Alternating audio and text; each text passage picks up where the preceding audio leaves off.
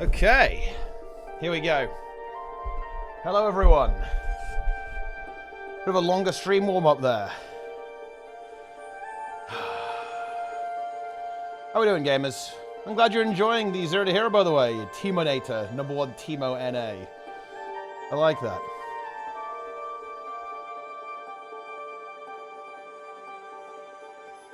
And running around.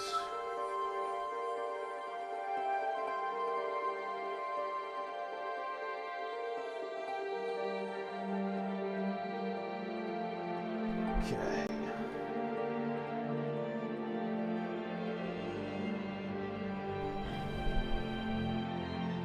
Wait. Oh, are you kidding me? I didn't bring my tea. Holy shit.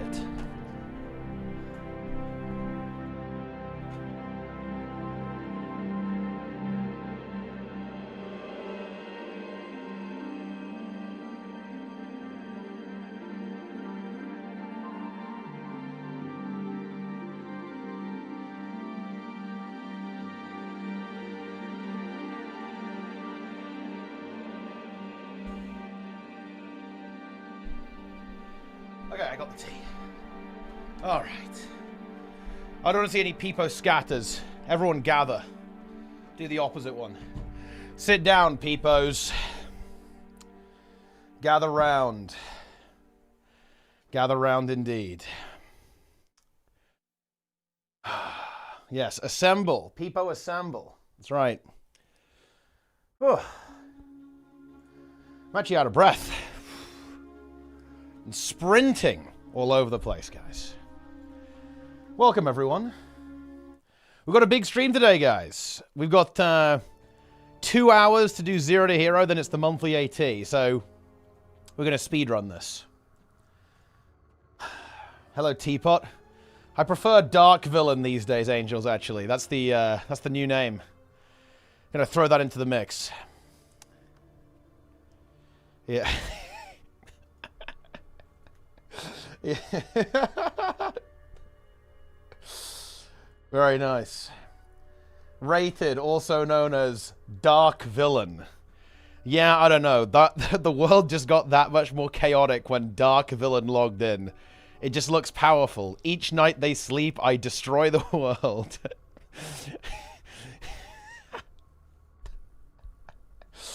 Dark Villain level 1 rogue. Love to see it. Very nice.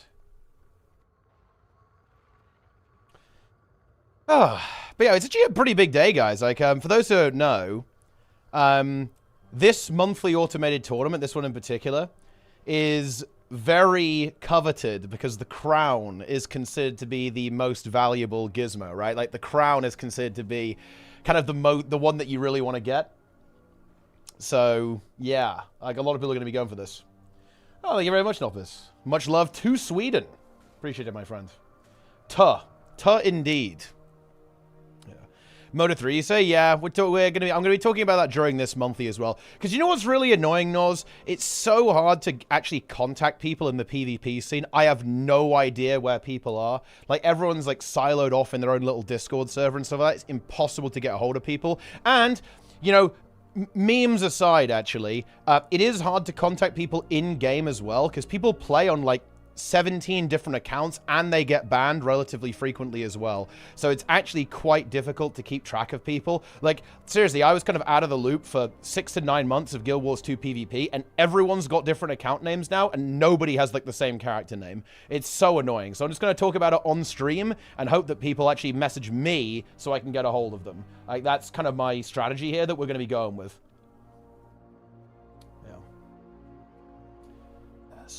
The account name changing was awful. Yeah, it's incredibly annoying, especially because it doesn't... The thing that's annoying about the account name thing, and Angels knows exactly what I'm talking about here because he was involved in this, when someone changes their account name, it doesn't even update on your end until you, like, remove them and then add them again, and that makes it even more confusing. It's, like, mega confusing to deal with, to be honest. Yes, also B-Boy in the chat. Dude, B-Boy, Bladesworn Enjoyer. Thoughts about the new World vs. World changes? Isn't Mirror's Worlds more empty since they removed the servers? I think adding a new... I think people I think it is a little bit quieter, but I don't think it's because of the system. I think it's because they added a new tier on both servers, right? So they basically added another matchup, yeah? So the players have been spread out a little bit more. I'm sure they had a reason for doing that, but I think it certainly has spread people out. And that's reduced kind of like the player density as well. Yeah, and there's no like mega stacked servers anymore because they're all about the same size, right? So if you're on like a mega populated server, you'll probably notice a decrease previously compared to now, right? I would say. Are we actually on Silent Woods? I don't know. Well, I just went to Ettin's back because, I mean, just because that's the one I was on last time. But yeah, I didn't get put on one. Oh yeah, Hardstuck is on Silent Woods. I need to transfer, actually. Yeah, I need to transfer then in that case. To this. Currently assigned team, Ettin's back. Can I swap? Wait, why can I swap? We got assigned, so I was, that's fine. Oh, look, that's all good for me. I can just transfer to where you guys are at then. That's no problem. That's easy. Easy. Swapper! Man, you know, this thing is actually pretty good. I can like, clean my inventory with it. Boom. Look at that. Yeah, partner accounts can swap at any time. Yeah, it's pretty nifty. So I can go to any ward I want. Same thing. But I don't know why this account can, actually. Because this account, I don't think this account should be able to. I don't want to press it, though, because I actually told everyone in the Zero to Hero guild that I'm on Ettin's back. So I don't want to try it, but for some reason it looks like I can actually swap. Even though this account is not a partner account. So I don't know what's going on there, but we'll see. Very nice. Was mega stacked? Yeah, it absolutely was. Yeah, like the match, the one that I was in, like Ettin's back was like mega stacked actually on the last one. So they're probably a bit more split up now. Yeah. I got a gift of battle on this guy as well. You'll find everything you need here. You get camped in WoW? Not really. No, I didn't really have super bad experiences with world PvP in vanilla.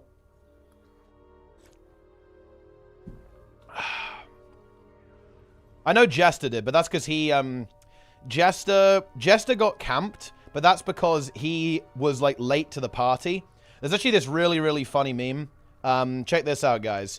Jester, he walked out of Booty Bay. There's, like, this kind of, like, tunnel you go through. He walked out of the tunnel, and then within 2 seconds, he instantly was ganked by a level 60 rogue. Instantly killed. Gnome rogue, too, as well. So it's extra humiliating, right? Like, just dead to a gnome rogue in 1 hit. NA just beat Umbriel, but I'm now drained and I want to log out. I mean, was it gold, though? Did you get Umbriel on gold? Man. Honestly, I can't even talk about the NA server right now because it's actually traumatic. Angels was there too, actually, but... Oh, my God. Dude, Darren's wiped at, like, 0.4% Sarah CM. And they kept doing it, like, again and again and again. Right? They wiped a timer. They just perma-hard wiped constantly. It was completely crazy stuff. It was a deplete moment. It was definitely deplete. You honestly hate to see it. Daily quest. Post 1 buh plus 500 XP. Darren's actually breaking. He's actually breaking. Like, no joke. Like, Darren's is straight up breaking, actually. I'm not sure how much he can take. Oh, I need to turn the Zero to Hero gold thing on. Let's go. I did it, guys. I did it. I activated the thing.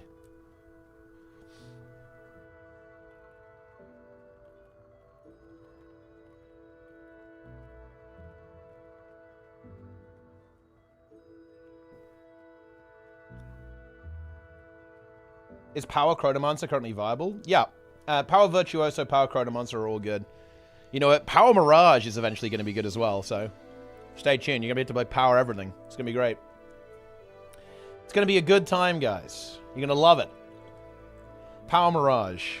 Bedge. Well, I think it's not quite there yet, is it? But, I mean, we're getting there, right? We're definitely getting there. Look at that beautiful resonating sliver. Not power NG. I mean, maybe not power core NG, but, you know, power holo. I mean, look, you can play holo, scrapper, and mech. Like, all of the elite specs are pretty good with power. People underestimate power mech. You know, the thing is, you know, I feel like mech mains are a little bit like Ellie mains. They only want rifle. They refuse to play anything that isn't rifle. Because power mech is actually pretty good. It's 38k right now, I think, with sword, pistol. So it's really not horrible. It's really not horrible, actually.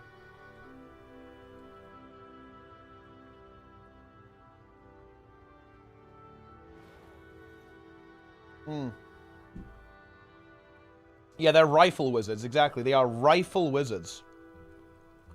That one Reddit post showing the 30k auto attack power mech build a couple of years ago did irreversible damage. Oh man, it's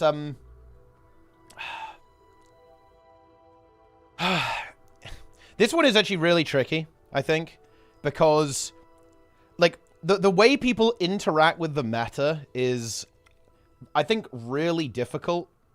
I think there's a couple of really interesting things about Guild Wars 2 that lead it to be this way. Like, the Ceres TM thing, this is, I actually admit, Awesomeness kind of pointed this out to me, and wow, he's so unbelievably correct.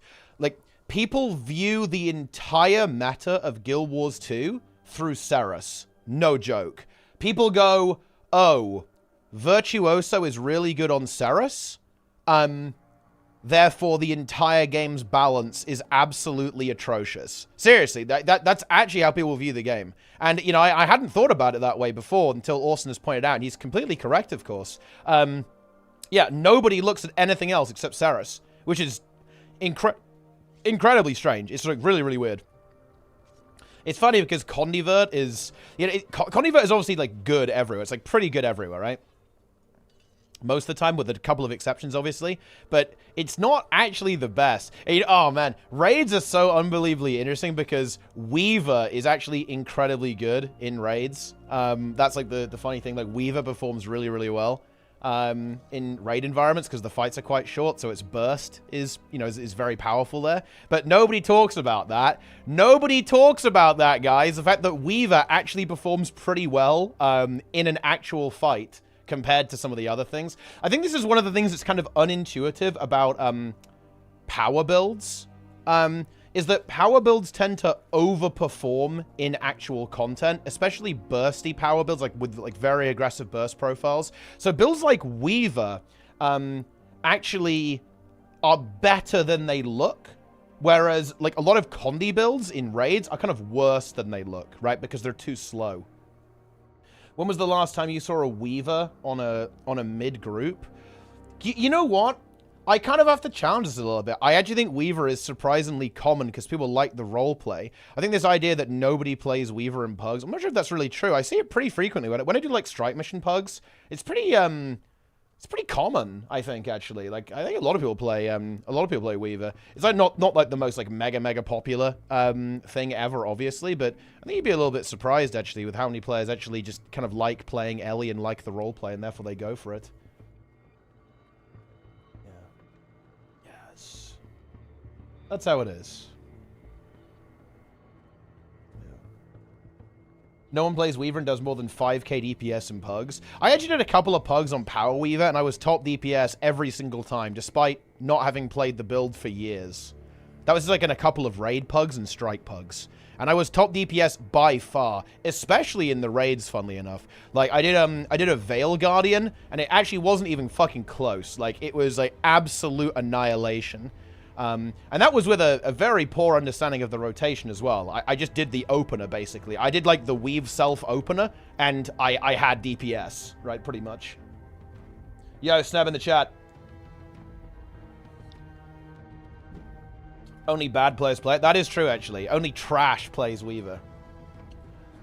If you play Weaver, drop a lack or quickness, you have to adjust Weave Self. Yeah, Weave Self is a really interesting ability for that reason, because it does influence your rotation so much when you have that. And I definitely think that, like, I think this is true of Ellie in general because of attunements, because you swap quite often. Ellie is very affected by not having Alacrity. Like, if you drop Alacrity, like, you're super sad, I think, when you're playing any Elementalist build, really. Because, you know, if you think about it, right? Elementalist's weapon swap is affected by a lack, right? And that's actually something that's not the case for any other class in the game, right? Because everyone else has a fixed 10-second timer, outside of Warrior, of course, and if you're using Warrior Relic, but you get the idea. Your weapon swap is affected by that on Ellie. It's why, funnily enough, in PvP, Chill is a very natural counter to Elementalist. Like, Elementalist has always, and still does, have a really tough time with Reaper in particular because of this chill interaction. It's especially punishing for Elementalist because it affects your weapon swap in a way that it doesn't really happen for other elite specializations or other classes in the game. All that kind of stuff there. So yeah, like, Ellie is very, very sensitive to Alacrity in particular. And of course, Chill. And Tempest on quickness as well, right? Like, you know, quickness on Tempest is kind of has a bit of a difficulty there. If you don't get to be your birthday next week, dude, it is literally my birthday next week. You know, it's funny. I haven't even thought about it. That's actually crazy. What the hell? Yeah, it's my birthday next week, guys. Yeah, August 3rd. That's actually wild. Damn.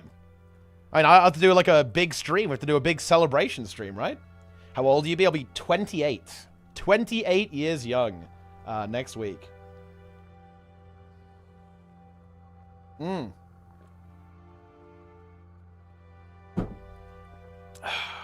Almost as old as Rated. Wait, actually, are you older than me, Angels, or are you younger? I actually don't know. Like, it's hard to keep track of. Okay, you're younger. Okay. Okay. So yeah. Angel's the younger. Angel's the youngling over there. I mean, dude, is this your crap vid? Yo, dude. Look, one of the biggest problems we had during Mythic Plus last season is we had to keep Rated's fucking dementia in check. Okay, no joke, dude. Didn't help that he was playing Shadow Priest, so he was like payphoning for the entire season, going like... Seriously, like, this guy calls me old? That's unbelievable. Oldger. Yeah, Nico is actually a child. Nico is a youngling. So is Vivi.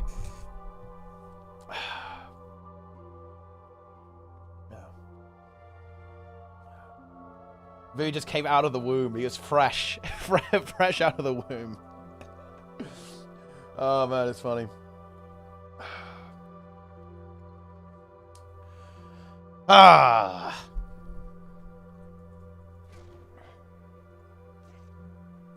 Rated perma begging me to rescue him on CD because his old legs don't carry him anymore. That is true, actually. Imagine being born before 2000. Wait, but dude, okay, look. You know, Jake, you might be young, okay? But you literally broke to a patch change in SOD, bro. You broke to, like, Warlock getting changed. Like, you actually broke to that. That's crazy.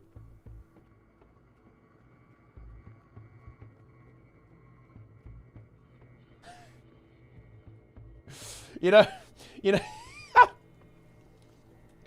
You know what's funny? I've been watching a lot of M+ footage. I've actually got some routes for all of the dungeons for M+. I'll share them with the guild. I've been playing the beta a bit. I am going to laugh so fucking hard when they don't nerf Web Bolt in Arakara and City of Threads. And I just want everyone in the guild to record when they're doing those dungeons. So you guys are going to fucking, like, scream when you get one shot by random web bolts. Enjoy that. Just have fun with that. I'm looking forward to that.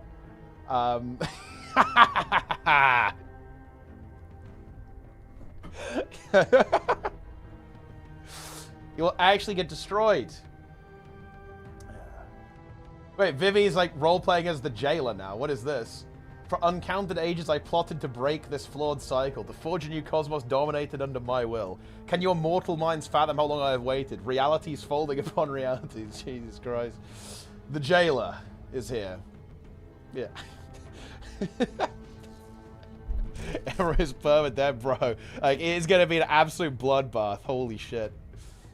Man, I want to play SOD, but I just don't want to play Molten Core. I think I'm going to play SOD when either Blackwing Lair comes out or AQ. I really want to play it during Nax. That actually sounds really fun. So I definitely want to play Nax. But yeah, we have to kind of wait for that. obviously, after a couple more phases there. I just don't want to do Molten Core, bro. Like, Molten Core is just such a...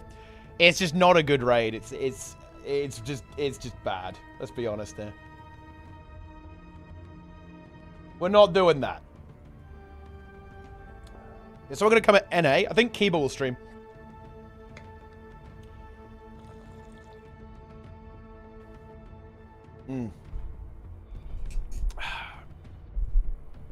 Whoa, I need to move my account value thing. Wait, is my minimap just smaller? I think it is, actually. Oh, yeah, there we go. Yeah. 4-man mythic Sepulchre run. Oh, nice. You defeated the Jailer. So you beat the Jailer, then. The Jailer was defeated. It's a pretty cool area, visually, actually. Pretty cool raid.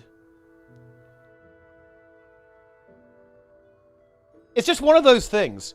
You know, when I actually look at Shadowlands, it blows my mind to think how it's kind of a trash expansion. Like, all of the content looks so fucking good, right? Like, it looks so good. And now I play the Shadowlands dungeons and like, dude, they're actually really good. Like, Miss is really hype as well, I think. Also, the other Shadowlands one is also pretty hype as well. Like, the Necrotic Wake, they're both pretty good. Thoughts on the new cinematic trailer? But Blizzard always do those really well. They always do a great job.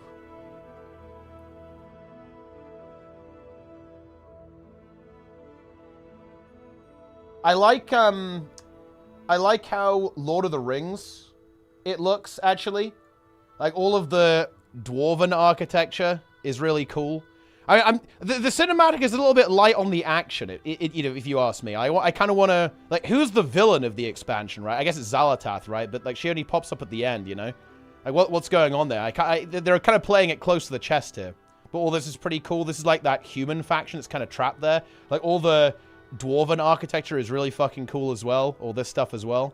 And then, like, the spider stuff going on is pretty cool. Like, this is like some old god shit. I don't know. Yeah. But it is pretty cool. Yeah. Yeah. Apparently, this is apparently like a new race, by the way. Like, you guys, this is going to be like an allied race they almost certainly add, by the way. So, Kumas, get ready. This is apparently like the missing link between trolls and elves, by the way. So, that's like a little bit of lore there for you guys. But yeah, all this stuff looks really cool. Like, all the dwarf stuff is pretty epic, actually. It won't be playable? Bro, they'll 100% make this shit playable. Like, they will. Come on. Yeah. Yes. Dwarf is a Chad. Yeah, the dwarfs are... I really like the dwarven architecture here. It looks really, really cool. I like actually like all of the colors here. Like, the art team for Blizzard is really, really good. Like, all of the color palette for the entire expansion is incredible. What I really like about all of the WoW expansions is they really have a huge amount of variety, right? Like, this is in the same expansion as this, and it's also in the same expansion as, like, where do they show the airship, right? It's also in the same expansion as this. There's, like, such a crazy amount of variety, actually, in the artwork of the expansion. I really like that, too. It was obviously a concern that it's going to be underground, so, you know, I'm a bit worried that it's going to be limited on how it looks, but that's really not the case, actually, whatsoever. There's a huge amount of variety in how everything looks. Yeah. It's pretty cool, actually. Do you see the fly-through? Oh, is this when you, like, go from zone to zone? Oh, yeah, this is when you, like, go from zone to zone, right? Yeah, this is pretty nice, actually. Yeah, this is a really cool zone, actually. Especially when the crystal, like, turns... This happens dynamically, right? Like, the crystal changes color. It goes from kind of, like, the light color to the purple void color or whatever. And the entire zone changes. It's, like, really, really cool. And you have this kind of, like, underground jungle biome set up here as well. And then you have, like, the spider stuff as well, like the Nerubian stuff. Yeah. Yeah, and you have to go through a tunnel. That's right, guys. You go through a giant tunnel. Yeah. Yes. Zaralek? Well, I mean, yeah, it's all underground, right? But it doesn't really look... I don't think it looks that much like Zaralek. It looks pretty different. Yeah, the WoW art team's really good, to be honest. Like, they always pretty much nail it, as far as I can tell. Giant mushroom over there. Fungus. Shout out to Fungus, guys. What are the weapons you have on right now? I've got Mace Shield and then Axe Torch. But this is like a World versus World build. World versus World weapon set. Savage this Tuesday, kind of want to play Genthe Wilds. And I think, honestly, like, you just play it when you have the time, right? I think that, playing on launch is really fun. With MMOs, it's something that I personally really enjoy. I like, having that hype and excitement and all that kind of stuff. But I think when it comes to MMOs, there's this idea that you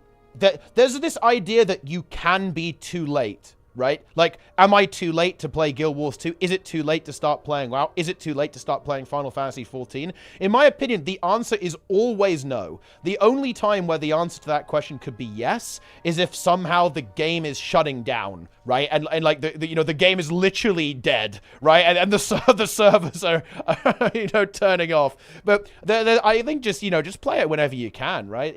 There's no rush. It's not going anywhere. It's still going to be there, right? Just play when you can. I definitely want to play. It's why I'm kind of frustrated that the WoW and Guild Wars 2 expansions are coming out at the same time. But in some ways, it's actually not that bad because honestly, like, there's nothing that really happens on launch in the WoW expansion. It's just, like, leveling and doing heroics. That's not really that much of a crazy grind, to be honest. I mean, I have to do it on multiple characters, but they even sped that up, right? Like, leveling is really fast now, because every time you level a character in WoW, the next one is faster. So you can, like, go, like, mega fast as well. So you can just kind of chill out. And then you have to wait, like, 2 weeks until, like, the actual content begins, like, with the raid and stuff. A little bit of a warm-up phase with that one. And then Guild Wars 2 is also pretty chill, I guess. So, look, I can play both, guys. No problem. It's all good. It's all good. Joining our WoW season late, you feel like you're too late. I think it depends on your goals, right? If you're looking to push, probably. Like, you definitely need, like, a decent chunk of time to kind of get in on the action with pushing, for sure. In terms of, like, actually being able to experience the content, I wouldn't say so.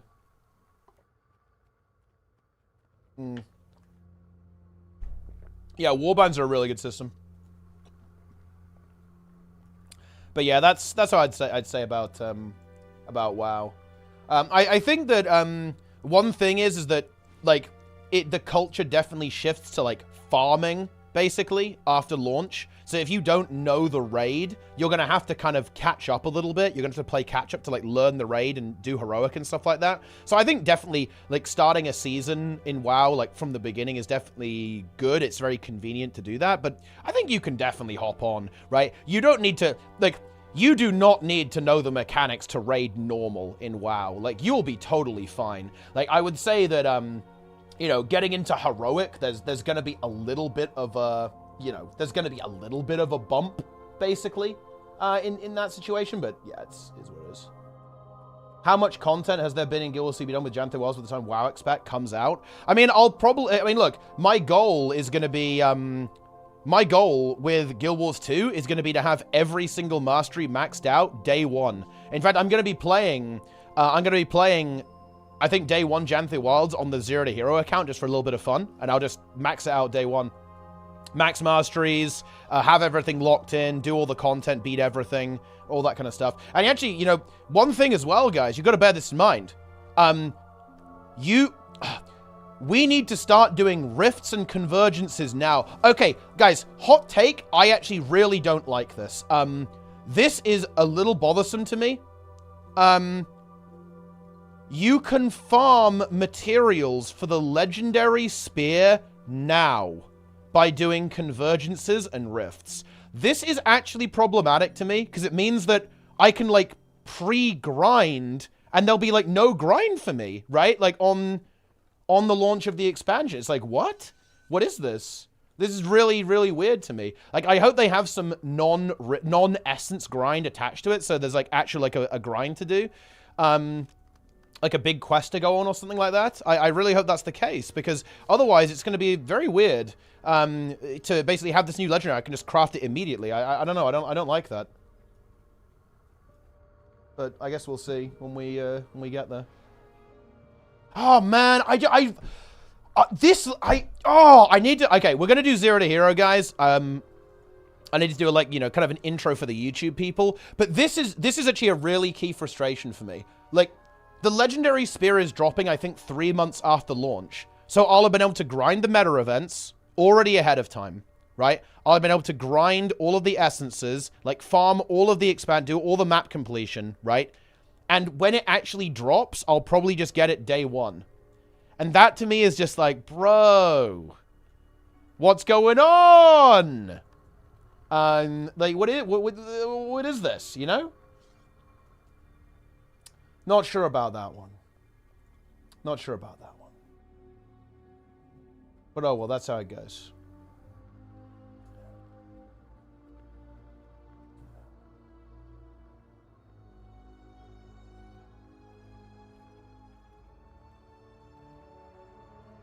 Can I make a Gen Spear and use it as a spear? Oh yeah, of course you can, yeah. Yeah, Gen 1 Spear is fine. Oh, those private conversions where you don't have 40 leeches. I want to LFG them. I mean, I'm gonna start doing them probably like daily on Zero to Hero actually, just to like farm up all these essences. I don't know what I'm gonna do though. I need to like store them somehow. Look at these things. I have so many essences. How am I gonna? I don't know how to store them effectively. It's ridiculous. My inventory is entirely full of essence. I guess I can just put them in the bank or something and like keep them stored. Yeah. And I think people do them on Hardstuck as well, like Hardstuck Discord. Darren's does them on an A, and some people do them on EU as well, like full CM runs and stuff. But yeah, there you go. EU gameplay, guys. And yeah, I will be going to NA as well. Like, I'm doing Community Month after Janthir Wilds, guys. Community Month is back. It is going to be back. But the Spear when it's new content makes no sense. Yeah, I don't, I don't like pre-farming, honestly. I'm not a big fan. So, like, 4K tier 1 essence to the vendor. I don't think I have the mastery for this guy yet. Well, yeah, I don't think I can even see him. Oh, naturally, yeah, here he is. It's this guy, isn't it, right? Is this guy? Oh, no, this is, like, the black line guy. But isn't there, there's, like, a guy you can talk to. But I don't think I can see him yet, because I don't have the mastery. I just hate rifts. I mean, just do convergences, right? Then it's pretty free. They're really doing convergence CM is like mega good for for farming. West of the waypoint by the Jade stuff. Ah, okay. I don't think I can talk to him though, because I'm a pleb. Haven't got maxed out Soto masteries yet. Craft and sell motivations. Yeah, I guess I could do that. Are they, how profitable is that though?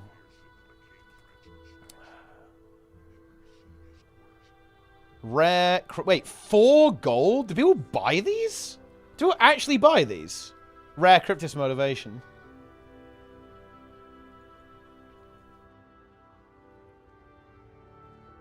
Let's see. How do you make this? Okay. So it is. Oh, you have to like, yeah, you have to. Oh, God. Yeah, okay. So you have to kind of like level them up. So you do a common one. Common Cryptis motivation is just like the regular one. It's just some materials. Okay. Wait, how is this 2 gold? Oh, it's because the ectos, isn't it, actually? Yeah, it's because it's got 5 ectos in it. How much is 5 ectos?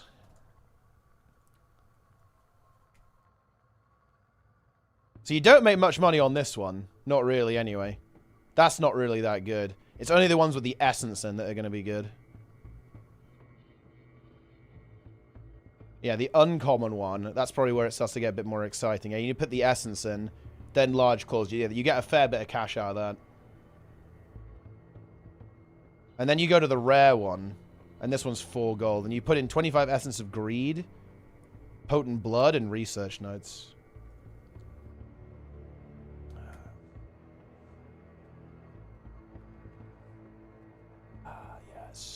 What's the plan for Zero to Hero? Honestly, that's a good enough segue for me. We are back in business, guys, with the Zero to Hero. There's a couple more hours on the clock. I'm going to explain why, actually. I've been playing a whole bunch of World versus World, just warming up a little bit, getting into the account. I've got a whole bunch of reward tracks. Look, can you believe this? I even played a little bit of PvP, which is actually a good lead-in for what we're going to be doing today, because today we're going to be talking about these bonus events that ArenaNet has been doing. These are absolutely insane, by the way. If you're not doing, they're a lot of fun as well. I think it's good to take a trip down memory lane and go back to the old content, but this is actually kind of like a new thing that ArenaNet's going to be doing in downtime between patches. It looks like you're going to have these constant, almost like weekly or even bi-weekly events popping up where you have like a random activity like a PvP rush or World versus World rush, return to Season 3. It's going to be returned to Season 4, right? And all the other stuff leading up to the expansion as well. But listen, do you want to hear about that? Probably not. But what do you... The question is it worth doing? The answer is definitely yes. Right now, there are 3 dailies for return to Season 3, and you get a Mystic coin for each of them. That's like 6 gold right off the bat. It's insanely good. You definitely want to be doing this. And the actual Return to setup gives you another 5 Mystic coins here. You get a Leyline weapon cache, which you can also, instead of picking a skin, you can get 6 Mystic coins out of that. And, of course, you get the rewards for doing the events themselves and a bunch of the map currency, which is useful if you're going for the legendaries, or you can just convert it into Unbound Magic and then turn that into a little bit of gold with the vendors on these maps at the same time. So if you got Season 3... if you ask me, you definitely want to get into this. We're going to be doing it today. We've got to blast this out real quick. It's not that complex. It basically boils down to do a bunch of the events on the map, and then away you go. And maybe do some of the jumping puzzles as well, okay? And maybe a little bit of that as well. And some of the diving, okay? I mean, wow, look at this incredible variety. I will actually say the PvP one and the World versus World ones are particularly insane. I think... when I played like 10 games, I can't even play ranked yet, by the way. It was a brutal, savage experience of being forced to solo queue unranked. It's like, wow, what an experience that was. But I think you got something like 2 full reward tracks in playing 10 games of PvP, basically, or 10 to 15 games of PvP. It's absolutely ridiculous. Love to see that. Oh, I think it was 10 wins, actually, and like 15 total games played. But yeah, pretty epic if you ask me, especially as soon as you get the normal rewards too. But anyway, let's stop stalling. Oh, before we actually get into that, I do want to talk about some of the goals for Zero to Hero. A little bit of a warm-up here. You know, we're kind of doing it backwards. I said what we're doing today rather than the overview first, but you know what? That's scuffed and we love it. But the goals right now, we're preparing for the expansion. We are going to be getting maxed masteries for everything in Soto, obviously, to catch up there. Little bit of a spoiler, by the way. I'm actually going to play the Zero to Hero account on launch, actually, of Janthea Wilds. I'm going to be going for like a massive 24-hour grind to max out masteries on this guy. And, well, you know, you'll be welcome to join there as well. Zero to Hero gamers in the guild. Well, just everyone really can come and blast. We'll get it done. You know, we'll work as a team to unlock everything and get those mastery points locked in. We're going to be crafting the legendary spear as well, including core map completion. And I got a lot of questions on the previous one. I haven't forgotten about those, by the way, about thinking about stuff like how to make legendary weapons. That was like a big question that popped up. And the other really big one was talking about how to use the commander tag. You'll be seeing a little bit of a flavor of that later today, actually, when we actually go onto these maps. I'll just make a tag and you can see what I do, and you'll see that, well, you know, I'm very, you know, we're not really putting in a lot of work and we're getting a lot of value out of it. But I'll go into detail on that a little bit more as well. You know, we're going to be farming gold, be getting rich. I've got to prepare for the homestead by getting all the silly, you know, the gathering things set up there so we can like have the ultimate harvesting farm in our homestead in Janthea Wilds. And I don't know, there's probably some other stuff there as well. Actually, another thing we're going to be doing, actually, is we're going to be pre-grinding the legendary spear, because ArenaNet actually confirmed recently that you're going to need essences, these things.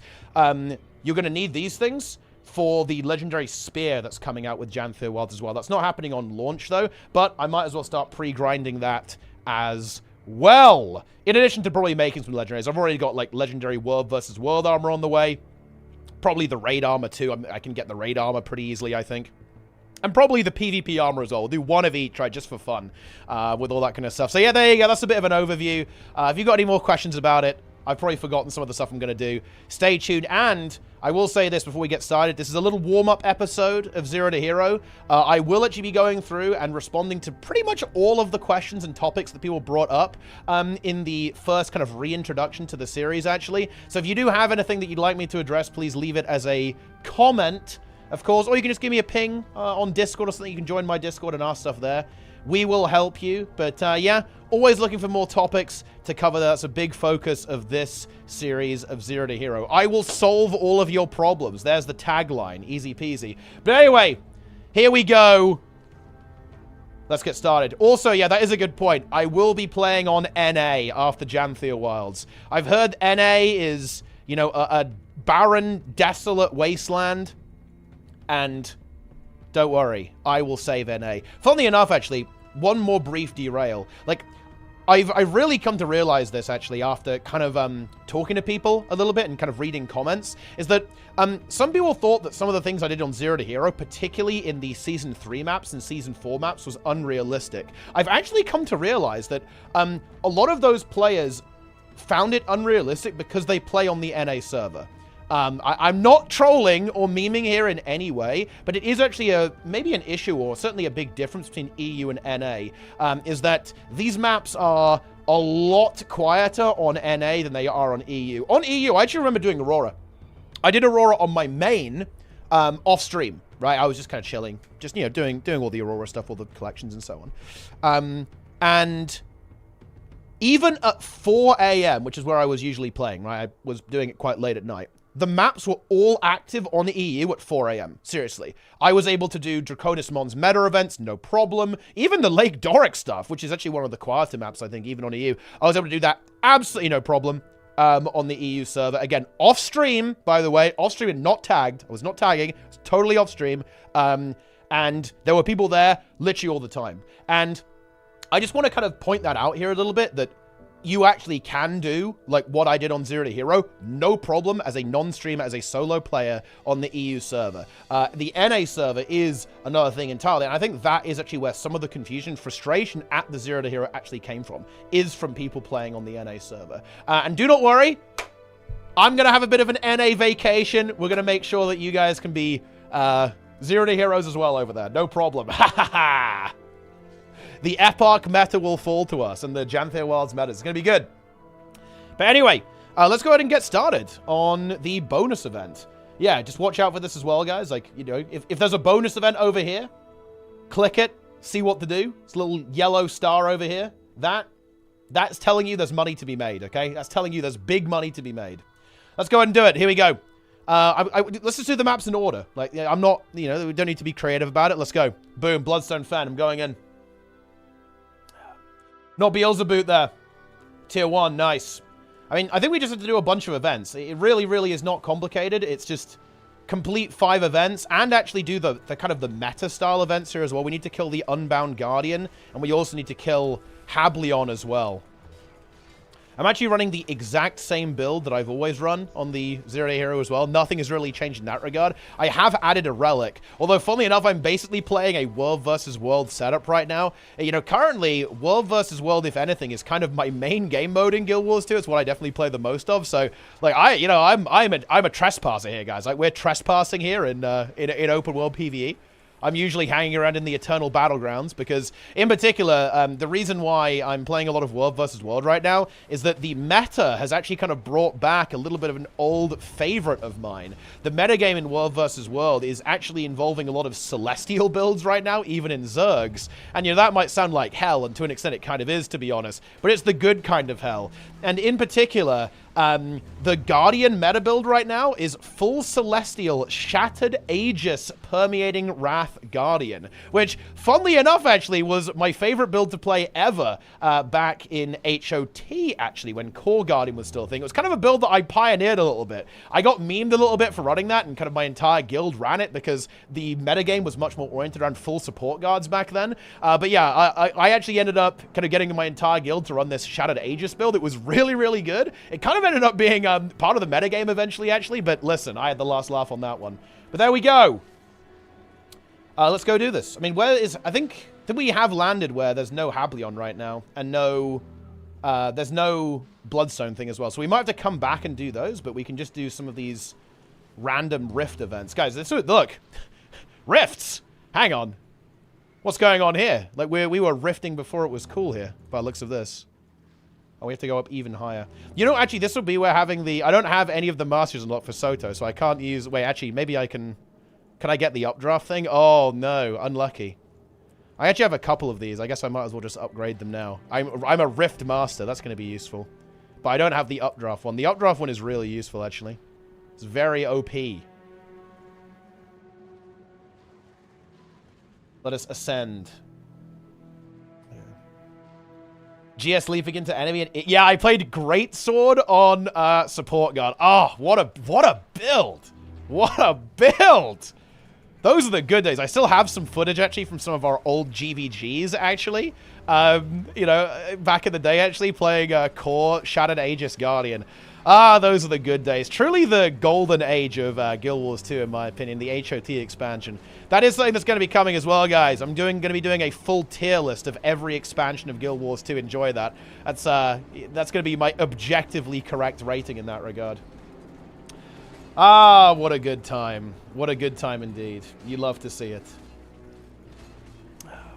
But yeah, I will be playing World vs. World with the Zero to Hero guild, by the way. Things got a little bit messed up, unfortunately, this time around, because the world restructuring kind of, it didn't give me a team. So I think we might be separated from the guild right now, unfortunately, which kind of sucks. But, no, I'm on Ettin's back right now. Ettin's back, guys. So if you want to get on over to Ettin's back, I mean, yeah. That's something you could do. We can play World vs. World together. It would be great. There's a couple of gamers, actually, from the guild. We've been going around. I've been playing a little bit late at night. Some D-Gen World vs. World action. It could be you as well. Yeah. It's good. Obsidian Sanctum. I mean, I actually really like that they often have the weekly being Obsidian Sanctum. Right? I think that's actually really cool. There we go. I think it's dead. Man, when everyone's attacking it, it fires off so many of the little shards. It like chips off, and it's just actual insanity. But look, we're actually nearly done with our 5 events here. So you can see this is very quick to do. And again, like, if, you know, this is, of course, we are not doing the dailies just yet. And this could be a way to do it, right? Like, these events last for a good amount of time. If you just do the dailies, basically, you will actually complete the meta achievement as well. Like, no problem whatsoever. So if you just do, like, the daily events for Mystic Coins, like, that's a very good way of doing it. I'm going to grind it all out because, I mean, why not, right? Like, you know, we've got to get this done, so might as well just go for it. Is there anything else that it wants us to do here? Yeah, it wants us to do the Unbound Guardian, and it wants us to do Hablion, doesn't it? But we have to wait for those. They might just not exist. Yeah. It's not here. It's over.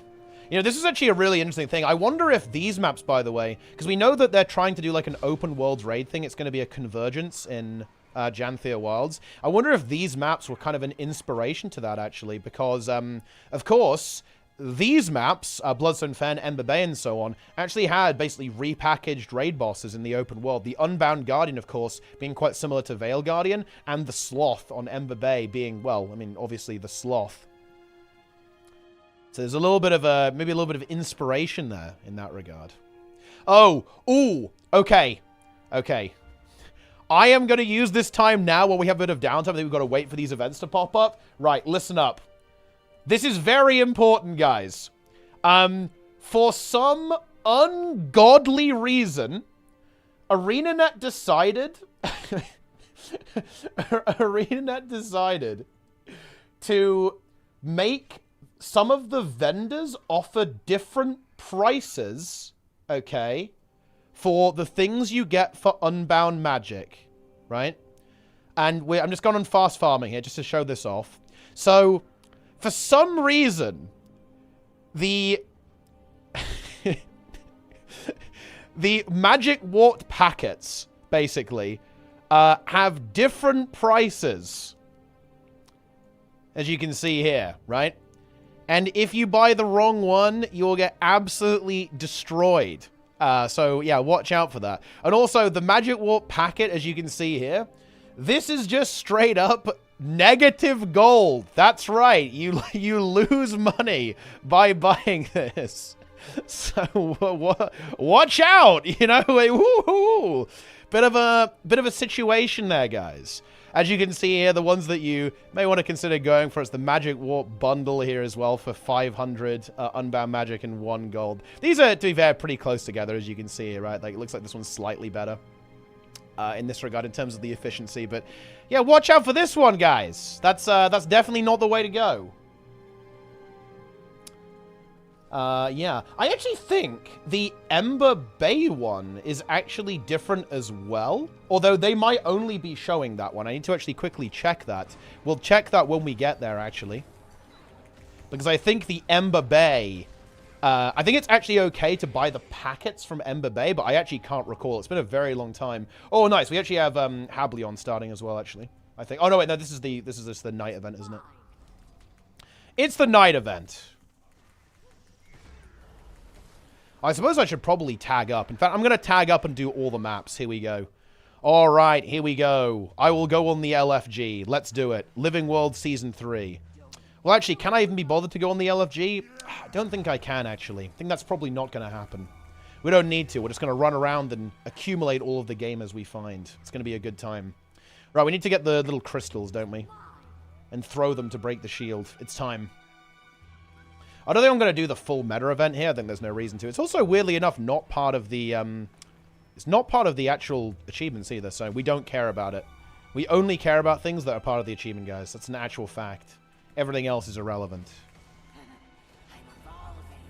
Yeah. It's actually an idea for a video I actually have. I kind of want to I kind of want to go through like a list of all of the like random baits and noob traps ArenaNet have put in the game. There are actually some really funny ones, to be honest. That are just like, oh my god. I just can't imagine like a poor new player like stumbling upon this and getting absolutely trolled. And believe me, there's a couple of those. Okay, there's a little bit of that situation there, guys. So, you know, you might get a little bit baited. Can happen. Medieval things though with the Prime, very nice. What are you doing in the Zero to Hero? We're doing the bonus event. Return to Season 3 bonus event. That is what's happening. Whoa, look at all these White Mantle gamers. They're stacking. And they're also all dead now. Boom. Destroyed. Absolutely destroyed. We need to break this shield. Throw more bloodstone. Go. Like, I'm just going to spam it.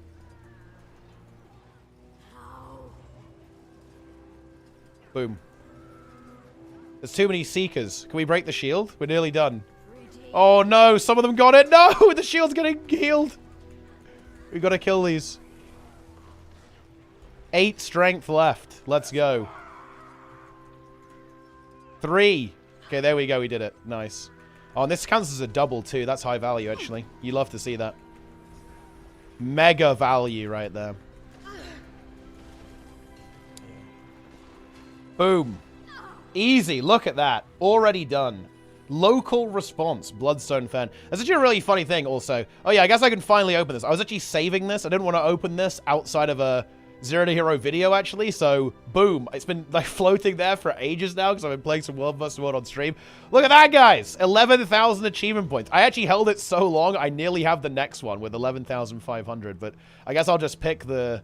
I'll pick the Greatsword. Boom. There we go. Easy. Finally unlocked. And now the bouncy chest is gone. I'm actually free.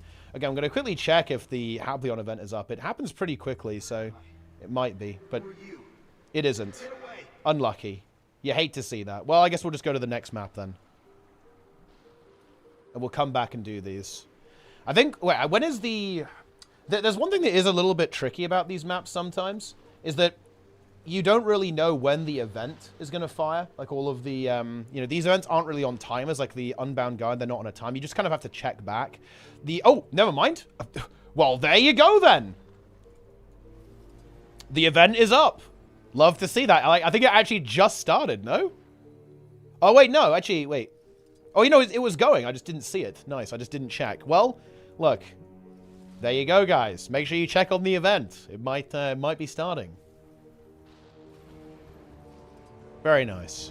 Would you consider Lost Orient Jewelry Box a noob trap? I actually wouldn't, because you can make some gold out of that. I mean, it's probably not... I mean, Karma... You basically turn Karma into gold. It's not super efficient, but... I mean, I wouldn't really go for it. Wouldn't really go for it as a new player, or unless you like really need some gold, like to min-max a little bit. It's not really that important. Okay, here we go. Champion Jade Armor. Now, these maps are honestly really cool. Season 3 had a very different approach to meta events and stuff. And I think what was actually kind of interesting about these, this is way less relevant nowadays, but these maps were amazing for grinding trinkets. This was actually the time where getting like getting ascended trinkets was kind of annoying to do. Season 4, I think, made it a lot easier. But Season 3, when this got added to the game, like this is why, to this day, people recommend Winterberry farming so much, is because it was extremely easy, and you could farm, you could grind. Ascended jewelry, basically, which is kind of nice. I'm not sure if I'd really recommend it anymore. I think I've talked about this a little bit in some of my videos. In general, I really like doing Icebrood Saga Strikes and Season 4 meta events of, like, Palawadon and, like, the Season 4 metas and maps, because I think it's a little bit better, especially when it comes to, like, the gold per hour on it as well, actually, is really nice. But it's definitely good if you really, really need Ascended right now. The reason why I tend to lean towards stuff like Icebrood Saga, and if you, look, we can do some callbacks here to the start of the Zero Day Hero stuff, right? But one of the things that many people know that I didn't do, I didn't really rush Ascended on this character whatsoever. I basically played with exotic gear for a very, very long time. I was, like, slowly working my way up through fractals, so I didn't need 150 agony resistance immediately, and I didn't really need Ascended gear. It's not like a huge deal when it comes to performance, really. You can still do absolutely just fine on exotics, and because I didn't rush just going for Ascended gear, I basically did it alongside my other account progression. I did it, like, at the same time. It was a bit slower in terms of real time. You know, it took quite a while in the series to actually get full Ascended, but when I did, my account was in a very, very good position in terms of how much gold I'd been able to acquire, right? And, like, how much, like, quality of life I'd gotten, how far the account was progressed in terms of unlocking things and, like, getting all the content, all the story and that sort of thing. So, yeah, I don't know. Slight derail there, but it is what it is. I'd really like to see them add some way to get trinkets in the Wizard's Vault, actually. I want to see them go a little bit crazy with the Wizard's Vault in the expansion. I really hope they let you get stuff like Minstrel gear and Viper gear in the Ascended armor chests and weapon chests. And I'd also love to see them add some jewelry too, actually. We're going to be talking a lot about how to get legendaries. A little bit of a spoiler for the series ahead here. But yeah, legendaries are going to be a big focal point of this one. Might as well. I know we did a couple, actually. It's actually wild. When I logged back onto this account, I was like, wait, what? I've got how many legendaries on this character? But yeah, I've got Aurora, Vision, Coalescence. I even made a legendary rune at a bit of a rush to get the free legendary relic, which you can see I've got over there, and I've got this free legendary relic here that I was able to pick up, which is, kind of nice, I suppose. You just get that, get all that stuff. But everything on the right side of my character is actually legendary. And you know what's actually really weird? I'm strangely close to being able to get legendary armor as well. Actually, like, most of the things I need to do for legendary armor are just grinding gold, which is not really that much of a big deal. Like, a set of legendary armor is around, I think it's like 2,000 gold these days, which really is not a crazy big deal. Like, gold farming in Guild Wars 2 is super efficient, actually, right now. It's, like, very easy to get gold if you kind of know what to do and, what things and how to sell stuff and how to make some money. And that's something that we'll also be covering. Don't worry, I'm not going to leave you in the dark about that. We've got the brand new meta train to talk about that people are running right now, like how to utilize crafting and rifts and essences and convergences and all this insanity.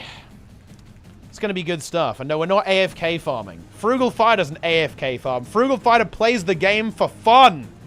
Okay, actually, that's what Frugal Fighter does. And I've got to say, actually, I've got to bounce a question back, actually, to the audience. One thing that people really asked me a couple of times, I can think like 3 or 4 people asked this in the comment section of the first Zero to Hero kind of reintroduction video, was how would you use your time if you only have a couple of hours? And that to me was a really interesting question, because it's a question that I'm very happy to answer, but I feel like I can't tell you that, like because, the thing is, I've been there. I think a lot of people maybe wouldn't even realize this, but when I was like gaming quite a lot, actually, back in my school days, I had some pretty long days, right? Because I was swimming as well. I was doing a lot of sport at the time. So when I got home from swimming, I would get home pretty late into the evening, at around 8 p.m. And I'd have to get up at about 4:30 the next day for training. And this meant that I did not have a lot of time to play video games. Like, I had maybe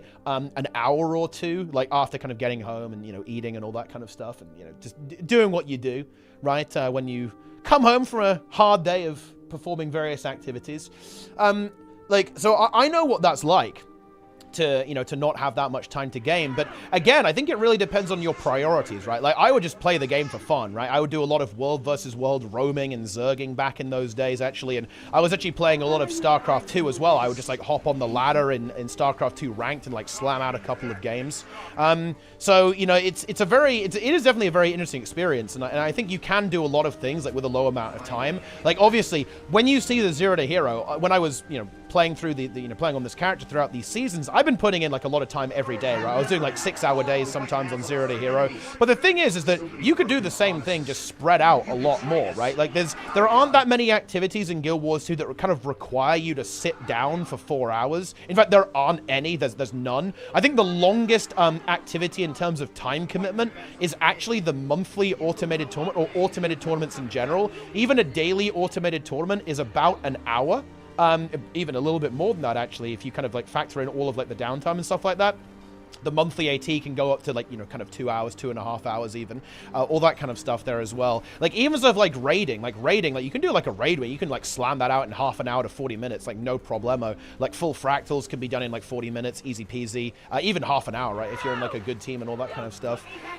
So yeah, I need to ask you guys, like, what do we mean by this? Like, what's our goal? And look, if you want the super boring answer, I can tell you, well, you know, if you want to get the most gold, you should probably do fractals every day and Dragonstorm, but I'm just not sure if that's what I'm actually being asked here, right? Because, like, if someone asked me, what would I do if I only had an hour to play? I'd say, honestly, I just do whatever the hell I wanted. I'd probably do a lot of World versus World, to be honest, because I like that game mode a lot, right? You know, maybe I do like strike missions or fractals or raids or whatever, but probably a lot of World versus World. So it's kind of difficult for me to answer that. I kind of need to know, like, what's the goal? What's the mission, right? Like, how, you know, because I think a very interesting question actually would be like, how do I enjoy the game with like a low amount of time? Because one thing that is really noticeable actually playing on my main compared to the Zero to Hero account is how much more quality of life I have on that Zero to Hero, on the my main compared to the Zero to Hero account. It's like very easy for me to like reroll to anything I want, like make any build I want on my main, obviously, because I have all the legendaries and stuff.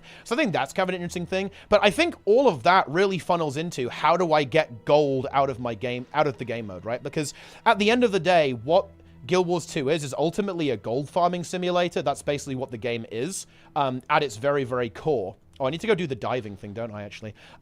So I think to answer the question, how do I play the game with limited time? I think that question actually is, if we kind of translate it a little bit, is how do I almost maximize profit out of whatever game mode I like? Like, that's kind of what I interpret that as almost. And that is, I guess, kind of an interesting topic as well. But I actually don't know. I don't want to be too presumptuous on what people are actually asking me there. But yeah, I kind of need to know what people are asking me with that question. I know I kind of went on a pretty long tangent asking about, like, what are you people asking me? But I mean it very seriously. I think it's a very complicated question, surprisingly complicated question, actually, when it comes to, like, you know, what would you do? Like, what would you do with limited time? I think that very much depends what your goals are and like what you're looking to get out of the game. Where's the diving thing? Oh, it's over here, isn't it? I didn't go high enough. It's over. It's over! Most people aren't going to finish fractals in 40 minutes, zero chance. I actually disagree with that. Like, if you're just doing daily tier 4s, like, if you're not doing CMs, daily fractals, in a bog standard pug group is 30 minutes, to be honest. Maybe even less. I think people really overestimate how long some of this stuff takes to do, in my opinion.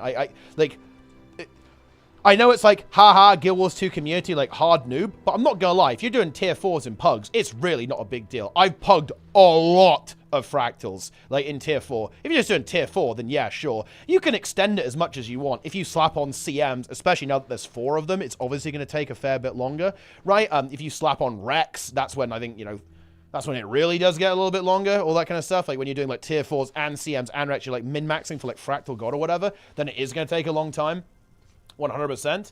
But yeah, like, in pugs, you're absolutely A-okay. Like, 30 minutes to 45 minutes, like, a lot 45, I think, is a good way of doing it. Like, maybe it takes a bit longer to get a group sometimes, for whatever reason. So maybe you're playing off hours, right? That's another fun topic, actually. How do you play Guild Wars 2 at off hours? That's a fun one. Maybe we can dig into that as well. But yeah! There you go! Now we're really getting derailed here with this one. Yes. Now we're really getting derailed. Where to jump? Go ahead. Follow the magic. Purple orbs. Easy. All right, we're done with this map. Now we're going to Ember Bay. Oh, I actually waypointed here, but there's no reason for me to do that. Oh, actually there is. I haven't filled this book out, apparently. Nice meme. Okay, right. Ember Bay! I'm going in. Yo, Darren's in the chat, by the way. Okay. Right. What does it want me to do here? No. Is it just events? Local response. I think it is Chalice Tears. I am going to do that, but I'm on a bit of a time crunch right now, actually, because I need to commentate the monthly automated tournament. So I'll do that after the monthly, I think. We'll do all the drone puzzles afterwards, I think, just for fun. But what does it want me to do here? Is it just events? It actually might just be events, huh? Ember Bay. And Chalice of Tears. Yeah, it's just events, huh? Okay, well, that's fine. That's easy. What's up, though, actually? Yeah. Let's see what's up.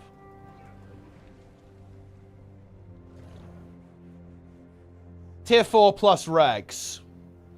How is this an EU moment? Look, I'm actually calling all of you NA gamers out here, okay? I am going to go to the NA server.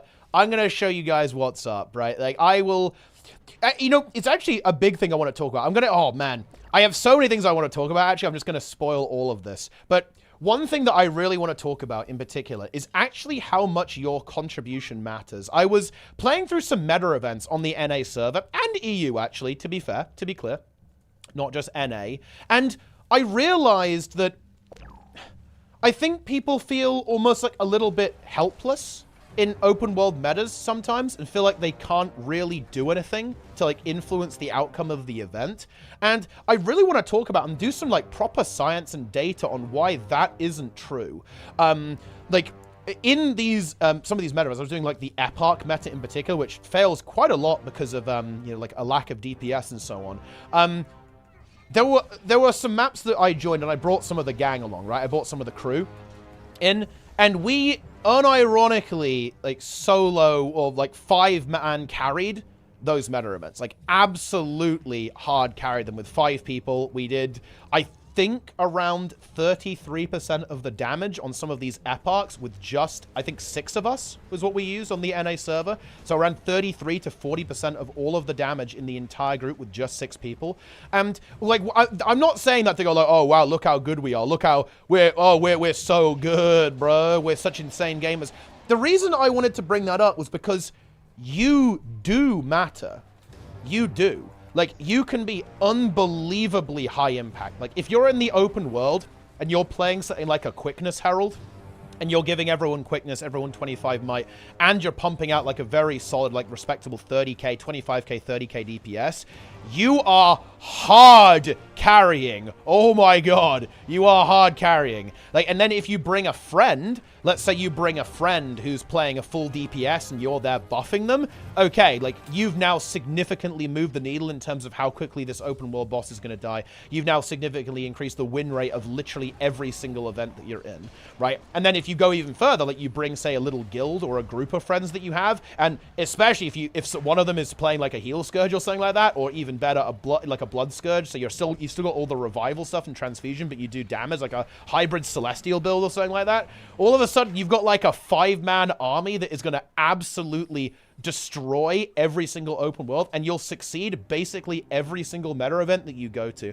Like even the more challenging ones. Like if you go with a 5-player squad to any meta event, and all of you are kind of blasting, going crazy, giving boons and that kind of stuff, you will pretty much guarantee success in any meta event. And I actually think that's really cool. But the thing is I don't think people realize that. I really don't, actually. I don't think people realize that you can do that. Like, you can actually carry in the open world and be unbelievably high impact.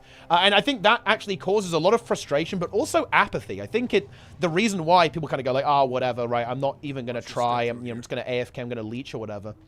I think the reason why people do that, is entirely because they think it doesn't matter. They think that their contribution isn't important, when that's absolutely not the case. And you don't even have to be like, you know, a big blaster. One of the things that I find very frustrating in all of these things is whenever I say, like, yeah, you can actually be, you know, you can be high impact, like, you can 100% be a really high value gamer. One of the things that people always do and try to shut me down with is like, well, oh, but Teapot, you know, like, you're a big pumper, you know, like, you're like mega tryhard at the game or whatever. And obviously I am pretty tryhard and that increases my impact, but it's a sliding scale, right? Like, I am very confident that every single player who plays this game, like, if they go for it, like, if you put some effort in, if you bring a good build, like, you know, you press your buttons, you're, like, fully engaged, you are way more impactful than you possibly can think. That, like, carrying events is not just something that you have to be, like, a mega benchmarker to be capable of doing. That's just patently false, right? That's not the case. Like, you know, if you're just doing your best, like, you're giving out boons, you're performing your function, right? Like, you know, you're rezzing people or whatever with a Scourge, right? You're pumping with a DPS build, just cranking out your rotation. You are carrying. You are the hero of the open world, right? All that kind of good stuff. 5-man Dragon's End. I think you could do the DPS check of Dragon's End with... I think you could do it with... I'm kind of guessing it. I think you could do it with 10 people. The issue is that you'd have to split up, and that would get really awkward because you'd have, you know, when you have to do the ads, right? And, you know, in the intermission phases, it would be super, super awkward. But if you had like an optimized group of 10 people, without, you'd have to run no healer, right? You have to run no healer, obviously. But yeah, with like 10 to 15, I think you could probably do it, or at least meet the DPS check anyway. But yeah, the issue is I don't think it will be doable with 10. Like with 10, you probably can't get away with it because again, you just you're not gonna, the split phases are gonna take way too long.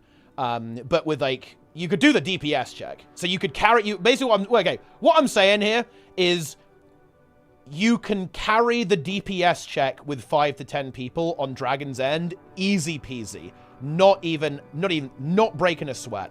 The issue is going to be those intermission phases. I think 15-man Dragon's End, I think at an absolute push. I'd have to look at the numbers, honestly. I don't know the numbers. I'm kind of bullshitting here. I'll admit that. I don't know. But it feels like you could maybe do it, especially with how powerful something like Fresh Air Tempest is right now. Like, if you were just, like, blasting out loads of Fresh Air Tempest, like, maybe you could get away with it. Yeah. Yes. There you go! Maybe we'll do that sometime. Little 20-man Dragon's End. That's doable. 20-man, I'm very confident you can do that. Like, that's no problem. That's easy peasy. But anyway, that's not the point. We're derailing here. The point is... Oh, did they already kill the Karka? I think they did, huh? Too slow! Oh, wait, no? Maybe? Oh, no. No, these are just regular Karkas. Is the Smushatron event up? Any smushers? Ah, these maps really bring me back. Oh, it is. Let's go. Smushatron time. These maps bring me back. These are good maps. These are great, actually. They really are good. It's a bit of a shame, actually, that their reward structure has just been obsoleted by Season 4. Because that, like, definitely happened. Like, these maps, in terms of... They used to be incredibly popular, right? Like, people doing the dailies all the time, right? And all that kind of stuff. Now they're basically just here for the legendary, I think. And, like, people getting the legendary and stuff. And obviously progressing through the story. But, yeah, these used to be, like, a really cool part of the farming endgame, actually. Like, doing this as a farming endgame was massive because of, again, like, how powerful the ability to gear up your characters was here. Kind of miss those days, to be honest. These are really nice maps. The events are really cool on these. And they're just, like, I think visually cool as well. Let's go. I kind of want to try... okay, hang on. Wait, we have some people here. Maybe we can actually do melee strat Vermingus. Because I'm pretty sure we can just, like, stand right next to him and kill him. Like, because normally you have to kind of wait for the Smushatron to kill him almost. But I'm pretty sure we can just blast, right? Like that seems like something we could do. And oh look, I am going to do a full detailed video on this, by the way. But I will actually briefly highlight how I do subgroups in open world. I do this all the time, by the way. I even do this in Convergent CM, so trust me, it works pretty well. I just go, well, you know, This is probably going to give boons. It's a firebrand, that's quickness. That's a firebrand, that's probably quickness. Harbinger, quickness. You know, Chrono, who knows? Maybe, you know, whatever, right? Scrapper, that probably does something. Although I feel like Scrappers are mostly DPS. I don't see that many quickness Scrappers, honestly. You know, it's just kind of YOLO. We don't have much alacrity here, but I don't know, maybe the Spectre will. Maybe the Chrono will, you know. Maybe one of the Tempest will. We've got no idea here, guys, okay? You know what I'm saying? Like, it could be anything.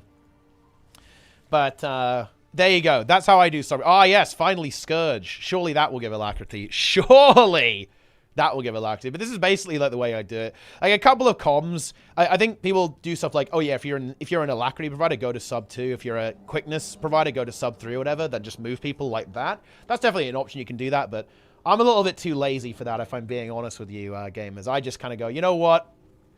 It's good enough. It's probably going to work out. What is going on with this event? I feel like not enough destroyers have spawned. This sucks. It's not scaling properly. Yeah. You know, they need to buff alacrity providers so that people play them in open world. Nobody plays alacrity in open world. If you play alacrity in open world, guys, I'm just going to say it, you're a hero. You're an actual hero. I think something that could be really interesting would be if they gave alacrity builds self-quickness. Because the reason why nobody plays alacrity builds is because quickness is way more fun to play with. It's much more impactful compared to alacrity. So I actually think an interesting kind of balanced paradigm to have would be making it so that all alacrity builds, like taking the alacrity trait, also gives the user of that trait quickness, but only them. Obviously, it doesn't give AoE quickness. It only gives the user quickness as well, so that you're kind of rewarded. You get like a really big payoff for doing that. I guess the issue with that would be that maybe it would go the other way, and people would want both, right? So they'd only play alacrity builds basically. So it would be like the opposite problem, I suppose. But I don't know. Yeah. Okay, let's go. Let's face the worm. It's time. Where's the worm? Let's go and melee the worm, guys. Yeah, we're going melee strat worm. It's time. I'm not even sure if this really works that well. Vermingus! Let's go! Okay. Can we hit it from... can we actually hit it from here, or do we have to go in the lava? Thing is, I'm not a healer. That's the problem. I don't think we can... I'm not a heal build, so we can't out-heal right now. I'd have to change build, and I'm not sure if I can be bothered to do that.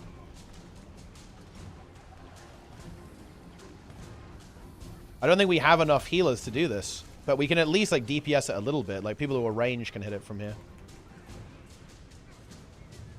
Give people an Aegis. There we go. Boom.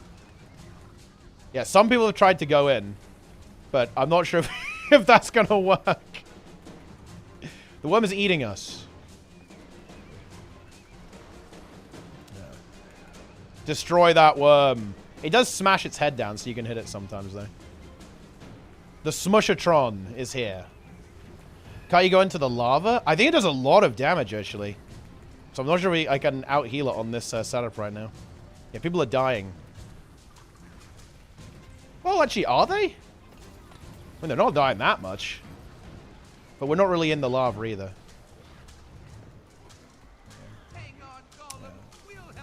Boom. Ah. You know, this would be really high effort, but I kind of want to do a video where I basically do my own balance patch.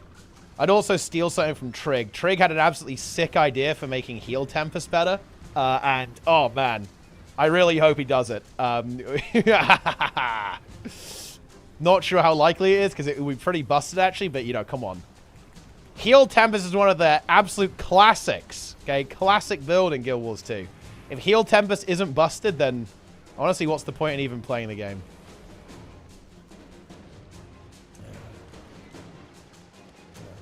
The syrup. Why are subgroups good? The distribution system really that bad when everyone's in the same group? So when everyone's in the same group, it's just proximity, right? And yeah, that's obviously no good, right? Because what it means is that some people just won't get boons at all, and some people will kind of like soak up all of them pretty much. So yeah, it's not particularly good.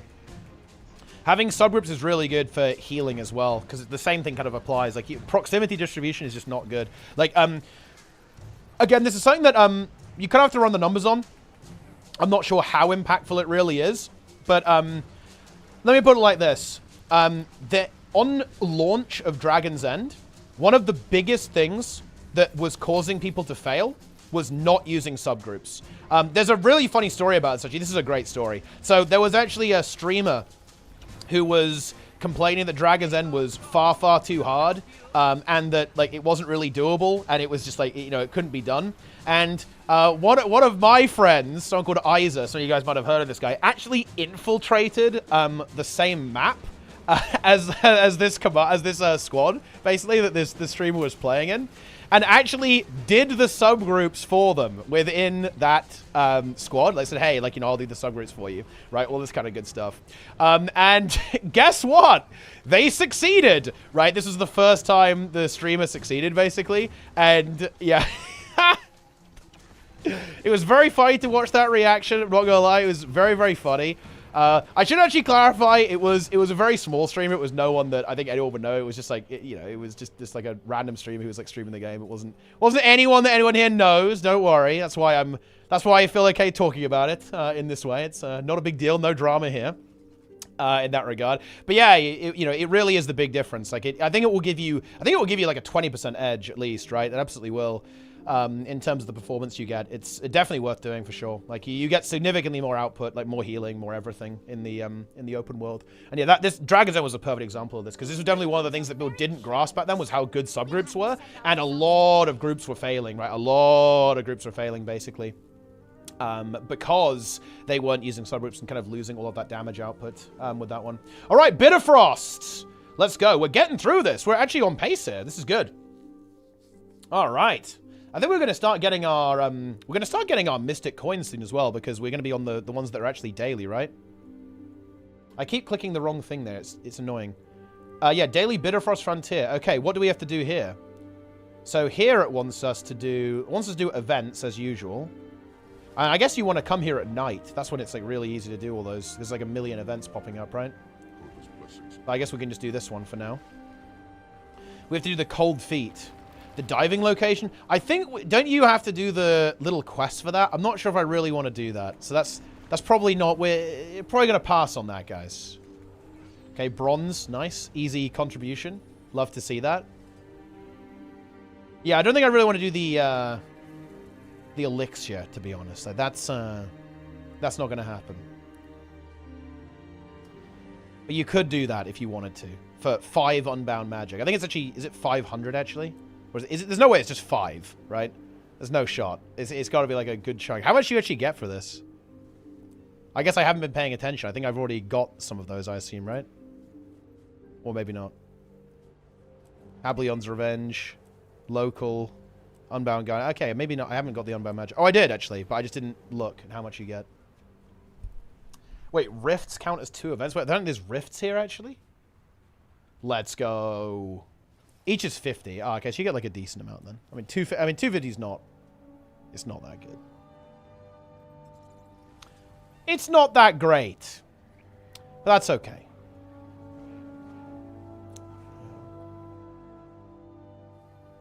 Alright, let's go find some events. I mean, let's just rift, no? Guys! I'm rifting! I am rifting! Ah! Let's go. I'm rifting.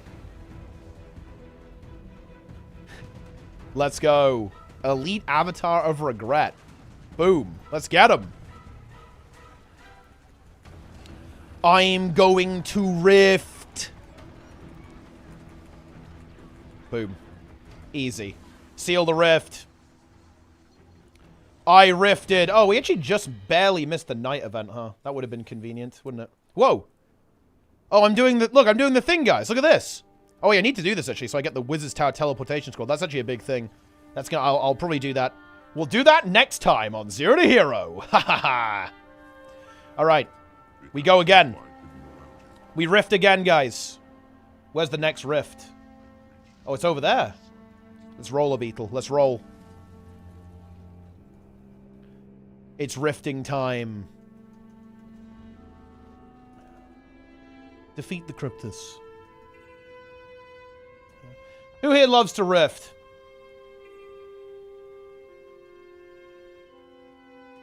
Rifts. Dude, these guys are ahead of the curve. We gotta get in there. Look at all these rift mobs. Everyone's always waypointing. I want to enjoy the mounted journey, you know? Not caught. And look, actually, I think I actually talked about this a little bit earlier, actually, but yeah, doing rifts and convergences now is actually a good call because you are going to be able to use these essences. These essences are going to be converted, right? They're going to be converted into a new type of essence, or, well, they'll just be renamed, basically. And that will also apply to the legendary collections for the backpack and the spear in Janthea Wilds, which is pretty big. So you can actually pre-grind your legendary backpack and legendary spear, too, which is pretty interesting. Okay, rift obtained. Yeah, there we go. Boom, got him. Nice, easy, easy. And look, we actually already got our Mystic Coin. So there you go. Like, we were here for like 5 minutes and got a free Mystic Coin for doing this. So it's pretty insane, right? Okay, there's another event here. We can probably just tag this and keep rifting, right? Actually, why don't we just rift? I'm scanning. Oh, it's literally over there.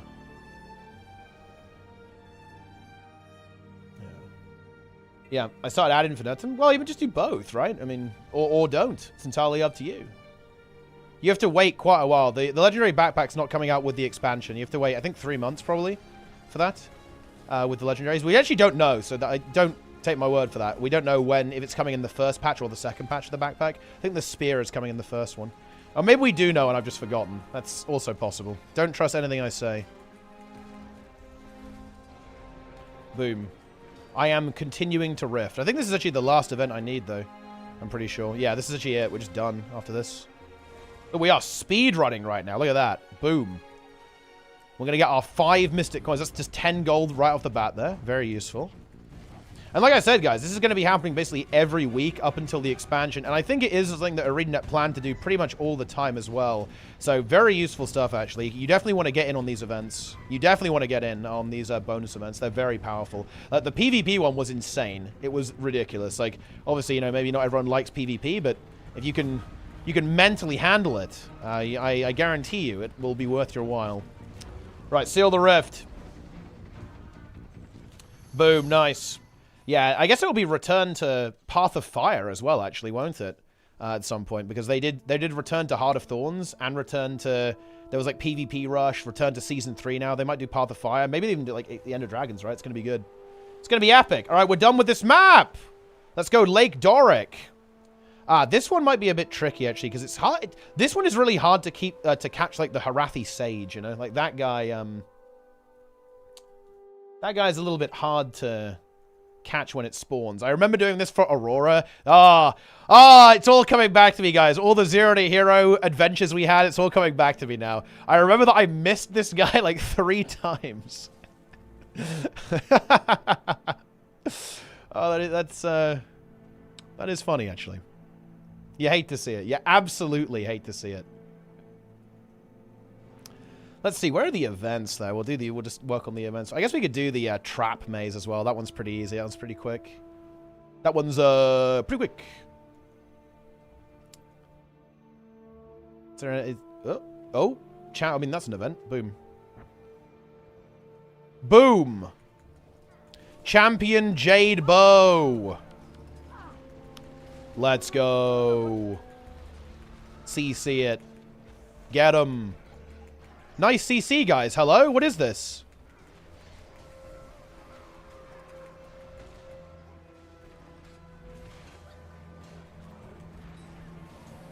Very nice. The Resorb Fractal. I mean, that was also a good time. Dude, Tier 3 Fractals was actually good. Everyone was telling me how terrible Tier 3 Fractals were going to be, but actually, wasn't even bad. It was content.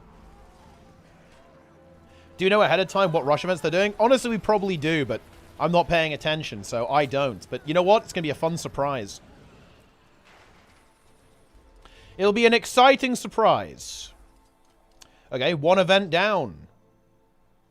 Hey, wait, why don't we go do the event? Let's go do the maze. Let's go. Let's go. Yeah. We're not going to the AFK farm, guys. I will never AFK farm.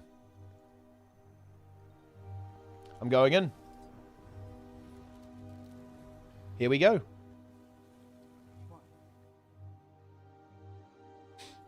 I'm in. Wait, where do we go? This is the wrong way. Where's the right way? It's actually been a while. I don't know where to go. I'm lost. It's over. Finally, I can rest. Thank you. It's over. Thought there was like a thing you have to interact with somewhere to get in. Do you have to jump over something? Oh, you need the key. Did I go talk to him? Oh, don't you have to do his heart? You have to complete the heart, right? To get his key and then go in.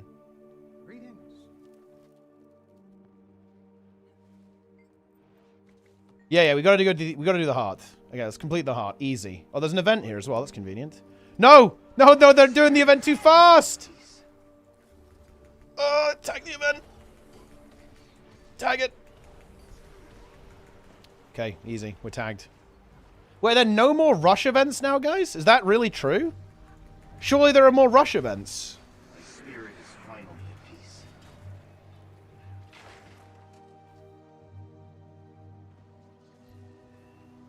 Good thing the AFK farming is gone. Well, I'm not going to lie, it's definitely not gone. It will just be, like, the reason why it's not visible right now is because there's going to be more than one copy of the map because the rush event is going. Yeah. What the fuck? They should do more rushes. These things are pretty cool. No more now? Wait, this is terrible. What an abomination. Yeah. That's sad, actually. Okay, well, I basically got fuck all credit for that. I'm pretty sad about that. Guess just to kill a bunch of mobs now.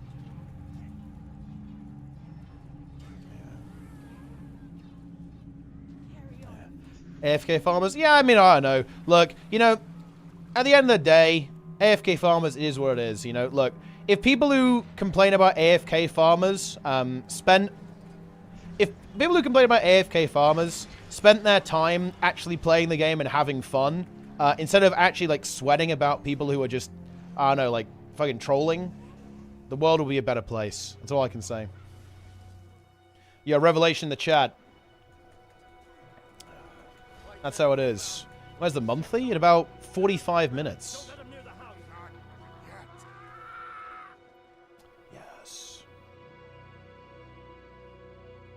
AFK farmers buy it on all their alts. I mean, look, they'll do that anyway. Okay, here we go. Aha! White Mantle attack. Perfect. Perfect stuff. How much do AFK farmers affect the TP? I think their impact on the economy is fairly minimal, to be honest. It's not a huge deal. I think they can have a bit of an impact. Like, botting can affect, like, materials that aren't farmed very much by players. So, stuff like tier 4. Right, like tier 4 materials don't get farmed as commonly. I think it's actually one of the reasons why ArenaNet tried to reintroduce tier 4 stuff. Like you know, you kind of get tier 4 randomly these days, relatively frequently. And I think some of that is because, like, those materials just didn't get farmed very much by players. Because it's kind of only on low-level maps. Okay, here we go. Siege Master Immelhoof. Oh, wait, don't we want that guy? Isn't that... Wait, is that part of the event? Maybe we should go get that guy, actually.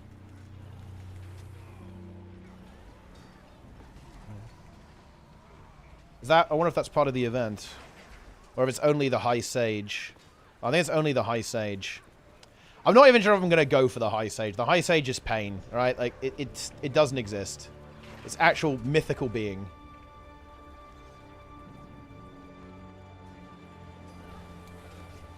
Oh, well. But it's all good, because we get 2 events for completing this. And we get the hearts, so we can go do the little jumping puzzle thing. Epic.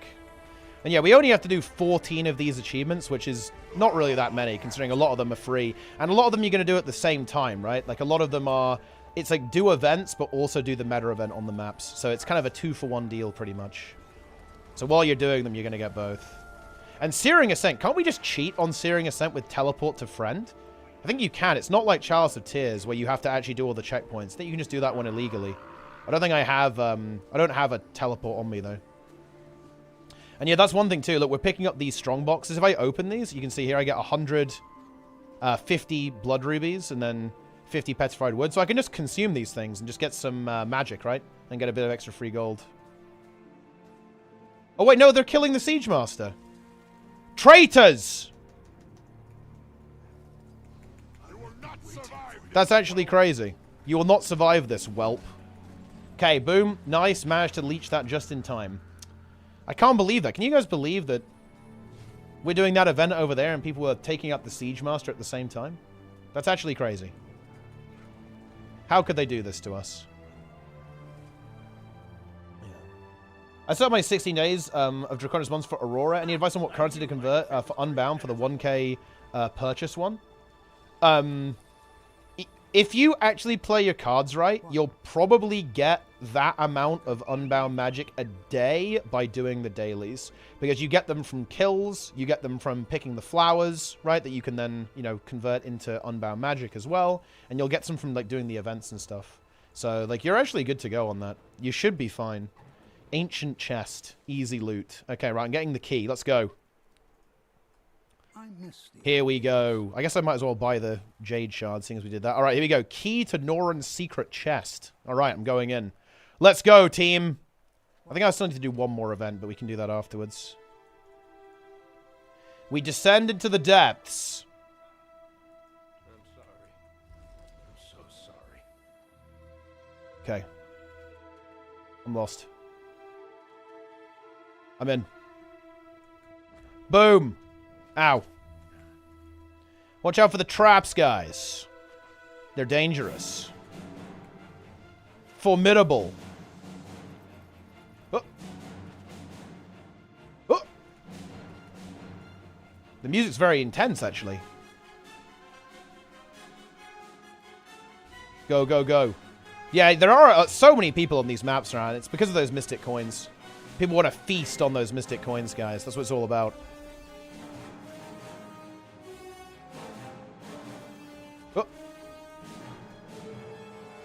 I know where I'm going. I'm an expert. Okay. What's next? There's like an interesting little jumping puzzle that pops up, I think, at some point. And this part's pretty easy. Oh, yeah, now we've got the logs. I think stability actually works on these. See, wait, is this guy know like a cheese route? Okay, I guess not. All right, I'm going for it. Oh. I'm going. I'm through. Boom. There we go. There's the chest. But this is a... Guys! This is a bait! You just get the key oil from here. You gotta keep going. It's not over. That's epic, bro.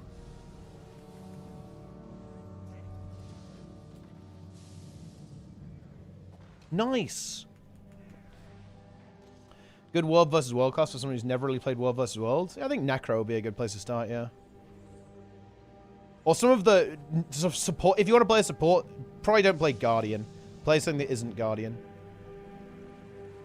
But honestly, you know what? I hate this question. If you want to play Guardian, you play Guardian, goddammit.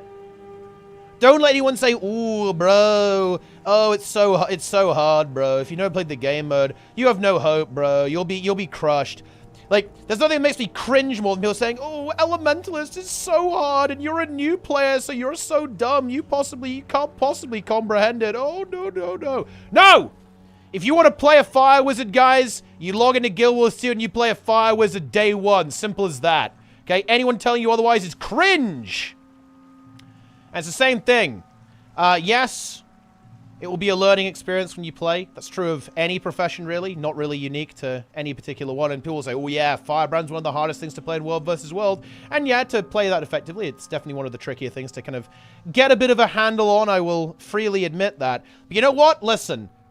The only thing that matters when choosing what class to play in Guild Wars 2, or any game, any video game, the only thing that matters is the following.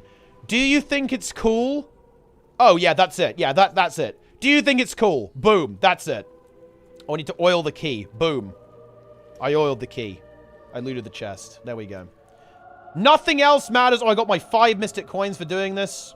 And we can get another 6, I think, for doing the rest of the achievements, actually, from the Leyline Weapon Cache. We have to do a couple more events here, though, actually. We're not done. Yeah. Nice. Yeah. And that's how it is. All right, what's going on? These guys are doing an event over here, maybe? Oh, maybe the high... maybe there's like a very slim chance the High Sage is up or something? I actually have no idea how this map works. Or at least I don't know how the High Sage works. People are probably camping it, aren't they? Oh! Oh! Oh! It's the raid music. It's actually hype. Let's go. I'm stealthed. Oh! That stealth putting in the work. Yo, nothing's here. Actual disaster. I guess that's fine, though. I'm flying. We hunt for events. Well, the AFK farmers will just be hidden on a separate map, won't they? I mean, they might be on this one, obviously, but they're just going to be hidden.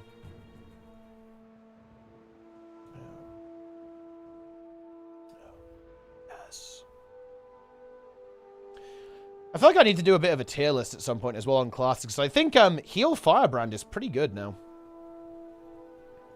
We can tag this event, I guess. Protect the SS Pinkines.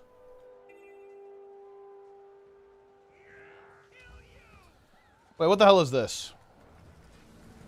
What is the situation, Magrest?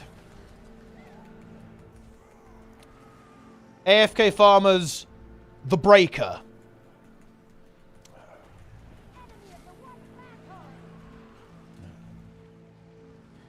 Alright, okay, I've tagged the event. I'm out. You don't see the link? And I do see the link, but I mean, I just see someone feeding on the Bone Skinner. That's all I see. The Bone Skinner. Pink title. Yeah, it's, I mean, look. The Bone Skinner's hard. The Bone Skinner is far more difficult than any other content in the entire game.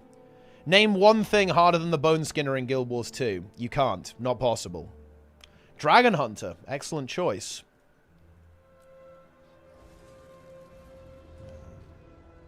This map is dead. I need 2 events. Huh? What's going on? Oh, maybe the Elemental is here. There's like a Bloodstone Elemental that pops up over here, right? He's not here. It's over.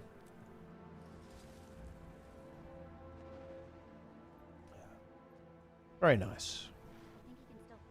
Nah, that's why they stuck him in Boom. the tent. We're compressing. Wait, High Sage? Wait, what? What? What? Go! Go!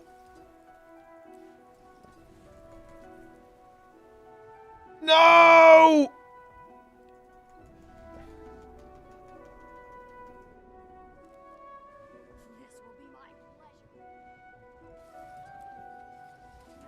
Go! Come on!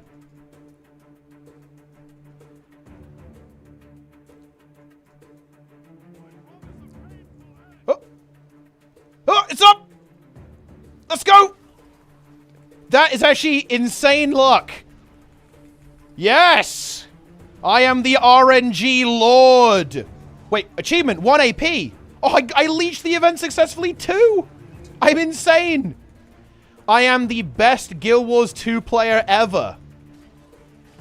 And look at that. You guys seriously thought I'd miss the High Sage? Oh my god. That's actually so funny. People in the chat were mocking me, saying it's already dead, it's over. I'm here. It's locked in. I got 1 achievement point as well. Very, very nice. Kill the Earth Elemental. He hit it? Yeah, there we go. High Sage, the Breaker. That's going to get us our final event and an extra little tick off on the achievement too. It really is that easy, guys. It really is that easy. Well, you know, the game's showing mercy on me. It remembers how hard it was for me to get this during Aurora. So it's just, you know, it is showing me mercy. Nice. There we go. Double in one go. Love to see that. Okay. So we're now done with Lake Doric. So now we're going off to Draconis Mons, I guess. Yeah, it's Draconis Mons for us. Okay. And that's good. That one's pretty easy. We can just do the meta event, right? Can't we? Yeah, we can just do the meta event there, and that will just give us all the events anyway. Because it's quite a long chain. So that one's piss. It's actually free. I don't have a teleport to friend, though, do I? Yeah, I do not have a teleport to friend on me. So I might have to go to the bank, because I definitely have some there. I should buy the recharging one at some point, but I don't have the recharging one. Okay, I'm going to go pick up a teleport to friend, and we'll just cheese the jumping puzzle. I love cheese! Here we go. Wait, do I have them in the bank? Where are my teleport to friends? I know I have a whole bunch of them. But the only question is where? They must be on another character. Maybe on this guy?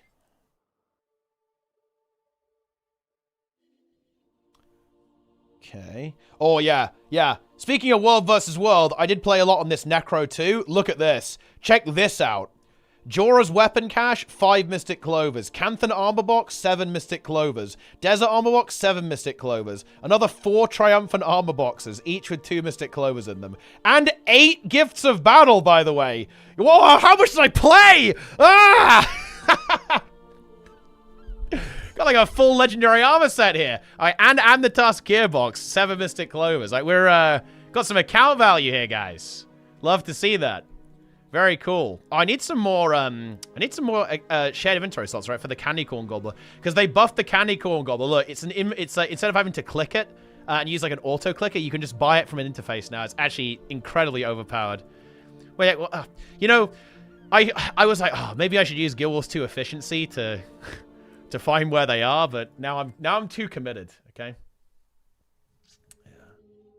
To be fair, the PvP thing was really doing a lot of the heavy lifting there. Yeah, the PvP thingy.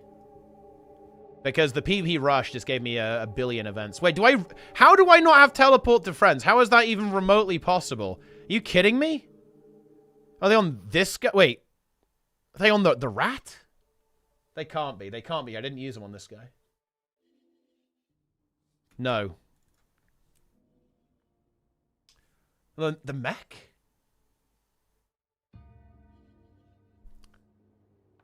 I'm not doing Searing Ascent. I don't like that jumping puzzle. That jumping puzzle is nothing but trash. That's actually crazy. Do I really not have any teleport to friends? That's wild. That is wild.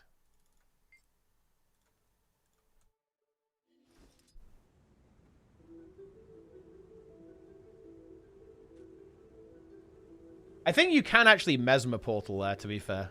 So let's see if anyone's doing, like, the Mesmer Portal service on Draconis Mons. Alright, I'm in. Let's go. Yeah, see, there is a comm there. And I think you can Mesmer Portal there. You don't need to teleport to friend. But, well, oh well. Okay. Let's go. Looks like the meta event isn't up, though, huh? Oh, maybe the worm is up, though. Any worms? Any worms, guys? Oh, we can do the diving goggles. Easy. That's one more progress point. Yeah, the recharging teleport friend actually got buffed really hard. It's pretty good now, actually. It's honestly worth it. It's kind of nice to have. Wait, they just did the destroyers? I think I might map hop then in that case. There's probably another map up with them on. Boom. I'm off the edge. Let's go. I'm spinning.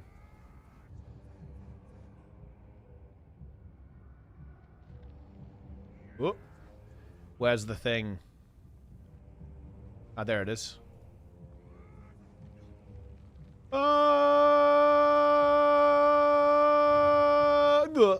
Easy. Wait, was that not even part of the thing? Do you know? I didn't get a point for that? Wow. Unlucky. They didn't want me to do that, but it's fine. I got the daily anyway. We're all good. All right. Let's see. Is there actually another map up that we can break into? No! Well, I mean, that's just unfortunate. You honestly hate to see that. Oh, the shroom is up, though, actually. Where's the what waypoint is that? It's this one, isn't it? Shroom! Yeah, it's over here. Face the shroom! Champion mushroom, guys. Fungus! Champion fungus. Let's roll. Let's rock and roll. Let's go. Seriously think, guys, this fungus dares to face me? Has no hope. There's absolutely no hope.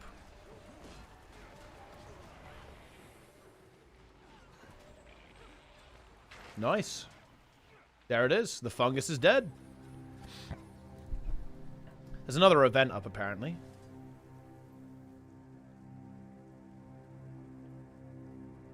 You're never going to answer the question another viewer and we're asking? Wait, what's the question? Re-ask me the question. And then I will answer it. Or maybe I won't. Maybe I don't know the answer. It's possible. Apparently there's like an escort event over here. Guess we can go do that. Is it worth getting the Living World Season 4 Skyscraper by the expansion? I mean, you get extra bonuses. It's very easy to get in Soto, but... And you'll probably want to get both, yeah. The add-on lets you search across all your characters. And yeah, but I don't use stuff like that enough to have that on, really.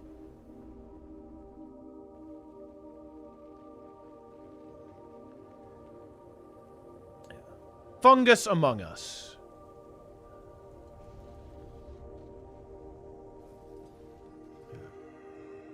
Boom.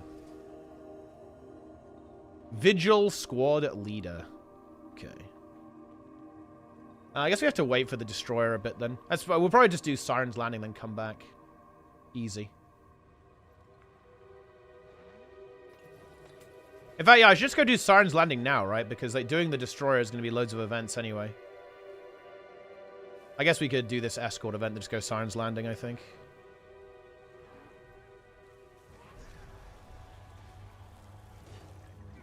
Awesomeness uses Ceres.dll. Where do you write the Siren's Landing jumping puzzle? I would actually argue it is the best jumping puzzle in terms of design. Because it has the puzzle element. There are some jumps that you have to kind of figure out and think about where you might need to go. I think the jumping is really fun.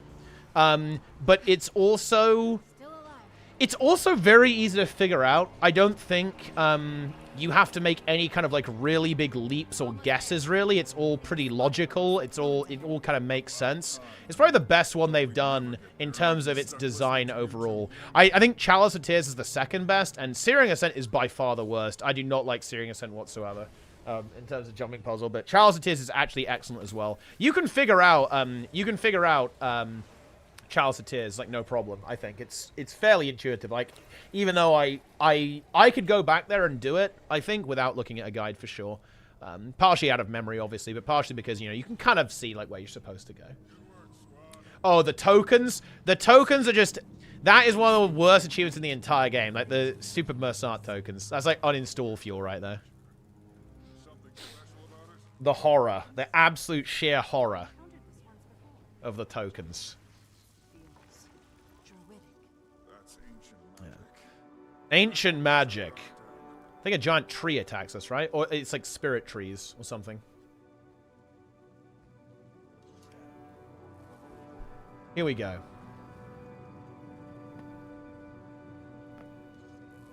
Wait, why have I still got plus 0 gold?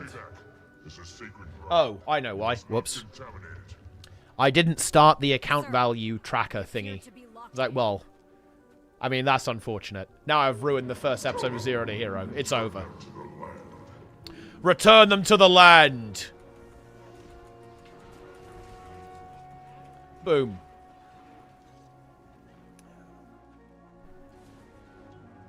Yo, Trig, when are you implementing full heal Tempest changes?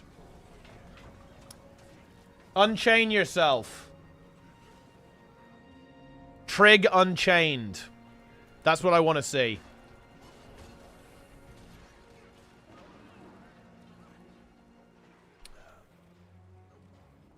And these nature spirits, they're not doing a very good job of returning us to the earth, are they?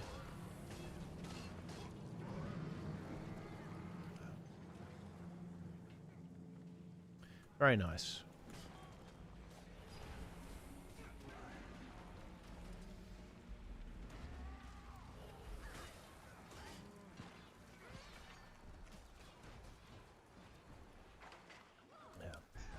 So I was there for a big 6 hours to get the JP done. Oh, that's actually very surprising to me. I think that one is quite intuitive. And there we go. We got our daily event. Another Mystic coin. Look at that. Like, they are piling up now.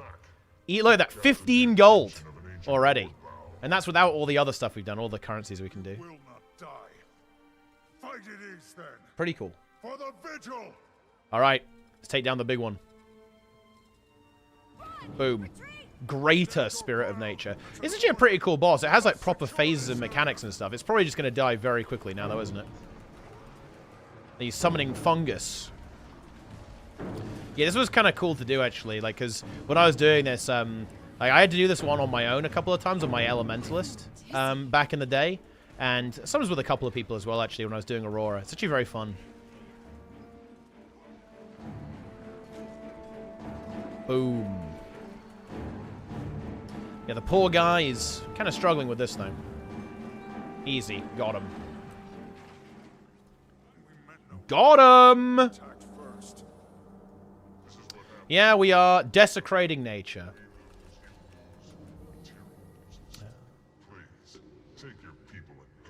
Alright. Let's see what's going on. Maybe the... I don't think the Destroyer event is up, but maybe like the Worm event is up. That's possible, I think. I know I said I was going to go do Siren's Landing, but I'm pretty sure I need one event now. So at this point, you know, you might as well. Yeah, we need one event. Is there one here? Oh yeah, there actually is. Let's go. Why are Itrite ingots valuable? Let me just have a look. I'll just see like what they're used for. Where's my fast farming window? NA almost failed the first champion Su-1 split last night. Interesting.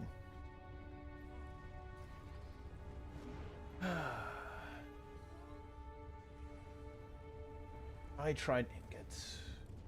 Ah, yeah, okay. They use it for crafting, huh? Okay. Well, I mean... you'd be surprised how reliable this stuff is, honestly. Like, the thing is that you need this stuff for achievements, so there's kind of like a constant demand for it. Like, you can definitely do this. It might be a little bit slower, like the gold from doing this is going to be slow sometimes, maybe, if it doesn't sell instantly. And you do have to do like a fair bit of crafting to do that. You have to like make all the other components and stuff like that. But I mean, yeah, you can, you know, you can get a little bit of cash doing this for sure. Or you can even if you're lazy, you can just use the astral fluctuating mass in Soto. Actually, that's kind of interesting. So, like, what? Yeah, worst case scenario, you can get that. Yeah, that's pretty good, actually. Getting one of these masses. Huh. Yeah. Worst case, you get 3 silver each from the, you know, the Wizard Exchange. Interesting.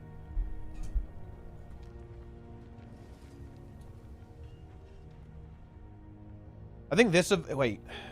Do any of the... Wait. They don't have the little crosses over there. I'm not sure if they even count. Is the event bugged?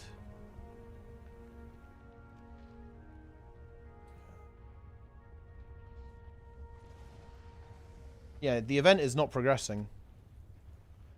Well... Let's go Siren's Landing. We'll come back. We'll just do the meta event later.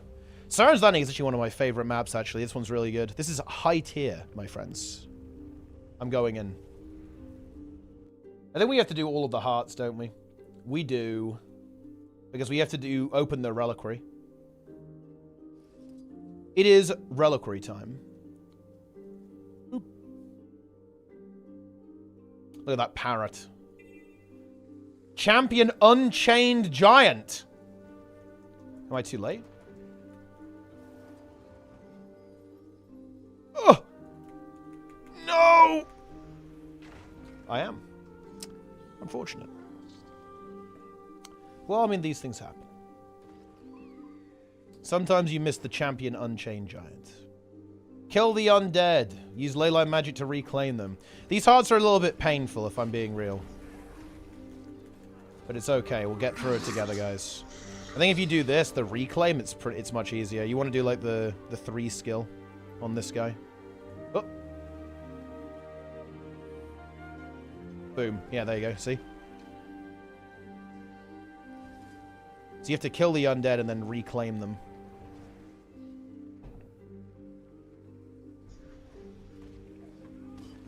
Yes. Very good.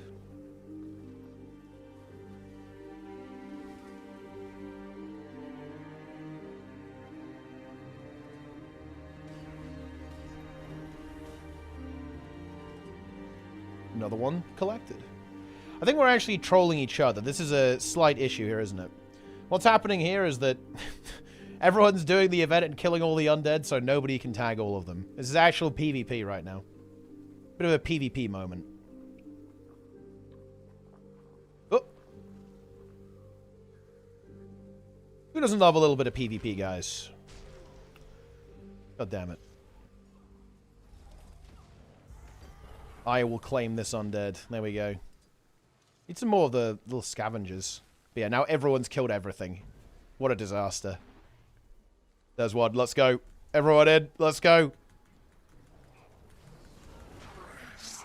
Need to get some events done as well. Nice. Okay, we're nearly done.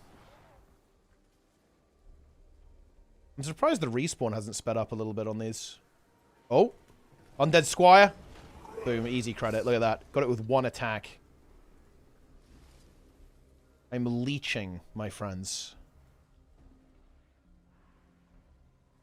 Wait, can she pick this up and maybe do a reclaim? Oh, here we go. Oh. Boom. There we go. Look at that. Heart completed. All right, next. Let's do this one.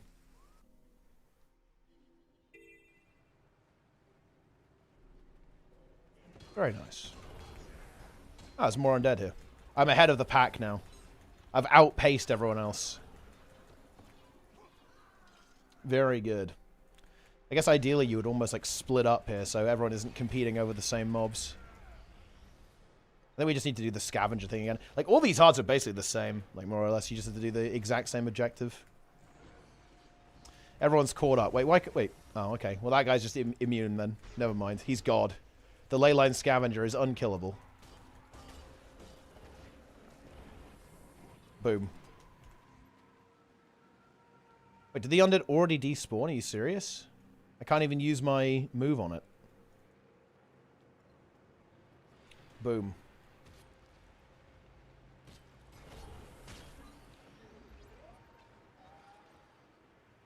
Easy.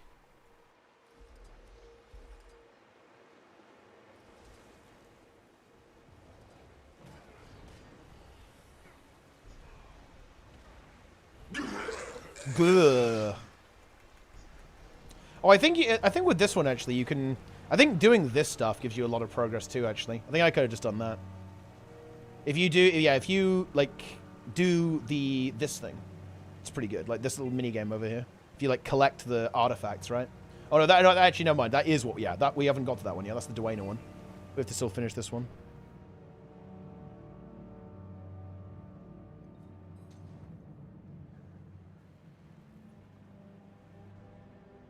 These hearts are the worst to complete. Well, because the thing is, I don't really care about the hearts. I like the I like it visually, and it has the jumping puzzle on it.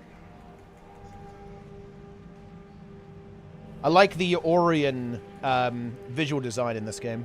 It's very cool, and the music is really good as well, in Ore in general.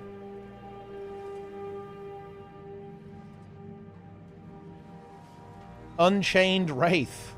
Unchained. This reminds me of all of the CMC Unchained memes.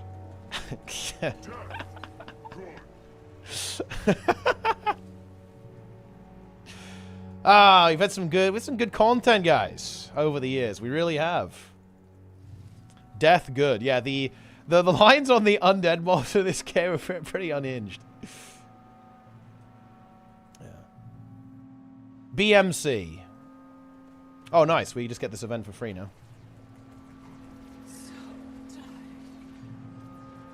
Node Obelisk. Protect the Risen. Protect the nodes from Unchained Risen. You got it. This event is really not scaling very well, is it? This is weird. It's really not scaling very well. It's confused. There's too many people here. Doesn't know what's going on.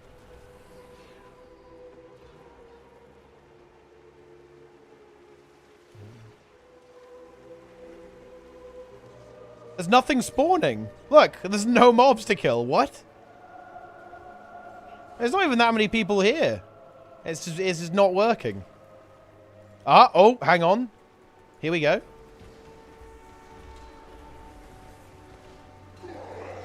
Boom. I did it. We completed the event. Good job, guys. Well, we completed the heart anyway. I'm actually just going to go do the next heart while this event completes. We have to wait for 5 minutes to complete it, which is a bit scuffed, isn't it? Right, let's go collect the little thingies.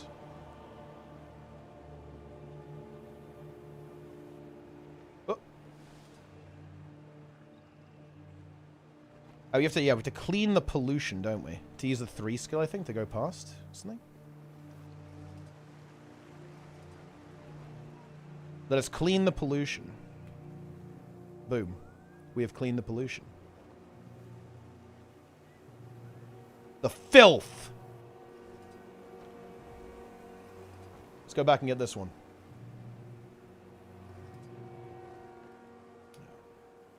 Yes. He doesn't know? What are you talking about, guys? Of course I know. I know everything. Boom.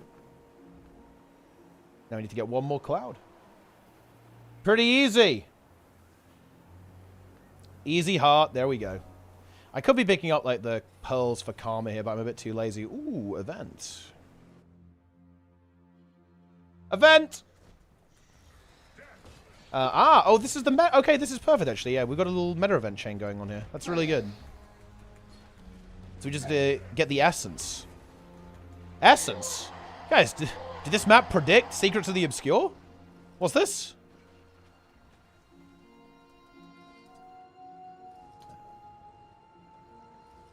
Very nice.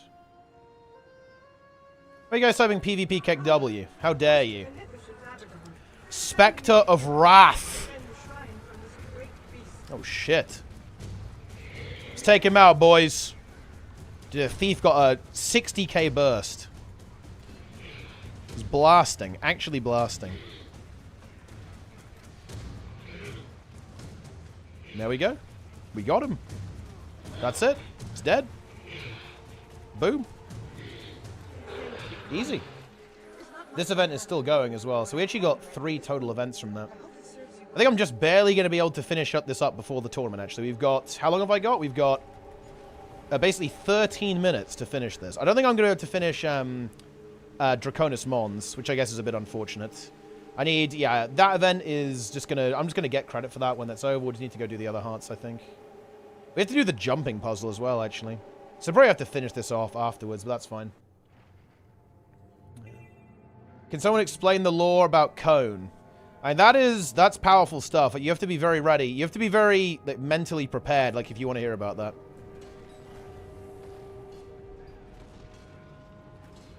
Not a lot of people are ready to hear that information when it comes to Cone.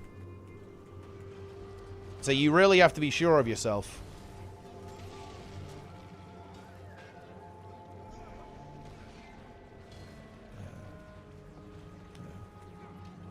Cone.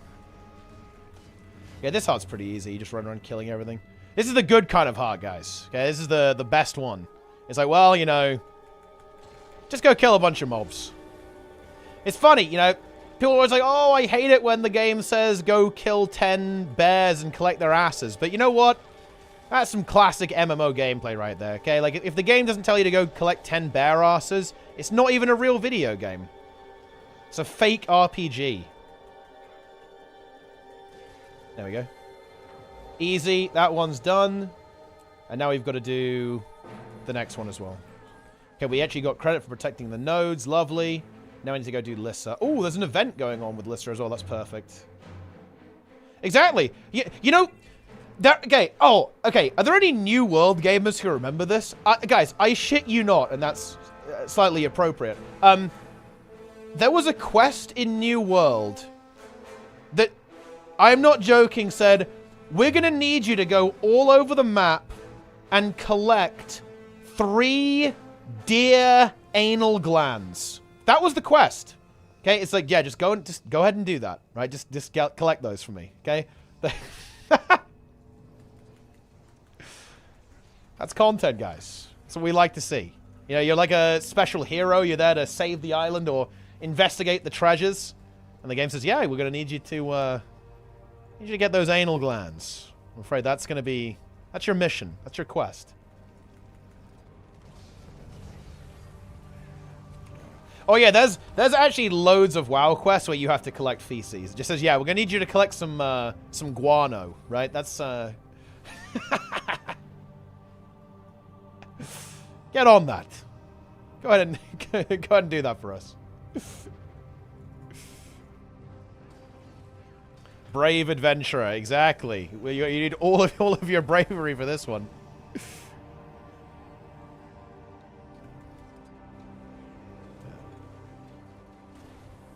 Hellbore guano. Yeah, you actually have to search through the guano to find the key. I actually remember that quest in Burning Crusade. Ah, that's good. That's good stuff. Oh, I think just despawned. Nice. Alright, we're nearly done with the heart. Then we can go into the reliquary. Horrid illusion. Let's go. Nice.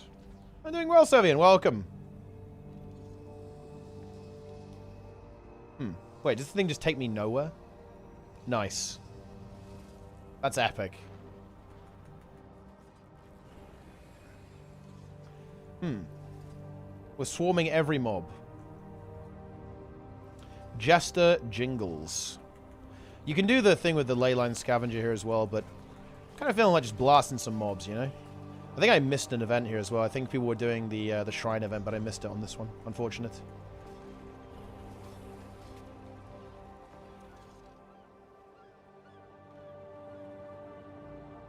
It's the Prime.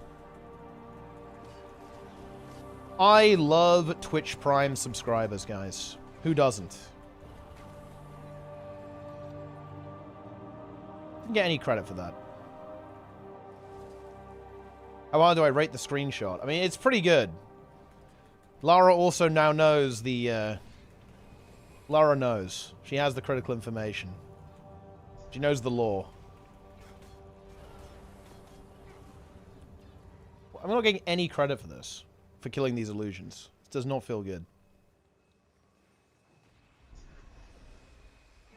The heart is not progressing. It despises me. Any undead? Oh, I think I can, like, reclaim this thing, right? Boom. To a nearby... Yeah, this thing? Boom. There we go.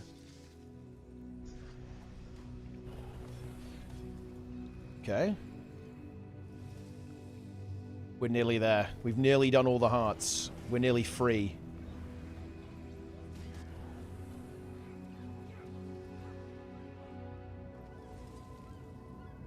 I think this would be a pretty interesting area for the story to actually kind of explore. Actually, would be the god realms, right? Never really went there outside of Dragonfall, really.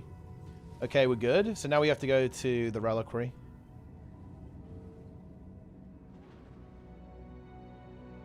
It's time. Look at that. I need to get the little add-on thing that fixes the draw distance. Because this map would look so much better if it wasn't for the stupid fog.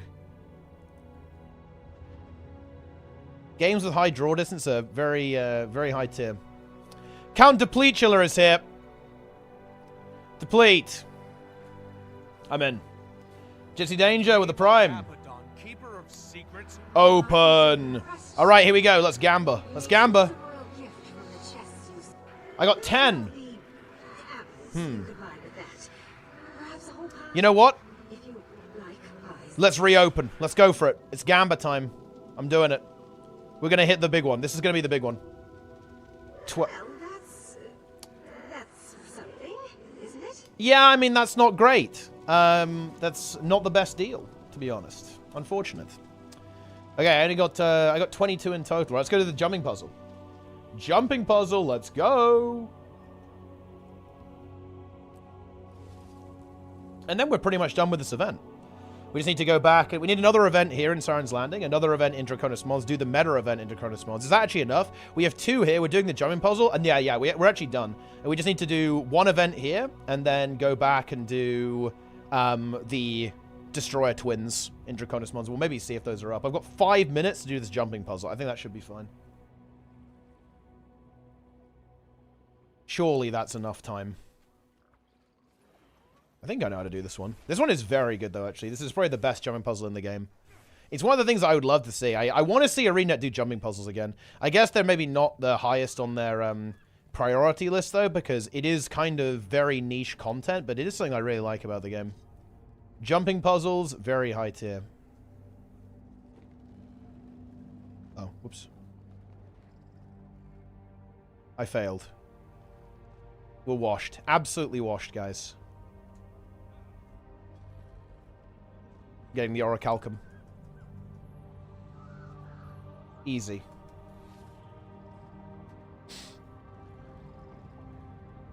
Yeah, I think the developer who did a lot of the jump puzzle stuff isn't at the company anymore, which is unfortunate. But look, you know, they need to hire another jumping puzzle expert. It's next on the list.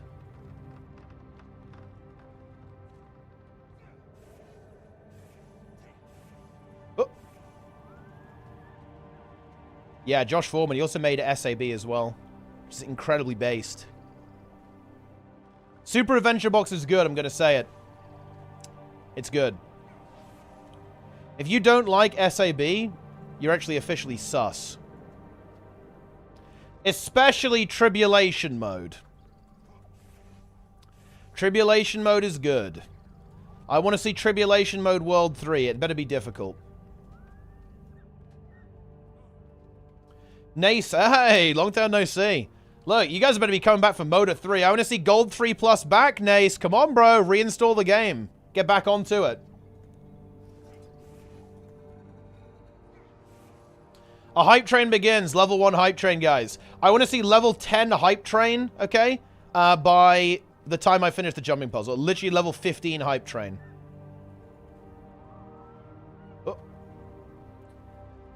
Also, when is it? I don't know exactly yet, because I'm going to be basing it off Tournament of Legends, basically. Like, when I'm going to be running it. And we don't know exactly when that's going to be. However, I'd expect MOTA to be in September or October. So, relatively soon. Pro GMR there with the Prime, and Hanato with the Prime there as well. I love a good hype train, guys. Level 2 hype train. Someone gift 100 subs, that will take us to level 10 hype train. Make it happen. Climb. Think you...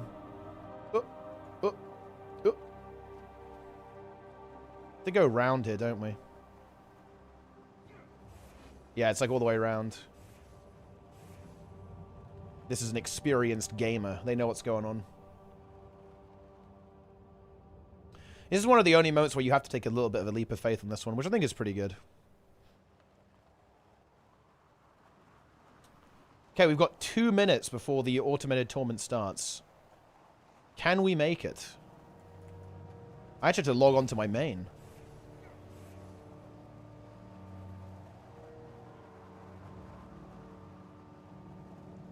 Thanks for watching that again. Yeah, I mean, we'll see.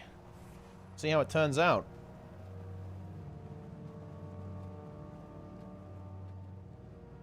Have some swiftness. Oh, oh, oh.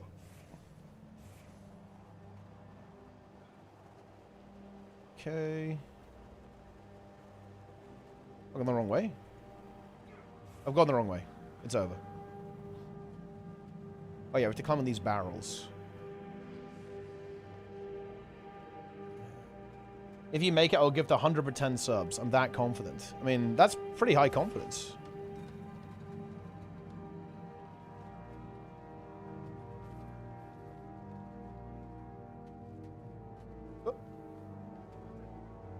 We have to go back and then climb up this thing.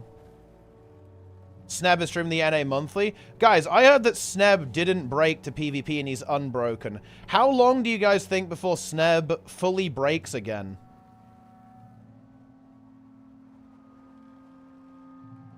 I think it's not going to be that long. I think he'll break pretty quickly overall, I want to say.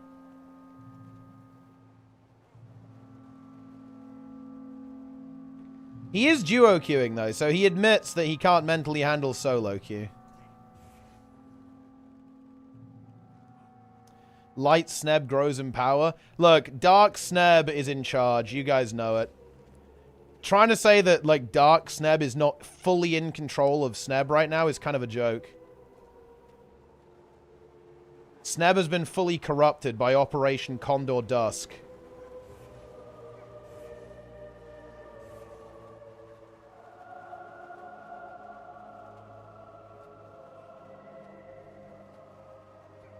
Yes, Snemi time is inaccurate. That's not even accurate anymore, guys.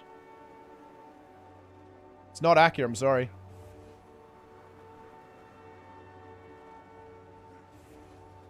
It's the other way around. Sneb is now the dark one.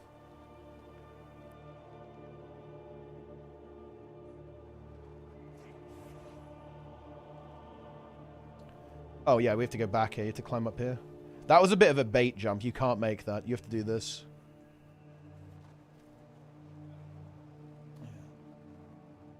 Fake news. Look, I want to see Dark Trig, you know?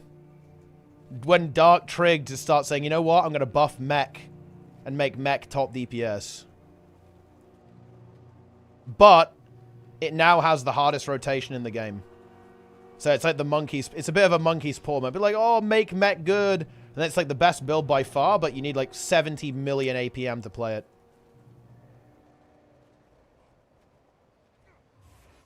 Will there be another 0 to hero? What do you think's happening right now?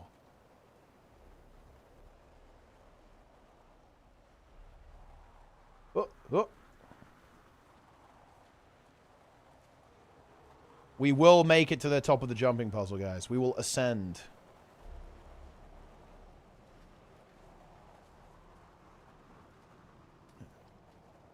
Mech with 4 kits. That would be extremely funny.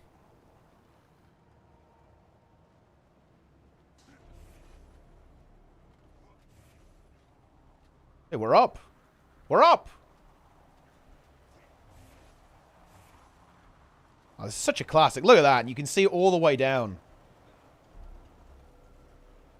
And you can still see all the way up. You can see we're nearly at the top now.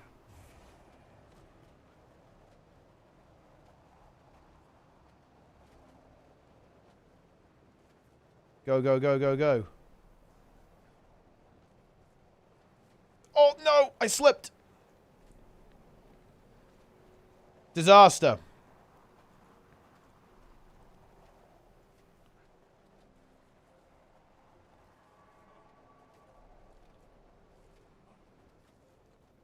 The ascent continues. Wait, so Searing Ascent? Wait, why would you even say that? Searing Ascent is by far the worst jumping puzzle that exists. That one's actual trash. I kind of like the Silver Waste one. That one's actually pretty good. We did it. We have ascended. No monthly AT? No, I'm not streaming the monthly AT, guys. Oh, wait. Yes, I am. Okay, nice. There we go. All right. We will actually finish all of this after the monthly AT. That is what we will do. Wait, is there actually an event up now? Maybe I can, like, leech this event. Is there an event to leech? There actually might be. Wait, what's this? There's like an escort here, I think. Yeah. Nice. I sub when you start over again. Well, I mean, that's probably not going to happen. I guess there's no sub for me. It's actually over. But yeah, Not So Secret is pretty high tier, actually. That one's a pretty good one, too. It's a bit more open, a bit more sprawling, which I think is actually kind of exciting.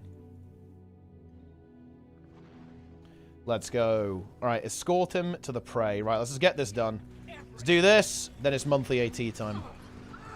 We'll come back for the Draconis Mons. It's almost very fitting that that's the map that we complete last, right? That's the Aurora Classic. Seeing as it's impossible? It's not impossible. There's like one part of it that's kind of annoying. But if you, it does actually give you a couple of little hints, right? It actually does. You can look at the skeletons, right? Like the skeletons are kind of, you know, their hands point where you're supposed to go. It's very doable, just figuring it out. But it's just not that much fun. I don't like it that much.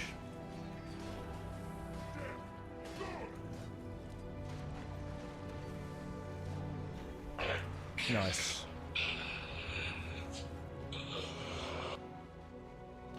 If a JB does not make you miserable for at least 2 hours, it's not good. I don't think anything that makes you miserable is good, to be honest.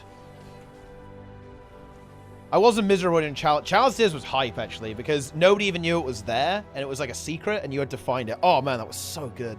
Playing that on launch was so cool. I think we were actually the first group to complete it, even, or at least one of the first groups to complete it. Ah, there we are. Okay. Event completed. And that's 50 Orion Pearls as well. Very nice. Okay, right. Logging over to the main. We've got to cast the monthly Orion tournament. I will be back on 0 to Hero, though, after that, guys. I'm not going to stream super long, though, guys. I'll probably just finish the event and then head off. I am still mega, mega tired, unfortunately. Wait. I almost enabled action cam by accident there. That would have been rough. Beat the grub into submission. Whoa. That grub just raw?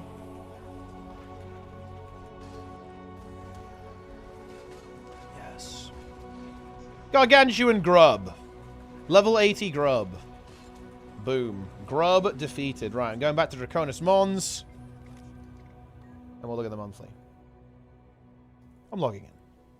Giant grub. Alright, I'm logging out Frugal Fighter. We will be back. Alright then, gamers, we are going from YouTube video to YouTube video right now. We absolutely are. I'm just a content machine right now. Next up, monthly AT. It is the Legend of the Crown. Let me tell you this, guys. A lot of people are going to be sweating for this one. This is going to be some seriously good content. And I will tell you why. It is because it is the Crown Gizmo, guys. The most coveted of all of the gizmos. Let me tell you that. We have 3 Willbenders on this team. Wow. Some Guardian fans over here. But anyway, it's the first round. We're going to figure out who's playing. We're a little bit late to the party, actually. But don't worry. We're going to keep it going. Let's see if we can actually break into this and see who's playing right now. You're going to see the usual suspects, obviously. Right? That's not a crazy surprise, actually. Oh, Prototype's playing, actually. That's pretty interesting.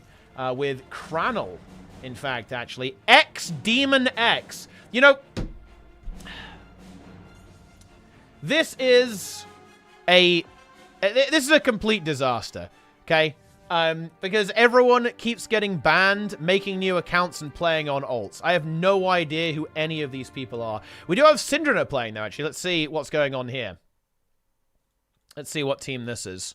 So we have Syndrome on the Deadeye, obviously. Oh, wow, okay, we've actually got a bit of a team here, yeah. Oh, okay, yeah, this is very, very big, actually. So we have Syndrome here, of course. And we have Draza, Wolf Spider on the Untamed, Riken on Vindicator.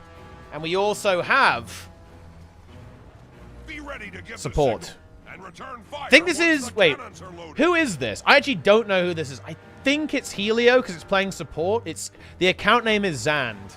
Okay, but I'm pretty sure it's Helio. It's kind of interesting, actually. It looks like he was able to actually log into the game. There was some fun stuff going on there as well. But yeah, so we got Helio, Syndra, Draza, Wolfspider, and Riken. Yeah, that's a very good team, that's for sure. That is one hell of a team right there. Let's see what else is going on. Oh, we have Tak. That's French. French Worms are in there as well. Mamaya's team. Let's see who's playing on this one. Let's see what we've got here. I see we have Mamaya's, of course. Benny, actually. Whoa, this is an exciting team, actually. Damn, this is a very good team. Yeah, Mamaya's, Benny, Dra, Maya, and Frey on the Vindicator here as well. So another very powerful roster, actually. Just kind of the variety pack of gamers, almost, I actually feel like. There's a bit of variety here. A lot of... These aren't exactly pug teams, right? But I think that a lot of kind of teams comprised of players that previously played in different teams have popped up here. This is a little bit of a hallmark of the current era of Guild Wars 2. Like, at least on, I think on NA as well. Because, of course, Helio playing on EU here instead of playing on NA as usual. Very interesting scenario, of course. Like, there aren't that many stable teams. Like, almost no team actually has a stable roster. Everyone is basically playing with different people every single month, more or less, which is pretty interesting stuff. So you really don't have, like, a clear kind of gauge on how well people are going to perform, right? Because it's just such a variety pack every single time, I guess. See if this is another interesting team here.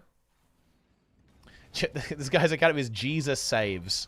Hentai Dude. What are these names? I mean, they're winning, though. I'll say that. But it looks like just some pug teams here as well. And this one... Wait, game? What I mean, okay, then. Fine. My game... You know, this game was so epic, it crashed. Guild Wars 2. Okay, let's log back in.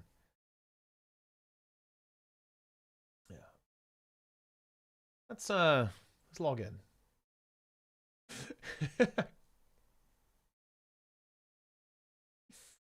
Log in.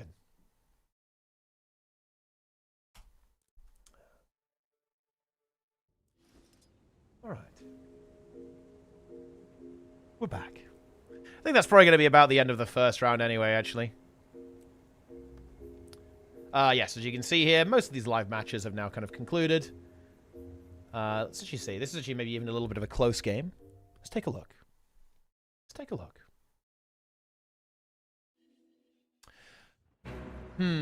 Red team comeback? Red team comeback, actually? No, there's too many deaths here. They've lost one of them, but they actually managed to get this rally war. But they need to contest. They need to contest this Guardian here, this Dragon Hunter. Do they have a response to that? If they win the bell, do they win the game? They do not. They've lost both of the bells, so they do need to actually make this push. It is going to be the Willbender. No. Wait. What? We don't need 3 people on the bell, red team. Okay, now they're going to rotate out there, but they need to contest the Bazaar as well. What is going on here? This Reaper needs to get over here with this Guardian. They've got to contest this. They can't allow them to get this node. Wait, but what's the blue team doing? The blue team is not standing on the node. Okay, now they are. What is the red team doing?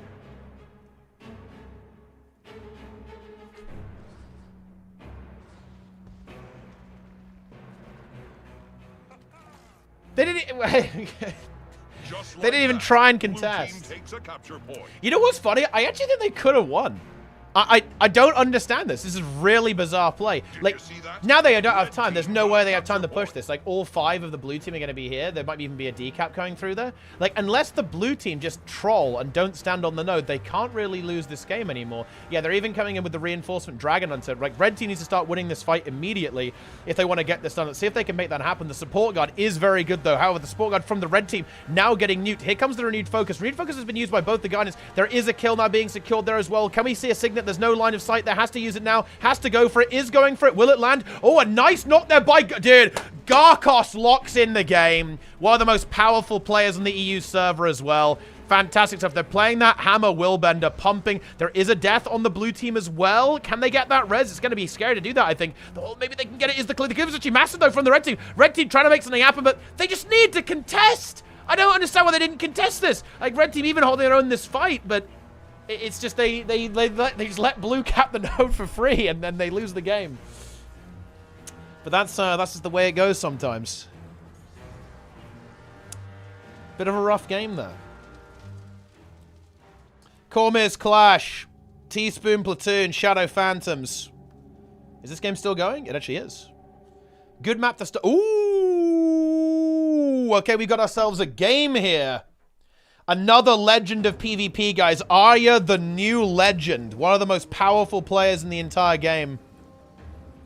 is now enabled. 30 points in this right now. Catalyst picking up the middle node here. Red team, actually, I think just coming off a really big win. They're able to control the map very well, getting that cap there with the Thief too. Blue team are going to be, of course, outnumbering here, so Red need to be a little bit careful, but they're doing a good job of not inting here. This Chronomancer is, of course, a support, a little bit out of cooldowns, has the heal mantra up in a couple of seconds, has that blink as well available, tries to go for the heal, actually doesn't get it, was maybe greeding a little bit on the support onto 6 Shen over there, and Blue team are going to be able to clean up this fight. If this Ranger gets out and can stall, I think that's actually kind of good for Red. Like, if this player can just be super annoying and hold 2 people in, this is definitely really good.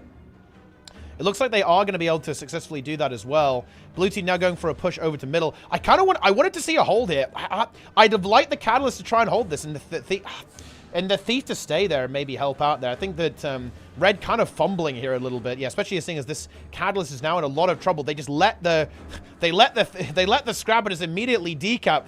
Oh man, these are some messy rotations here out of both teams, to be honest, but maybe more so out of the Red team. Like, they had a really good comeback there, but they kind of just threw it away almost immediately. Be ready to give the signal and return fire once the cannons are loaded. The bell coming up. How are the bells gone so far? Red, I think they've, yeah, Red got 1, I think. And, no, actually, wait. Did Red get this one here? It's hard to tell. The icons are kind of overlapping, but I think it's been 2 apiece. Or 2 to Blue and then 1 to Red. Oh, man. I feel like Red really threw this game, actually. They were in such a good spot, but now they're really not. They're in a terrible position now, actually. Like, they're double capped. The bell is up. They have to contest that as well. Cannons loaded. Ring the bell to signal them to fire. Okay, this player is going to go for the contest. Into the bell. Chronomancer getting up it, but the Red team needs to decap here. Maybe the Thief can find something here as well. Oh, but the Catalyst is feeds. That is a very unfortunate feed, actually. The Thief is going to be able to find the neutralization, but now they're a player down. No Catalyst in this team fight is going to suck a little bit. They've got the Druids. They've got a lot of sticking power here. Almost like 2 supports for the Red team, so maybe they can hold on. The Thief is decapping. The Blue team is kind of tunneling really, really hard on the bell. I'm honestly not sure if that's a particularly good play. I think they're starting to realize they shouldn't all be here now at this point. The Druid has to be careful. They're really starting to run out of cooldowns. The Chronomancer also very, very heavily pressured. Needs to hold on. Has the Distort available, so can Distort, and then has the shield block to follow up there as well. There is no Time Warp, though, or Continuum Shift. So this Chrono is very, very dry right now. This Reaper needs to be peeling for this Chronomancer. They've got to peel this Chrono. I like the Disengager, though, but it's still getting chased down and is going to go end up falling there as well. These players needed to stick together a little bit more. The Druid not really getting into the fray there as well. Is there a glyph? There is no glyph available. Oh, there is a counter kill, though. Actually, that's a big counter kill, but the rally comes through, unfortunately. Can the Red team maybe kind of snowball something here? I'm not sure if they can. Catalyst going for this decap. Should be able to find it, actually, into the Scrapper. Scrapper cannot contend with this Catalyst. So Red team kind of holding their own here as well. Can they find this kill? They've got to get a kill quickly. They are now outnumbered on the map. Chronomancer is not here. No support available. The Druid is holding on as best they possibly can. The Thief hunting for that kill. Looking for the kill onto ZYX Roman. Can they get that? Is that kill going to go down? It's not just it. The Reaper is still blasting. Time Warp from that blue Chrono, though. That is pain for the Red team to deal with right now. Can this support Chronomancer make it back? The Druid is so low. They actually find a kill onto the Mirage. The Druid's going to go down. The Chrono maybe can stall this or at least try to help. They go for it. They actually get the rally. I don't believe this. The Red team is going to bring this back. Blue team with a huge overcommit into the bell. They need to rotate, though. They've got to respond to this. They have to deal with the Scrapper. The Scrapper doesn't full cap. Okay. And they're going to come back into this fight. I think Red are kind of okay here. This Chrono's got to be a little bit careful. Has the Signet reload. Siction is now very, very pressured as well, though. That Reaper. Chrono trying to go for this thing here as well. The shield block is going through. There's nothing left for this Chrono. They've got to get something done. The Thief is going to go down here. Blue team, if they win this spell, they're going to win the game. Oh, it looks like it is going to work out. I can't believe Red team didn't win this fight. That's actually wild. But can they... Yeah, I mean, it's over. Oh, man, it was actually a based play for the Scrapper to go back into the bell. Just win the bell, win the game. Man, that was such a risky move, to be honest. Because if they'd lost that fight, they would lose instantly. But the Scrapper just pumping enough to get it done. Wow. And blue team, they win. 2 seconds left and the game times out. That was some insanity right there. What actually insane game. That's actually wild. That game was crazy. It was a Game of Thrones towards the end. Oh, this is a massive one. This is French Worms. Tak is a spree, also known as the Big Worm, also known as French Worm's leader, up against Syndra. That's a very exciting match. One of those things that you could potentially see being the finals, actually. Let's go ahead and get into that. Oh, God. And this is like a double D-Gen team as well. This is... Oh, this is actually extremely funny, isn't it? So hang on a minute. On the... Jesus Christ. Fucking hell. Yeah, let's not... Yeah. Is this Misha? Yeah, this is Misha. So it's Misha playing with Nonamelon with Demolish, Zintrax, and Erzik. Yeah, another really strong team, actually. Going with double Spellbreaker, actually. We could definitely see Demolish reroll, though. Zintrax is a big warrior gamer. Demolish, definitely more of a multi-classer. And I think we may see him actually playing some other things throughout the tournament. Of course, Misha, Mesmer main, but again, multi-classer. But, you know, he's going to be playing support because Chrono's very good. Not Mel on the Deadeye. But I actually really want to see this this other game, actually. This other game, it's going to be on Fofar, too. That's a fun map. Let's take a look. Yeah. Okay, on the red team, it's Syndra, Deadeye, Draza, Spellbreaker. As you can see here, Relic of the Midnight King, that Fury uptime, really nice for Warrior, actually, so you kind of get those guaranteed, that consistency in your critical strikes. With the extra precision from Spellbreaker, too, right, with Attacker's Insight, combine that with the Fury from Midnight King, and you're having a good time. You absolutely are. With the staff and, of course, the dagger and sword. Sword offhand really nice now, actually, because you still have that block. A lot of adrenaline gain and a lot of damage, actually. You'd be surprised how much damage you can do with that offhand. And the staff. Big mobility, of course. And, of course, some really good defensive stuff as well. Like, very high mobility, very good defensives. Some boon axes there as well. We have Wolf Spider here on the Untamed. No surprise, one of the best builds out there right now. Riken, Vindicator. Here it is, Rune of the Spellbreaker and Relic of the Wayfinder for that movement speed, and you get super speed when you get in combat as well. Really nice for just quickly roaming around and getting those kills. And of course we have Helio on support Guardian, Chronomancer even rather. Sword, shield, rifle, all the usual stuff. Feedback, Signet of Illusions, Blink, and of course the Time Warp as well. Going up against Weaver. This is actually a really interesting choice actually from a spree. Tak Ellie here. And it's going to be Arcane, Earth, and Weaver here. Very interesting setup, actually. Getting that protection on the stance skills with Armor of Earth, Primordial Stance, Twist of Fate, and Weave Selther. Using Hammer with Sage Amulet, Melandru, and Relic of the Twin Generals. So using that heal skill, of course, a double charge heal skill is going to be applying that weakness and also generating might for this build as well. A very interesting setup there. We have not seen anything like this for a long time, actually. We have Thai World Champion here, actually. And it's going to be the Heretic Spellbreaker. This is Goku, of course. And this is actually an interesting build. This build pops up a lot in 3v3, actually, where you do play this Heretic kind of hybrid Spellbreaker build that's got a bit of healing on it. It obviously still has damage with that power, precision, ferocity, but it has the healing power attached to it as well. With Relic of the Defender and Ruin of the Scrapper, so blocking, converting into healing. We have Hammer GS here as well on the Vindicator. Kill on support Chrono, and rejection on Deadeye. You know, this is that French technology, guys. I will say this. Like, you might go, whoa, this is a bit of a weird setup to go for here, and I think you're definitely not wrong. Certainly an unusual pick. You don't see this very often. But you can never underestimate French theorycraft, guys. The French are well known in this game to often be on the absolute bleeding edge of Guild Wars 2 PvP theorycraft. If you see French players running stuff, you know that there's a reason, right? It's not random. This is not like some kind of troll setup. There is a reason this has been picked. And let's see how it's going to play out. But already an unbelievably close game, actually, between these teams. They're just kind of trading blow for blow in the early stages of this game. Warrior from the red team actually being driven away. No, but not going to bother fighting on Node there. Of course, we have this 1v1 over here. Weaver into the Untamed. Now being plussed here as well. Tak Ellie looking to get that decap, forcing that issue. They are able to do that. In fact, they have the Quarry over here, but the Deadeye is going to slip over to grab that. Ooh, Untamed here from Wolfspider in a little bit of trouble here. Chrono comes in there, has that support, does find it. Deadeye going for the snipe here as well. But some good terrain. Line of sighting is going to deny that damage. A bit of stealth there as well. The Untamed is wriggling away and has managed to fully heal, getting that Troll Ungent off. There's the port up there as well with the rifle to re-engage quickly. Nice little maneuver there from the red team. Ooh, Blue Warrior in trouble. Has that Defiant stance, though. Just like that. Gets a big re-heal. And they want to take out that Vindicator. Like, both teams pretty damn tanky, actually, right? And yeah, there's the kill. There we go. Vindicator and that Warrior connecting. Get the job done. And blue team holding on here right now. Draza trying to back off. Trying to stall a little bit here, moving around. Warriors tethered together. What a classic. And blue team going for a push as well. They're going to keep going.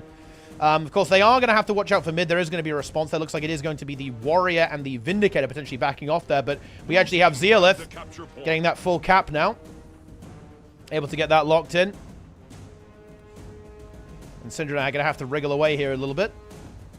Trying to find something. But red team looks like they're just going to go for a big regroup here. Going to go for a massive fight. This is definitely an appropriate map to go for it. They're really looking for that Weaver. How are the quarters looking on the Weaver? They are not looking good whatsoever, actually. The support is fantastic, though, from that Chronomancer. Still one stun break available here as well, and that Weave Self. But I think the Ellie has to be a little bit careful. They're going to go in, though, really try and converge onto that Untamed. Untamed does cut away there. Is there any follow-up? But actually, Chronomancer getting pushed away as well. Cannot engage. That's going to leave the red team without some support here as well for the time being. Chronomancer still under pressure. Has no heal skill. Can't really channel that. Oh, it's going to go for it. Actually might find it. Just barely finds it. Is it going to be enough to keep this Chrono alive? Yes, into the rifle, into the 3 and the 5 with that barrier, but getting pulled back in there. The blue team really want this kill now. There's no distort, but it's up in a few seconds. I think this Chronomancer is kind of out of the woods now. There'll be a double distort available very, very soon. Some very good kiting and survivability there by Helio. Blue team not quite able to finish the job there. Now they're going to try and turn it around onto the blue team's Vindicator. Can they get that done? We actually have Syndra taken out there in a 1v1 by the Thieves. That's a big 1v1 to win, actually. That's going to give full map control over to the blue team for the time being. Hammer GS trying to desperately hold on. The evasion is really starting to run out now on this Vindicator. They're having to kite away, having to run. The Chronomancer said they get pulled back in. That might be a kill. A very big pull from the Spellbreaker. They don't make it. The dash on the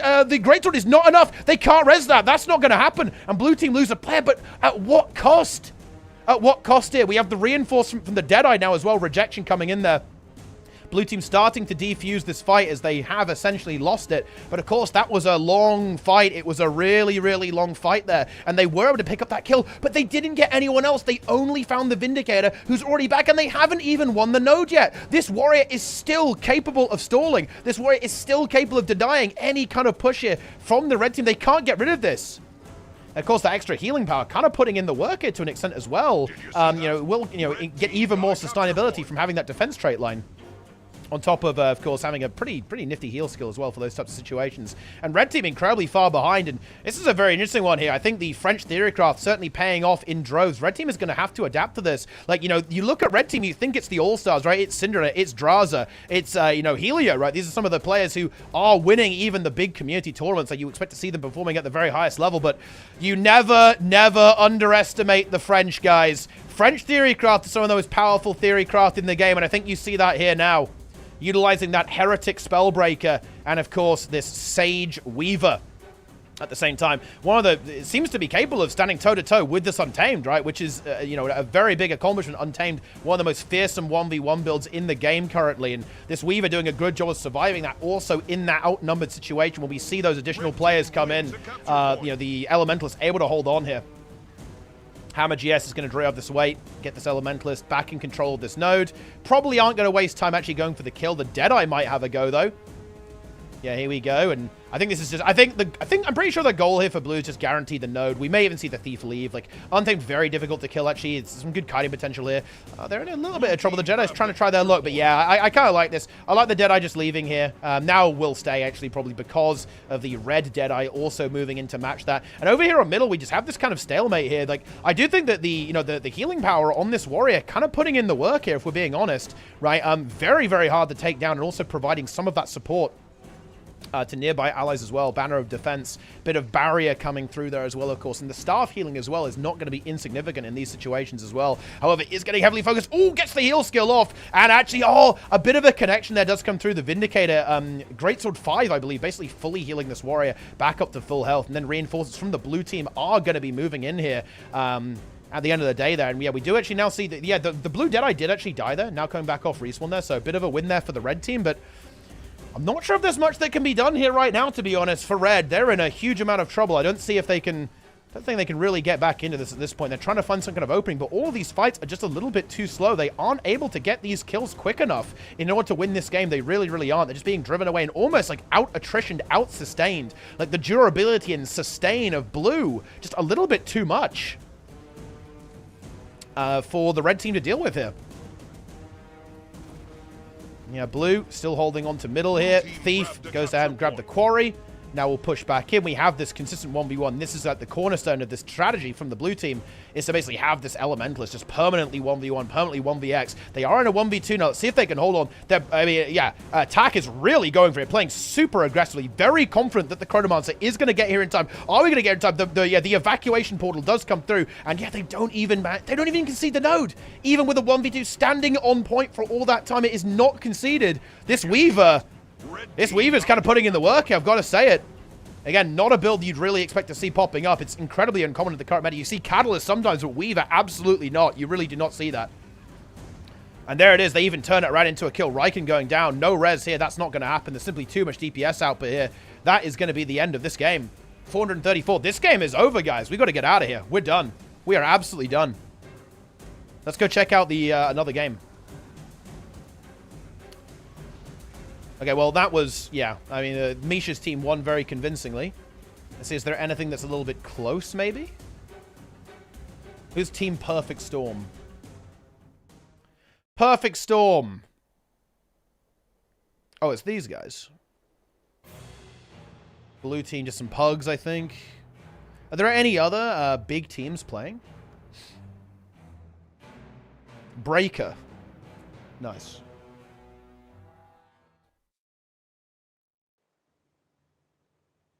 Breaker, you say? Oh, shit, it's Nace. What the hell? Yo! Nace is back in the mix. Pathetic support. Pathetic support. We got the Willbender going on here. We got the Thief. We got the Hollowsmith. Of course, we have the Spellbreaker as well. Yeah, look, this is actually really interesting. It doesn't appear that there are actually that many big teams playing right now. What it looks like is that they've kind of consolidated almost, right? Like a lot of the really big teams have consolidated into a couple of teams. Very interesting. I think that's kind of to be expected, though, actually. I think people really want that crown, right? So everyone is kind of trying to make the best possible team they can, and that's almost like reduce the total number of teams, if that makes any sense. And that's kind of what's going on here. And yeah, just to clarify that we're still on Swiss here, guys. Ooh, close game. Let's take a look. Okay, so on the red team, we've got Mad Mark. Loving that name. Wait, Tooth Fairy Cameron. And actually, they just wiped. Can they come back in as blue team? Gonna find themselves with a triple cap, I think. But red team, they do actually still have a very small point of advantage. That is not going to be here for long, but if they can maybe get back in and get this kill very, very quickly, they can start a big repush. They actually find it as well. Is this a support? This is not. This is a Vindicator moving in. Is there any support? No, there's nothing for the blue team. Ooh, blue has got to be so careful here. They've just got themselves a triple cap. They're in a good spot. Losing that player is not the end of the world. They need to not overcommit here, though. They need to play safe. Ooh, Vindicator looking for the kill. Elementalist goes immune. It's actually a core Ellie based. Oh, tries to hold on, but cannot do so. But actually, maybe a rally here. Is this a rally? I think it is. Red team, find the rally. They pick up another kill onto the Vindicator as well. Now it's a 1v3 onto Stealth Chairman. Red team wins. Stealth Chairman should be able to get away. And red team grab mid. They're also pushing over here as well. Tarantula God. Staff Tempest. This build's actually not even bad. It's a healer. I thought it was a DPS player, but no. I mean, wait, what even is this build, actually? What is going on here? I don't know what this player is playing. They're playing Fire, Earth, Staff, Tempest, Sage, Amulet, Rune of the Engineer, and Relic of the Trooper. Bit of Condicons, bit of Prots, like a hybrid build almost. A bit of damage, a little bit of support here. But they're actually going to go down there. But oh no, they feed instantaneously as blue team pushes from respawn. Tooth Fairy Cameron, ints instantly. Int party tries to go for a world vs. world montage, but is brutally farmed immediately. Blue team, though, they actually do need to get a decap. What is the engineer doing? Why is Radalab leaving? What? Okay, Radalab disengages, concedes the node. Yeah. He's about to get into the mix. Radalab goes for a big burst here. Will they find it? But blue team have got a pretty big edge right now. They've got to get these kills. Blue team, red team needs to find these kills immediately. They have to neutralize. Can they do it? What is going on? Why are we backpedaling? Why are we keyboard turning? No! Why? No! No, Radalab! Radalab has fallen in battle, guys. Very unfortunate stuff. I mean, I don't know what to say about this game. This is like pure chaos. Stealth Chairman, the core Ellie is going to go for the hold. Does actually have the Earth Shield, so can waste a bit of time here. I did take a lot of hits before using it, though, unfortunately. It's so very low. Needs to get some healing off. The water trans can be big. I like that blind. That's a big blind. Actually gets the Gale as well. Hold on. What? We're going back in. This guy is a Giga Chad. He's playing the 1v3. He doesn't give a fuck. He actually gets the kill in the 1v3. Capture point. This guy is insane, but he loses the game anyway. Yeah.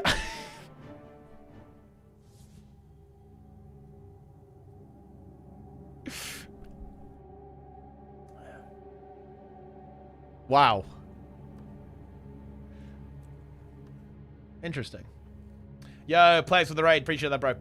Other game, this one? You love to see that. Alrighty then. Ooh. Oh, no, it's not. It's kind of a close one, but not anymore, really. Oh, red team, blue team collapsing, but I don't think there's time for a decap. Yeah, this Guardian just standing firm here. We'll be able to hold on to that, and that's the end of that game as well. Alrighty. Okay. I think that's kind of the end of the game, right? Ooh, Tak versus Mamaya's. That'll be interesting, I think. That is going to be interesting. Apparently, some of the EU teams are playing on NA. That's kind of interesting, actually.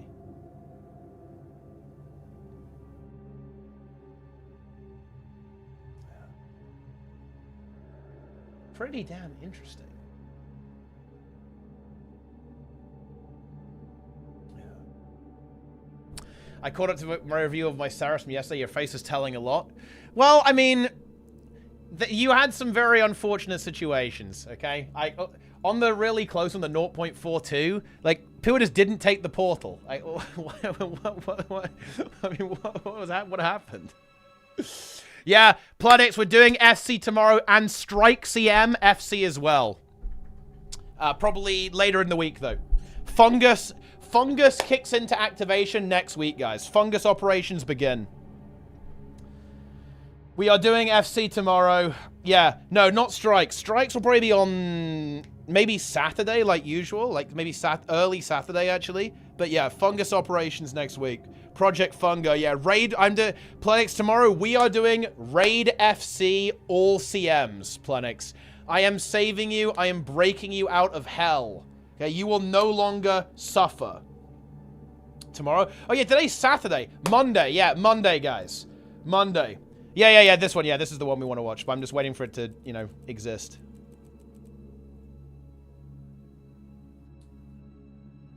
I am waiting for it to exist.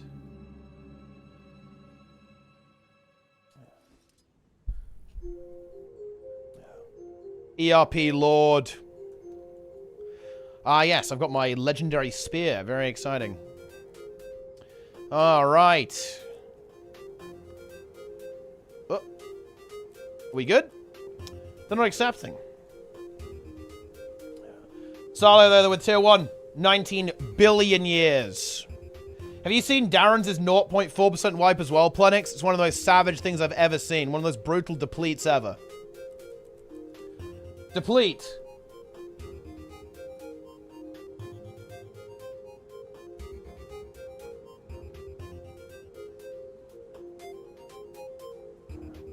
Yes.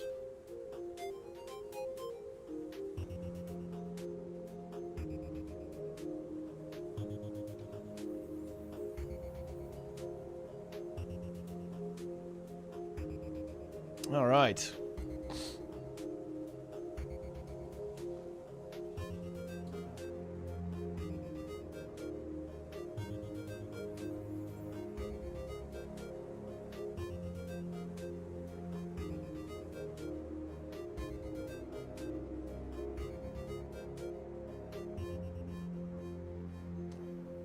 Will the game begin?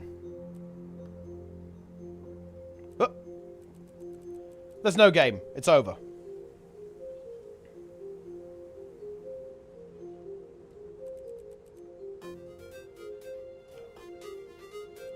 I want to see Magris PvP. Magris, when are you joining Fungus, dude? Complete your Fungus trial. Come on, bro. Go to Fungus Among Us, get a sub 1 minute. Actually, no. Fungus trial is 58-second Fungus. You have to do 58-second Fungus. We need more gamer. We need, yeah. I would fungus if I didn't PvP. Wait, what are you saying? I mean, you are PvPing, right? Well, what do you mean? I don't even understand what you're even saying. I'm clueless. Let me in. They're not accepting, guys. They don't want us to see the game. They despise us. Who's playing on NA, then? Let me actually tune into... I think Sneb's doing it, right? I think Sneb's showing the stream. I'm relatively looking to make my first ult. I'm starting to be killing my remaining 7 brain cells on Chrono and making life easier on DH. They're pros and cons for each. Honestly, there are loads of easy Chrono builds. Like Heal Chrono, for example, is pretty easy to play, Salt. If you think Chrono's cool, I'd go for Chrono, my friend. That is the way to go. Did you see that? Red team got a capture point. Yeah. Ah, look who it is. Got Lord Helseth in the mixer right now, okay? Sizer is massive. Yeah, I actually follow his stream, so he's into a Marvel Snap now, right? Actually, which is like the you know, the Ben Brode game. That's why that's going on with that. Red team got a capture point. Yes, very exciting. Marvel Snap game. It's a pretty interesting game, actually. I'm not really much of a TCG kind of guy, to be honest, but it's interesting concept, actually. Very interesting design, actually. Bring you a massive message on Discord. All right, I will read it. I will read the massive message. All right, are we in yet or what? Are we in or are we out? Okay, Forest, love to see it. Good map. And let's see what's going down. We have on the red team, it's Mamaya's team. We have Mamaya's, we have Benny, we have Dra, we have Maya, we have Frey on the Vindicator. Going up against, it's going to be Tak on Untamed. Goku, again on this Spellbreaker here. Heretic's Amulet. We have Hammer GS on the Hammer GS Vindicator. Kill, support Chrono and Zeolith on Deadeye. We absolutely love to see that. All right.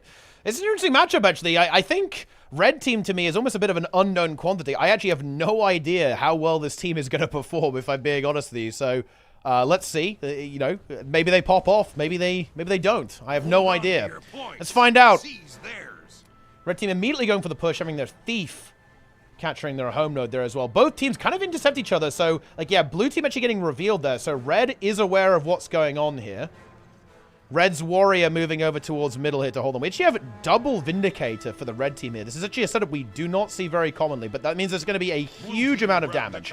Absolutely massive damage output from the red team with this double Revenant. So let's see how this fight is going to go. I mean, the damage output here with the support, I feel like this should be pretty okay. If, like, as long as red team can actually connect their damage, there's going to be a lot of damage out here. But Frey already getting nuked down into oblivion. Support Chrono not actually able to kind of peel that player out, unfortunately. So not really working out so far, actually, for red, unfortunately for them. But again, blue is very, very powerful indeed. Like, this is no joke. Chrono and Warrior. Chrono's Mamaya's Kira, and Benny is the Warrior.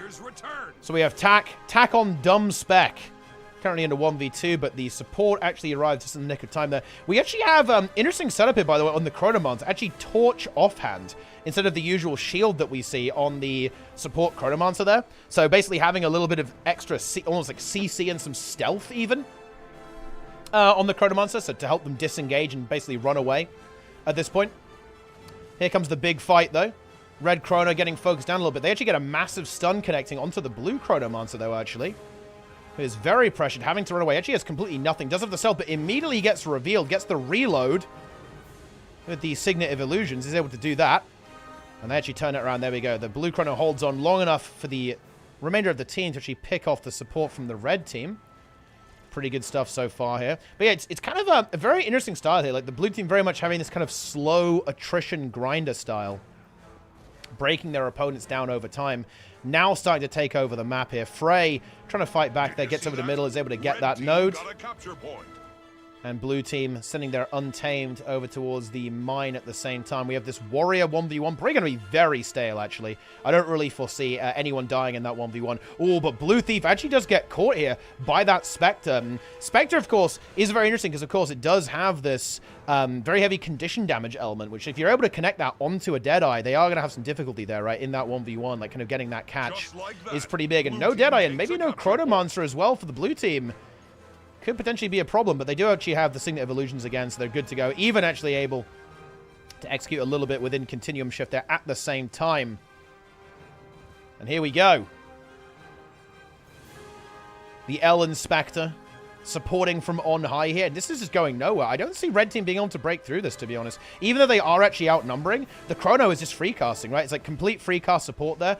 Blue Thief now moving in to help there as well. But Red, they're not really getting anything done here, if I'm being honest. There's simply not enough damage. Oh, actually, having said that, they now connect onto the Chromos. The Warrior landing 2 massive bursts directly onto the Mesmer. Is it going to go down here? Actually, there's the stealth. The super speed is just barely going to be good enough, I think, to get them up to the kiting spot and at least be a little bit safe for now. Has that torch phantasm trying to CC the player there. And now back onto rifle, and the healing is pretty decent. Is it going to be enough, though? Distort in a couple of seconds. Can they just somehow hold on? There's the distort, but oh no, 0.1 second. And finally, Red Team are actually able to get that kill. I don't think that's going to be revivable in any way, actually, as well. That's not going to happen. That is just not going to happen here, I think. And Red continuing to win, but again, like, at what cost? This is almost a bit of a similar story to what we saw in the game on Fofire, actually, is that, yeah, the Red Team, or rather the Blue Team in this case, eventually do lose their players in these long holdouts, right? They eventually fall, but by the time they do, the game is just in such a terrible position for their opponents, it does not matter. And this Warrior actually holding a 4v1 on node right now with the assistance of the Vindicator, and of course the Chronomos now moving in, and successfully does it with the Defiance Darts, right? That Defiance Darts inverting all damage into healing. Of course, a very powerful tool for that type of situation. Still going for it, by the way. Like, this seems insane to me. Like, the support from the Chrono is good, but surely it can't possibly be that good. And no, it isn't. Unbelievable greed there from the Warrior, but I mean, I guess, like, it's working, right? I mean, it is working. They're going to be backing off now. They're starting to retreat after losing their anchor, losing that Warrior. But they still have the double cap, and Red Team, this is very interesting. Like, there's just, we haven't seen an answer to what the Blue Team is doing here. Did you see that? Of course, the Weaver isn't being played this time around. It's just going to be the Warrior and the Untamed instead of the Weaver and the Warrior. But yeah, it looks like the strategy, you know, the rotation from Blue is just superior. And Red, despite having some fantastic players, they have not been able to break through in time. They're getting some kills now. I think this revive, yeah, that's probably a little bit on the ambitious side. In fact, Hammer GS ends up paying the price for that, and 2 more kills secured for Red. But again, is that really going to be enough there? We have these Warriors already locked in combat there as well. Blue trying to fall back over here. May well be able to at least deny this capture for their opponents. At least for the time being. Maybe the Untamed looking to get onto this node there. They're a little cautious to do so. They are outnumbered. There's a lot of damage there with the double Vindicator and the Thief. So they're going to back it off. And they have now actually considered a triple cap. Yeah, maybe slight greed, I think, from Blue Team. Getting very heavily punished there by Red. And Red can certainly come back, of course. And now they're going to, it looks like the Blue Team is going to have those respawns. They're going to look for that Vindicator. Getting a little bit caught out here. A little bit exposed. Drops that portal for one of them to use to get away. And Red Team, they backed off successfully. No one's dead yet. The Spectre maybe getting a little bit focused there. Hammer GS being the target now. And oh, look at that CC combo. There is that kill. Red Team navigate that fight really well, actually. Like, backing off when they needed to. Now getting back into it. Blue is working on neutralizing all of this stuff, though. Kind of getting that map presence back, though. But they are starting to lose their advantage, actually. And Red Team, having taken out that Vindicator, they're in a position to actually keep moving here and get some more stuff done. Vindicator will be back in a couple of moments, of course. And Blue just trying to get their setup again, having this Untamed positioned on the henge basically the entire game. Red Team Warrior going in, grabbing middle at the same time as well. Blue Team Warrior over here on the mine. Probably won't be able to get too much done over here, with the Thief also being present, but this does give a little bit of an opening here for the Blue Thief to actually decapture middle. The Warrior kind of got drew away from that node by the Vindicator, I believe, and now that node has been yielded. Another kill there onto Dran. Blue Team, they kind of bounce back here a little bit, and again, they don't need much of a bounce back. They're already in a fantastic position just with the point advantage they've got in this game. They just need to get back a little bit of control of this match, and they're going to find themselves in a very comfortable win state just about now, really. Or if this Warrior falls, that's going to be very problematic for the Red Team. They can't really be affording that. One of the Vindicators is moving in. They're being intercepted by the Deadeye, which is definitely kind of annoying. A lot of this comes down to this fight. Like, if Red Team really needs to win this. If they don't win this fight, then I don't think they're going to be able to find the momentum they need in the time they have left in this game. Like, time is ticking. Not just the in-game timer, the time before the lead, the advantage for blue team becomes insurmountable in the time that's left before blue team wins. So, Red have got to make something happen very, very quickly. And blue team, they're not giving them that opportunity. They're not overcommitting into that middle node. They're just going to keep focusing on this triple node setup here. They're looking to find just a little bit of map control, holding these nodes, denying them for their opponents. And here comes the blue team bringing the Vindicator and the Chronomancer pushing forward onto this map there. Untamed holding onto this, of course, no problem there whatsoever. Deadeye is going to meet in the middle, and this is going to be an outnumbered against blue. So Red have a bit of an opportunity, and blue need to not greed here. They need to actually play a little bit safe. The Untamed going for the beast, kind of a good play in this situation. They won't be able to make it over into this fight right now. That does signal to me that blue wants to play this safe. They are playing it pretty damn aggressively, though, actually. Like, this is very, very risky, in my opinion. I think Blue's starting to think about a disengage here in this 4v3 situation. Warrior thinking about leaving. Oh, the Spectre does get caught, actually. The Deadeye find that kill is unbelievably good. It forces the Warrior to rotate away. Find the stop there. Oh, that's a big move. And to be frank, that might well be the game-winning move, actually, from the Blue Deadeye, finding that kill, denying this node here, and forcing the Warrior to lead to contest that. They know they've got to contest it. They can't allow that to happen. And unfortunately, that does mean that Red Team can't get a big win of this fight. And this 4v3, this combo, like using that Heretic Warrior, the Heretic Warrior with the Chronomancer, seems such a difficult setup to take down. Like, the Red Team just were not able to break through, even in a 4v3. They weren't able to kill the Vindicator, the Spellbreaker, and the Chronomancer. And yeah, Red Team starting to crumble now as well towards the end of this game. They were kind of bleeding out there, losing the Warrior now as well. The Thief was also falling. Blue Team grabbing this node. Of course, the Mine being held neutralized as well there as well. We have Goku finding maybe the kill on Defray. Support comes through, but I do not think it matters at this point. The Thieves are 1v1ing, but at this stage it is a die-on node position in this game for our blue team. And Rejection maybe even going to be finding a kill, actually, onto the Deadeye, to the Spectre, rather, once again towards the end of this game. But again, it does not matter. It's 495 points. And that means the game has ended. Yeah, gets the downstate right at the end of the match. And that is the end of that. Wow, interesting. This is, we're going to have to see some kind of response, I think, to the French team here. The French kind of having their own way with this game and with this tournament so far. There needs to be a response. There's going to, of course, the teams will be watching these games. They will be kind of paying attention to this stuff. And, well, let's see if the next team up can actually challenge them, because we actually have the other team, the Misha team, is going to be up against TAC next. Let's see if they've actually come up with something. They'll, of course, they will have been paying attention to the previous two matches, so they will know what's going on and what they're going to be going up against. Unless we have another reroll coming out of TAC, of course, in this matchup. But it's going to be very interesting, I think. I kind of want to take a look at what's going on in NA. So, guys, tell me, which EU teams are playing on NA? Who's playing on NA this time around? Because, obviously, we are going to be having, you know, Team USA playing, obviously. But who else is playing? I mean, yeah, the French, they're very powerful. Some of those powerful players in the game. Okay, French team. Yeah, the French, they're fighting every team. They've literally had back-to-back very high-intensity matches, right? Very high intensity. Oh, yeah, Nezio's team, okay. Yeah, they play on NA quite a lot, don't they, actually? Why do they play on NA? Well, I guess it's not bad. Keeps it spicy, right? You know, keeps it exciting over on the NA server. Love to see that. Ooh, Temple. This is going to be a fun one. All right, then. Here we go. So, this is potentially the final team that could be standing in the way of the French.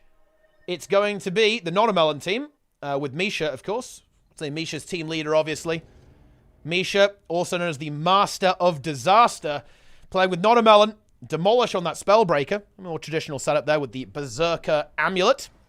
Remember the Fighter and Relic of Isgaran. Very powerful relic for damage output, of course. You just get 10% damage whenever you dodge someone, which is, you know, quite a lot, obviously, right? Zintrex on the Spellbreaker as well. Running a slightly different setup with the rune of the Deadeye and the Berserker Amulet. Of course, running the same setup here, we have the Dagger and Sword there with this defense setup here, the Defense Spellbreaker.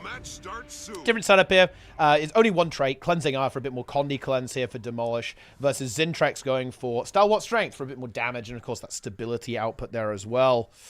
And of course, we have Erosic on that Vindicator. It's one of those builds you just always see this, right? Like, you're never going to get away with this one. It's just such a powerful damage dealer in Roma that pretty much every team is going for this stuff.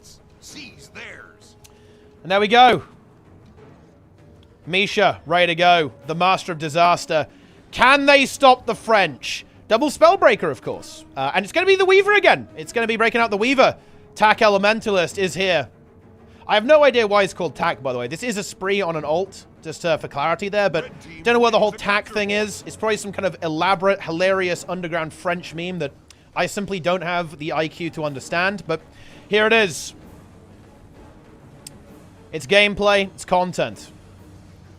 Demolish getting focused down pretty hard. Is that, wait, cat backwards? What? That's not even good. Are you serious? There's no shot. Are they using like the cat ears or something? That's rubbish. But anyway, Hammer GS is dead. Yeah. It is over. Fucking the swimsuit is so good for PvP. Look at this guy.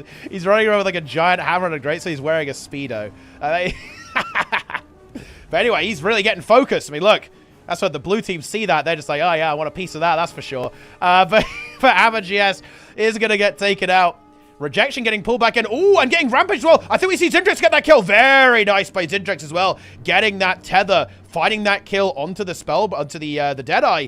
Very, very nice. Goku going to come in to try and intercept to deny this node. Should be able to do that, at least for a little bit, but actually not for long. The Deadeye there from Copa Dim with the CC there as well. From the, it was also from the Deadeye, right? It was like the Shadow Gust, right? Into the CC, into that kill. There it is. And blue team, are they the counter to the French? They might well be. Just like that, blue team takes. And for the first time in this tournament, we see the French stumble. Goku bleeding out. Now have Rejection back on the field. And let's see what's the plan here from Blue. Blue contesting this side of the map there with the Warrior and the Revenant. Trying to secure, get rid of this Weaver here as well. Looks like they might be able to find that kill. Can they get that? Demolish really wants to go for it. Get CC'd. Oh, can't quite finish. I mean, look at the resustain. That hammer resustain on that Weaver. Very, very potent. So Demolish is out of luck here. He's going to have to keep going in this 1v1. Pretty much until the end of time. Does not a very nice dagger F1 though, actually, so get some serious DPS there, but I mean, maybe we can get a Rampage CC chain here and try to get something done, or maybe force the node at least, but I think it will be difficult here for the Warrior to actually get the kill on the Elementalist, especially now that we also have the Deadeye moving in. Heal skill interrupt for Demolish, has full counter in a couple of seconds. Can he hold on? Has the heal skill again, should be able to get it. He finds it. There it is.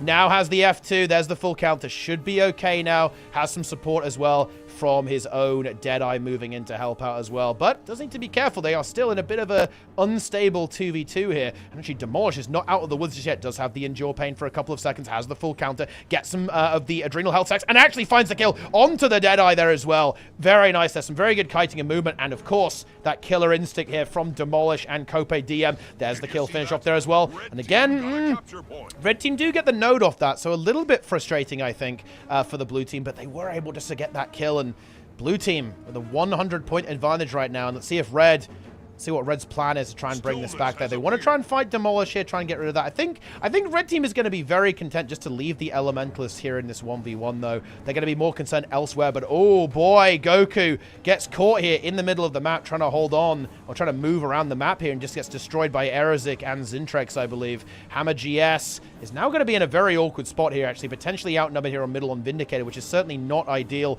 And Zintrex is picking that up there with that Spellbreaker. There it is. Boom. Locks that node in. Did you see that? And Demolish kind of doing the same thing. Now here's the Thief. This is where things get interesting here. If this Elementalist dies, that's going to be basically the only foothold that red team has in this game right now. There's the rock. There's the F1. Does it? No crits twice in a row! Are you kidding me? That's with Fury, by the way. No! Demolish would have had that. He just needed one critical strike, but couldn't quite get it, unfortunately. Well, actually, that might be because I guess that might have been Stoneheart actually activating. I wasn't checking the buff bar if the Stoneheart was there. So that, to be fair, that might have not actually been an unlucky situation. That might have simply been a Stoneheart angle there with the tuning to Earth. But regardless, you know, look, it's funnier to imagine that he just didn't crit. But anyway, Hammer GS and Rejection falling as well. And yeah, red team, they're just not getting anything done. It's not looking good. Zeus in the chat, Elementalist main, one of the most powerful players on EU, 1K games a season, Zeus experience. Attack Ellie finally is in fact eliminated. Does go downstate and will just be finished off here by the Thief. Oh, I like that. That's very cute. Comes back in for the Shadow Gust. Knocks off the point. Not a melon activating here. Activating that full mental. And that's such a painful bleed as well. Tak Ellie still on about 30% HP on downside. They're not going to be back in on this game for another 20 seconds at least. Very cute little play there from the Blue Deadeye, actually. And Blue Team, they are looking unbelievably strong currently in this matchup. The red team just not able to break through. The tankiness of this double Spellbreaker, I think, really paying dividends for the blue team as well. Of course, like defense trait line kind of being in play there, all the blocks, all the healing, and some of the immunity stuff, making these warriors super difficult to dislodge. A lot of block uptime. Of course, you've got the offhand on the dagger sword, and you've got the staff, and you've got full counter, and you've got endure pain, and you've got balance stance, and you've got rampage as well. And Demolish actually finds the 1v2. He's going to find the 1v2 here. There's the rocket. Doesn't land. Can he? He gets the charge. Is this the 1v2 from Demolish? His F1 just bugs and doesn't hit. Based. Okay. You honestly love to see that. Demolish is having a rough game. So far. He is winning at least, though. So there is that. But anyway, is now going to descend to intercept Tak on Tranquility over here as well.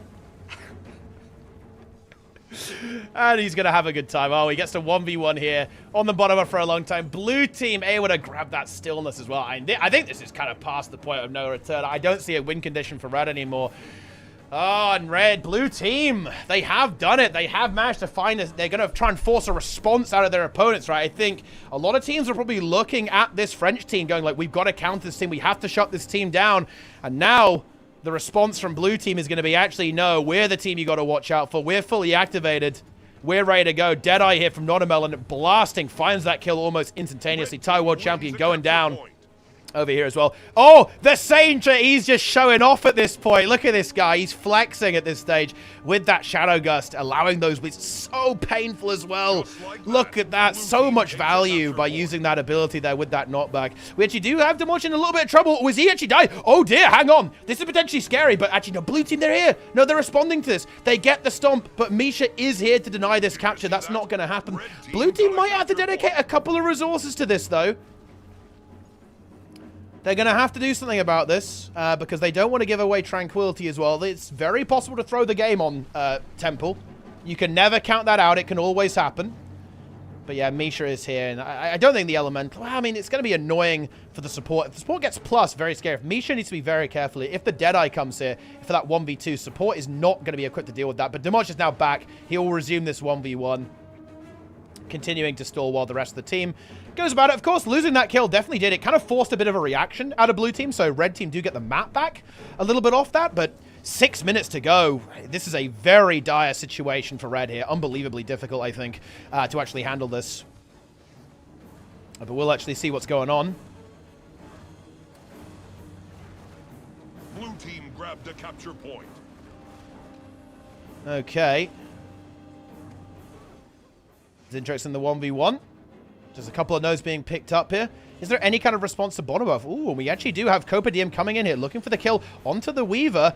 Think they find it here as well. Weaver very, very, very pressured. The Deadeye, good line of sight in there by Tak Ellie. Actually, very nice positioning there, denying a lot of the DPS from the Deadeye from coming through. But I think they really want to go for it. Blue team want to find that kill. It is this 2v2. Copadium gets CC'd. Has to be a little bit careful. Has the heal skill, though. And now we have Demolish in this 2v2. Can we see this kill? Wants to go for the kill onto Rejection. Copadium, though. Oh, the Weave self lands. Oh, the perfect Weave lands, actually. That's a very big kill there. Thief is going to get knocked off the map. The red Chronomancer did actually respond to try and go for a little bit of help here, but Demolish still stands. That's the problem here. Demolish is still in play. So despite this victory, it's not really going to do that much here for the red team, to be honest. This is still a stalemated fight over here. Blue team still having the altar. Rejection is going to be going for that right now as well. Erosic trying to hold on here on middle too.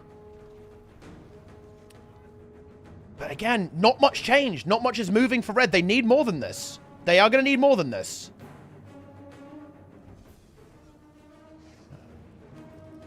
Can they find it? Good intercept here by Erosic as well. Doesn't really want to deal with the Deadeye, I think, especially with, of course, Hammer GS moving in. So does concede the node, goes over towards the Stillness buff to start contesting that, or maybe initiating a 1v1 into the Deadeye at the same time there. Misha, not a happy chappy, honestly, 1v1 into the Vindicator. Probably wants a little bit of help here, or at least to be swapped out. It's like Erosic might be trying to do that right now, or at least kind of join forces there with the Chronomancer. Blue Thief goes for the decap over here at the same time. Will actually be denied there by Hammer GS, but again, it's a stalling game for Blue now. Like, all they have to do is not lose the game. They don't... Oh, no! Oh, okay, well... I mean, look, guys, you can't play perfect the entire game. Copadium, after flexing, doing some meme gameplay, actually does get killed in stealth, unfortunately. Oh, and Demolish dies. Ooh, hang on. Oh, this is that's a bit scary, actually. That's a really rough death. Can Misha intercept this? Ah, he can. Yeah, he is able to intercept there with the rifle, denying this. Ooh, bit of a wobble, bit of a scary moment here with both Demolish taking that 1v1 loss and, of course, the Thief dying. They are still stable, though. They're not dead. Erosic dies as well. Red team really making a couple of moves here. Let's see if they can... if Red had got this bottom buff, this game looks different. Misha with a very clutch play, getting here just in time to deny that. If he was even like 5 seconds later... This game flips, honestly. That would have been a sextuple cap for Red there, with Stillness doubling the triple point gain of the triple cap from Tranquility. That could have actually flipped this game. So Misha really, well, and probably some good communication. Demolish almost certainly communicated that he was going to lose that 1v1, and therefore will need assistance in contesting this buff. So good communication and response, I think, from the blue team to actually prevent the round. That could have been an absolute loss, a complete flip if that had happened. However, blue team are able to prevent that from happening. Red still creeping back in. This game is not over. It really isn't. 3 minutes. It is enough for a bit of a comeback. And now with that double cap from Rejection, that's actually a very, very big play. However, a nice decap there, slowing this down, giving blue team some time to actually kind of stabilize themselves here. But all it takes is another couple of kills. Another couple of kills, and all of a sudden... I think red team are going to be finding themselves in a winning position. Oh, and they do find Erosic, actually. That's going to resecure the altar. Oh, Copadium is really, really putting in the work, though. Another brutal decap from the Blue Thief, and it just was not contested, unfortunately. And that's potentially the a bit of an issue with some of, like, both of the side noders, right, are being locked in right now. For these... Oh, wait, Erosic self-resing. No, is not going to actually find that. That would be truly ridiculous. Tranquility now back up. Rejection going for the stomp, finishing off that kill there as well. Red team capping middle. Ooh, Red, they're slowly getting it, but they need a double cap. This is not enough. Single is not enough, guys. They need it, and there it is. They do find it, actually, but now they've got a hold. Getting the buff. Ooh, oh, no. Oh, no, Misha's in trouble. Misha's in trouble, actually. He's in the 1v2, and that's the only thing that's denying this buff right now. He has to hold this. No, he's gonna drop down. He can't stay alive here any longer. It's gonna leave it to the Thief instead. Copadium, but that's gonna be very difficult to hold. There's the Vindicator and the Deadeye here at the same time. All of a sudden, this is actually kind of scary for Blue. This is actually the Vinny dropped down. Wait, did he think that the Thief left? Or are they just gonna try and force the issue on the bottom buff? Blue actually gets the pick. Maybe he thought the Deadeye left there actually. Just works to make something happen here. Zintrix now in this 1v3 or 1v2 situation, but is supported by the Chronomancer. Should be able to hold on. This node is nearly capped, actually. They have to stand on this. They cannot concede this. They must stand on point. Oh, is there in trouble? There's the time warp. It's continuum shifted, of course. So we do have that locked in. Ooh, Blue. They've stumbled. Erosic dies again. He almost dies off respawn. Very unfortunate. Copadium goes for this 1v1. Rejection doesn't want to lose that, but Hammer GS comes in for the support. Rejection getting very, very low as well. Down to almost no HP. Has 700 health left over. But actually, Copadium is maybe going to fall here as well. Actually dies in stealth again. That's the Deadeye little trick. There's a trick you can hit people in stealth with the Deadeye. Actually falls. I don't believe this. Red team are going to actually win this game. They've got 50 seconds left. They've got to hold on. The 5 points from this kill are actually very, very relevant. There they are. Oh, the decap on middle though. No. Red team makes it. L Inspector and Rejection are now present. in this situation. This 1v1 still unbelievably stagnant. They don't want to concede this node, though. They've got to be careful of the altar. CoPDM is respawning. They lose middle, actually. Hang on, this is very, very bad. Blue, they've just got to stall a bit more. If this thief finds a decap, they cannot let the altar go. Is the thief going to go for it? No, they're going to go and help on middle instead to try and force the issue here. A single cap is not enough, actually, so that is fine. They need a kill, I think. This is only 10 points. They're going to lose by 10 points. They've got to find a kill. They need 2 kills to win this game, does Red. Can they get it? I don't think so. Oh, Blue are actually going to take this. Just losing that cap on middle. Disastrous. Erosic falls. They're going to be 5 points away from winning. 5 points away. I don't believe it. And Blue find a kill as well, extending the gap back up to 10 points. 399 to 409 on timer.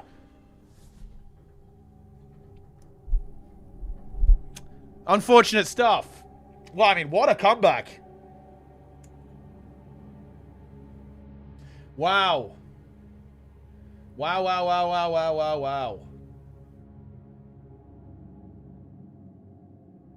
That's very interesting stuff.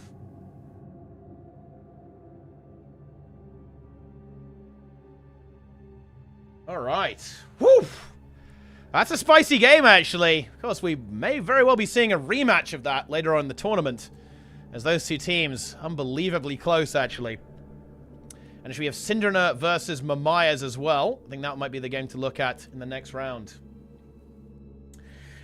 Yeah, Blue scrambling there right at the end as Red was coming back. I mean, look, think about it. If Red team had held mid, they would have been able to continue to win. But look at this. They just lost that mid cap right at the end.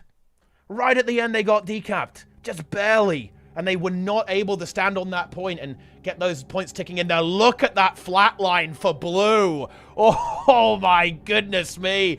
That is brutal. That's a high stress situation with just no kills and kill after kill being landed there by Red.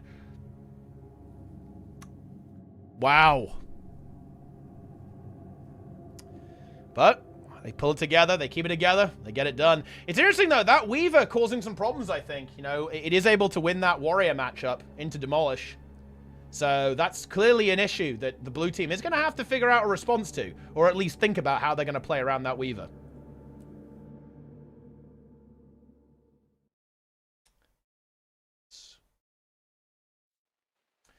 All right. This is not finals, no. This is still in Swiss. Someone tell ArenaNet that people don't get into raids because the LFG is impossible to create a group when you don't have a guild. That's true, but also not entirely true. So here's the thing. I've got a question for you, and this is a bit of a rhetorical question. Why was the LFG not a problem at the start of the raid scene? Right? The LFG was perfectly fine, actually. It was unbelievably active on both NA and EU, by the way, during Heart of Thorns and Path of Fire. Why was it not a problem then? And it's because of the population. There was a lot of new players playing at that point, right? Like, whereas now, like, the new player volume has significantly shrunk down. And it kind of exacerbates that issue. The LFG definitely should be improved, but honestly, that's not the issue. The issue with raids and with PvP as well, and with a lot of the endgame modes in Guild Wars 2, is that there simply aren't any new players trying it, right? Like, new players are not trying these game modes. They're not making that Hold on to your movement. points. Seize theirs. That's the issue. And you can still make groups. You definitely can. It's just that we need more new players. We need a big influx of new players, right? That's what raids needs. Like, new rewards, new content, right? I think that kind of stuff will be really, really good. Alrighty then. Here we go. This is kind of one of the... We've seen, like, all the different matchups, actually, of all the really strong teams. And let's see what the red team can bring to the table here. Mamayas, Benny, Dra, Maya, and Frey. Going up against Syndrina, Draza, Wolf Spider, Riken, and Helio. Already, Frey getting heavily focused down there. And of course, that double Vindicator, there's a lot of ripe targets for the blue team to be going after here. Absolutely is. It's on Kylo as well. Pretty interesting map. Can definitely get very, very snowbally indeed. Let's see how the red team is going to be handling this. Of course, blue team probably going to be a bit activated by now, right? You know, they've had a bit of a rough start, I would say. To this, like going up against the French.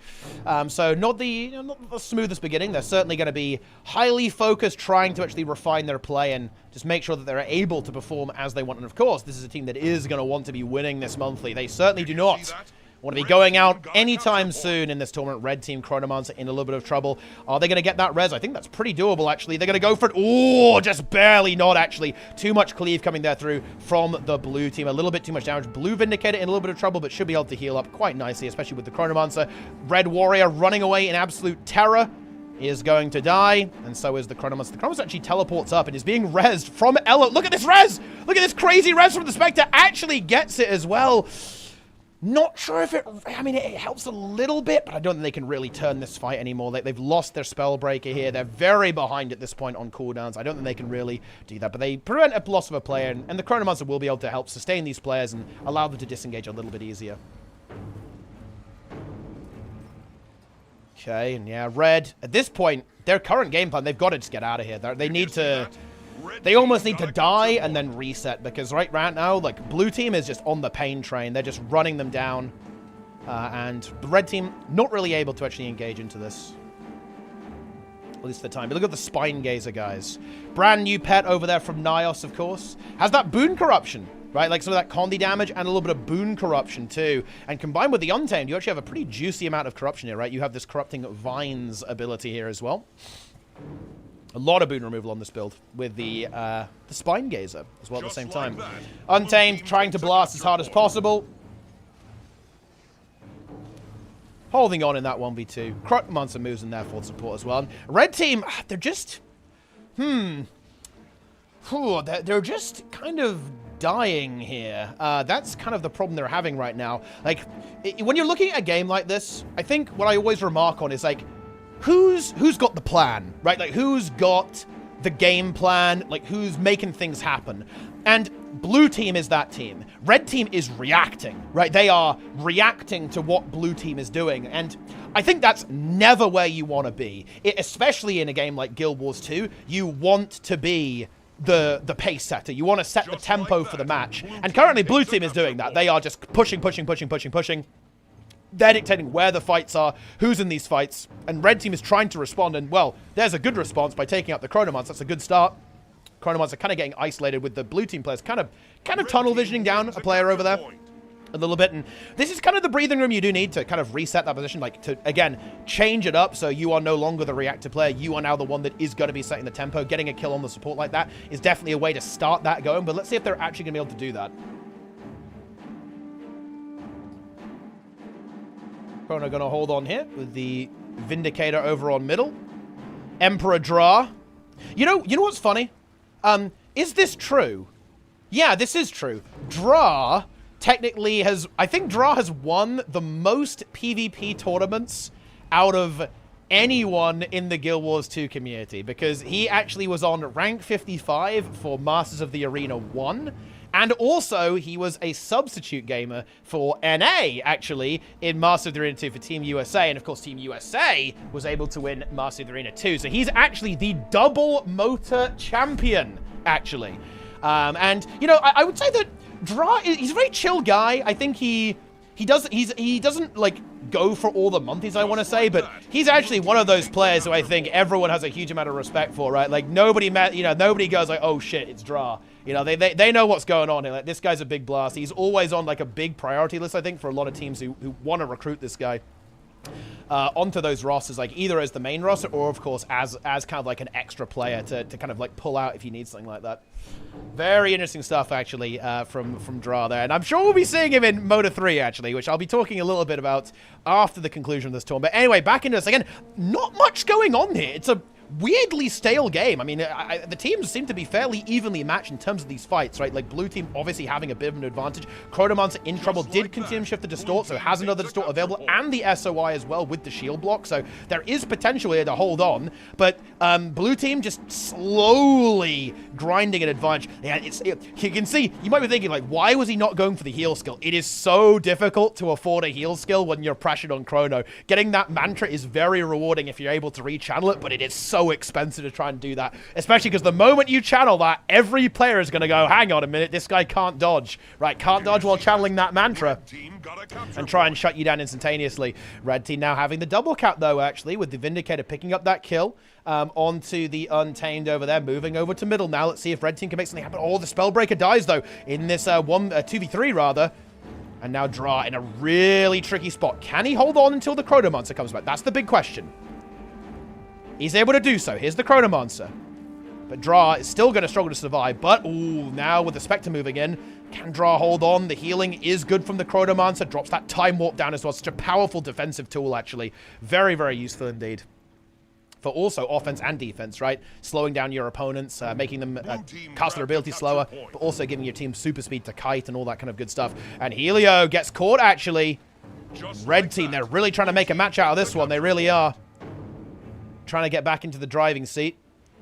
Here comes the push onto middle. Thieves 1v1ing each other. Ooh, and actually, hang on. Do we actually see a death from Sind? We actually might. No, he's able just to barely wriggle away. Maya getting that big condition damage burst on the Spectre, shoving away the Deadeye. At least for the time being. Dra kind of on the prowl. Wait.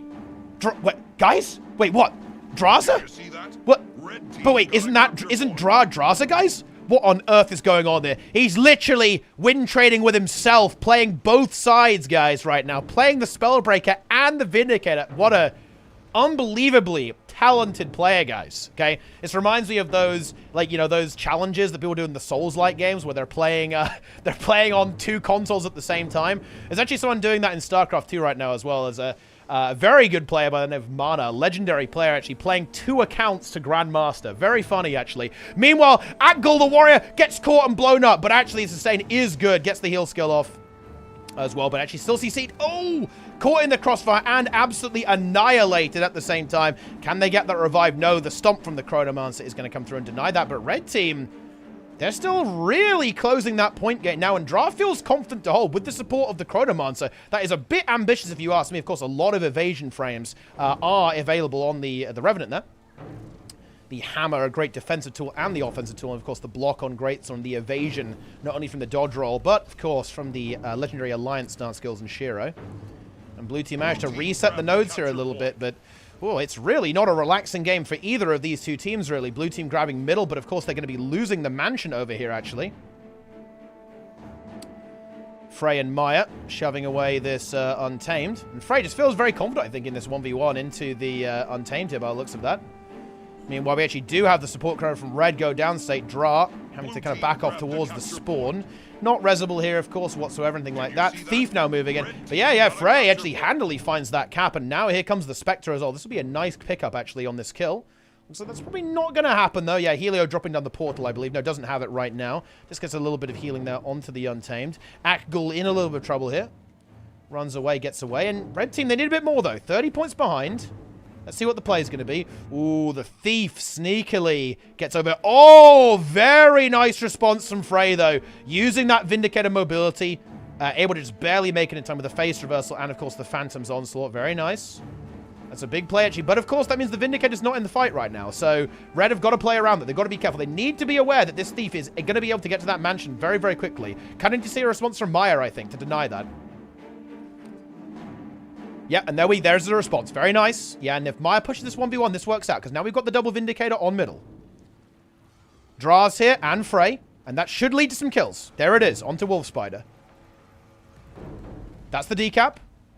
Sin did find the decap, though, and actually Maya did go back towards middle. Actually, Frey going to take up position again in this 1v1 after winning that fight there on middle. Let's see if Sin takes this, actually. He might go for it. Looks like he wants to take this 1v1. Of course, he is probably going to end up yielding the node, which is problematic, I think. Red team wins but now we do have the response here from Riken moving in. Ooh, and Frey. Of course, Vindicator is, you can 1v1 on it, right? You can 1v1 on most specs, right? But the issue is, can you live outnumbered? A very clutch save there, though, from Amaya denying that. Mansion should be capped. What? Some Spider-Man gameplay here there from Amaya's.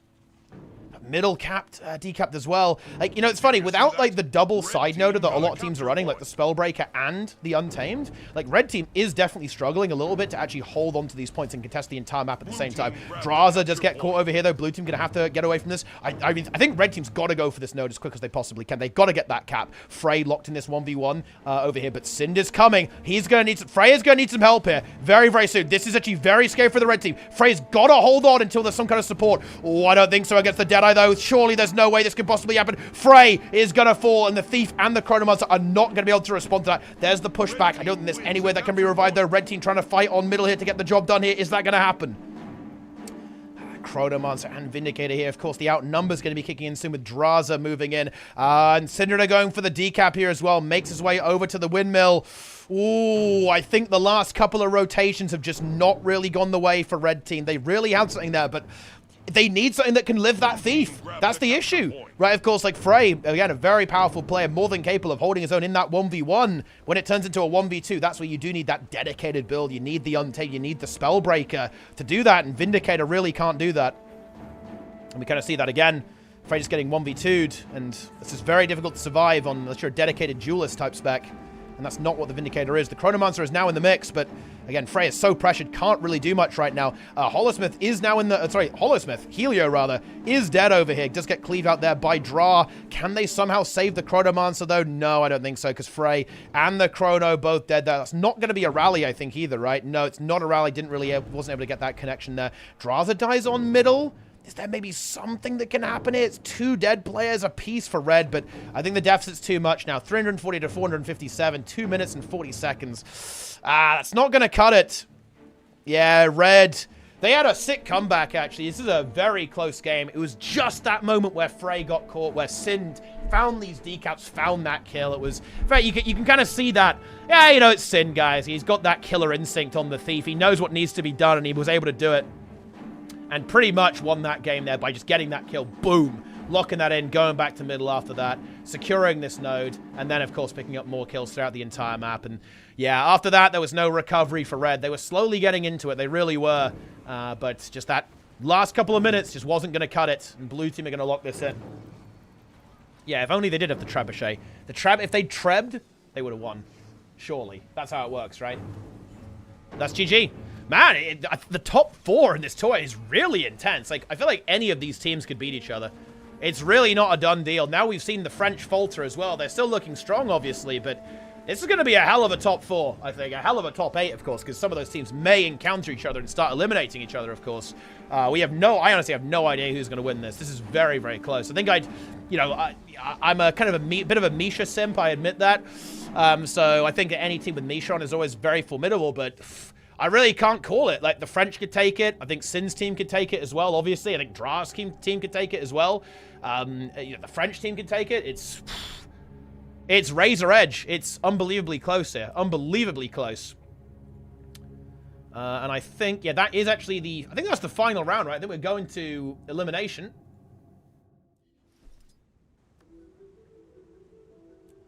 Yep, there's elimination. Okay. Ooh, I think this first round is very straightforward, actually, unfortunately. And you can say, and that's because I think basically all of the top teams lost a game, right? So they're not going, they're all, it's kind of it's spreading them out throughout the bracket, right? It's not putting them up against each other because, like, there wasn't one team that did outperform the others necessarily. It's tried to keep it balanced. But I think realistically, these are going to be pretty straightforward, I think. I think TAC will win this game very handily, but let's kind of think about the semis here. It's going to be TAC versus Mamaya. So it's French versus Mamaya's team, right? Go in the semis, I think. And then it's going to be Sin's team versus Misha's team, actually, in the semifinals. So, very interesting there. I think maybe this game has some interestingness to it, but I think these will all be pretty clear victories in favor of one team over the other. Yeah, I think this is probably the team that has the best chance of maybe contesting the stronger team. Some very good players here. I actually don't know who X-Demon X is, but I know who Prototype is. Of course, Slew Guy over here as well, and Cranel. Guardian Enjoyer. As the hours pass, he's got to his RP PvP stage. I remember, guys, when Cranel was just like a young peepo playing in yeah. A young peepo playing in Quaggan's on duty with oh, dude, fuck. What was the guy who made that team's name? I actually feel so bad for not remembering his name. No. The Guardian guy. who plays Hold on to support. your points. Seize Not theirs. Zemvo. No, not Tyrone. No, he was like Quaggan's leader. What was his name? Vernick, yes! Holy Beard Man. Yes, Holy Beard Man. That's who he was. Vernick. We need that guy back in the game, dude. He's gone. He's not here. Anyway, let's get into this, of course. It's going to be Frey, Maya, Dra, Ikgul, a.k.a. Benny. Maya's on this red team going up against X-Demon X. Actually, this is a pretty legit team. This Magic Game was actually Krog, so we got some pretty legit players here. Yeah, actually, this could be a match, 100%. Prototype on the Reaper. We haven't seen Reaper much whatsoever. It is strong now, and actually, we are seeing the Scepter build being played here as well. Scepter, of course, getting buffed significantly last patch. Lingering Curse for some nice AoE Boon Corrupt. But it does appear that Reaper, honestly, maybe just not able to survive right now in the current meta. There's definitely a lot of things that are pretty hostile, I feel like, to Reaper currently, I think. That exists here. If I think about like what on the red team is easy for the Reaper to deal with, it's not much. If I'm being honest here, I think the Vindies, right? Like the Condi pressure onto the Vindicators can maybe be a little bit tricky for those Vindicators to deal with. But again, like I think Reaper has a bit of a hard time. Like there's a lot of evasion, a lot of mobility, and that's not really what a Reaper likes to go up against, to be honest. And of course, there's a lot of very high damage burst and very sticky things as well. Like this Reaper is going to get chased down pretty aggressively, I think, and focused heavily, of course, by the red team in this situation. If it connects, of course, it is going to be high DPS, and we see that Fleshworm being used for kiting. Not really a surprise there. It's great on this map to kind of run away from this. And there's the connection. This is kind of what the Reaper needs to find. Eliminate these Vindicators. But yeah, not able to get the kill. And a lot of colony cleanse about the place there as well. Like, this Chronomancer are really good at cleansing colonies, right? Like, every single shatter is going to be removing one of those conditions. And, of course, a bit more on the rifle as well. And, of course, the heal skill with the mantra. So, the Reaper not cut with the connect, but Dra is in trouble. Does get taken out then. The cleave from the Reaper should be massive. That's definitely a big strength of the Necromancer here, as it just has that massive AoE cleave. Like, if you're able to get that downstate going, then you're in business, especially seeing as we are... Well, it's Relic of the Reaper, but you can also play Demon Queen. But yeah, that Reaper Relic, really putting in some of the DPS here.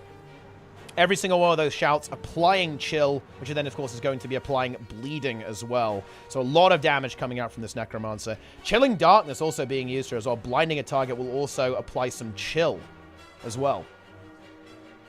So even more chill, even more damage. We love to see that. I think there's obviously not a lot of blind on this build, though. Of course, that's going to be activated on the death charge, but I think also maybe aiming to corrupt Fury, right? Like corrupting Fury, that converts into blindness, right? Which will then, of course, do a little bit more damage and chill as well. So kind of an interesting situation there, bit of an interesting setup being used by the Reaper. But yeah, but actually, blue team doing very well. I kind of got distracted talking about the builds, but let's talk about the actual match here as well. Slew guy locking in the quarry over there. We also have the Waterfall uncontested. And yeah, this Reaper was able to secure some kills there. Frey also now dead here. Reaper trying to hold on middle. I think this is actually a pretty rough map for Reaper, honestly, if I'm being real. Like, and the fact that it's working this well. I mean, Prototype is a Necro main, obviously, right? So it's always going to go well. But this is a rough one for Necro. There's not great kiting spots here, to be honest. Like, the Worm can really help you, but it's definitely hard to survive on this map as a Necro. And Prototype holding on. Definitely the clear focus here. Just has to live. You know, that's kind of the thing about Necro. Necro is a bit like a time bomb. If Prototype lives, he will eventually dominate the fight, but you have to live until the Condis eventually wear down your opponent. But blue team building themselves up a very sizable lead, actually. Prototype going for the Spectre. Tries to connect. Spectre leads away. Ooh, a big pull there by Cranel, actually. Pulls that Spectre back in. This is dangerous. Maya in trouble. The support is nice.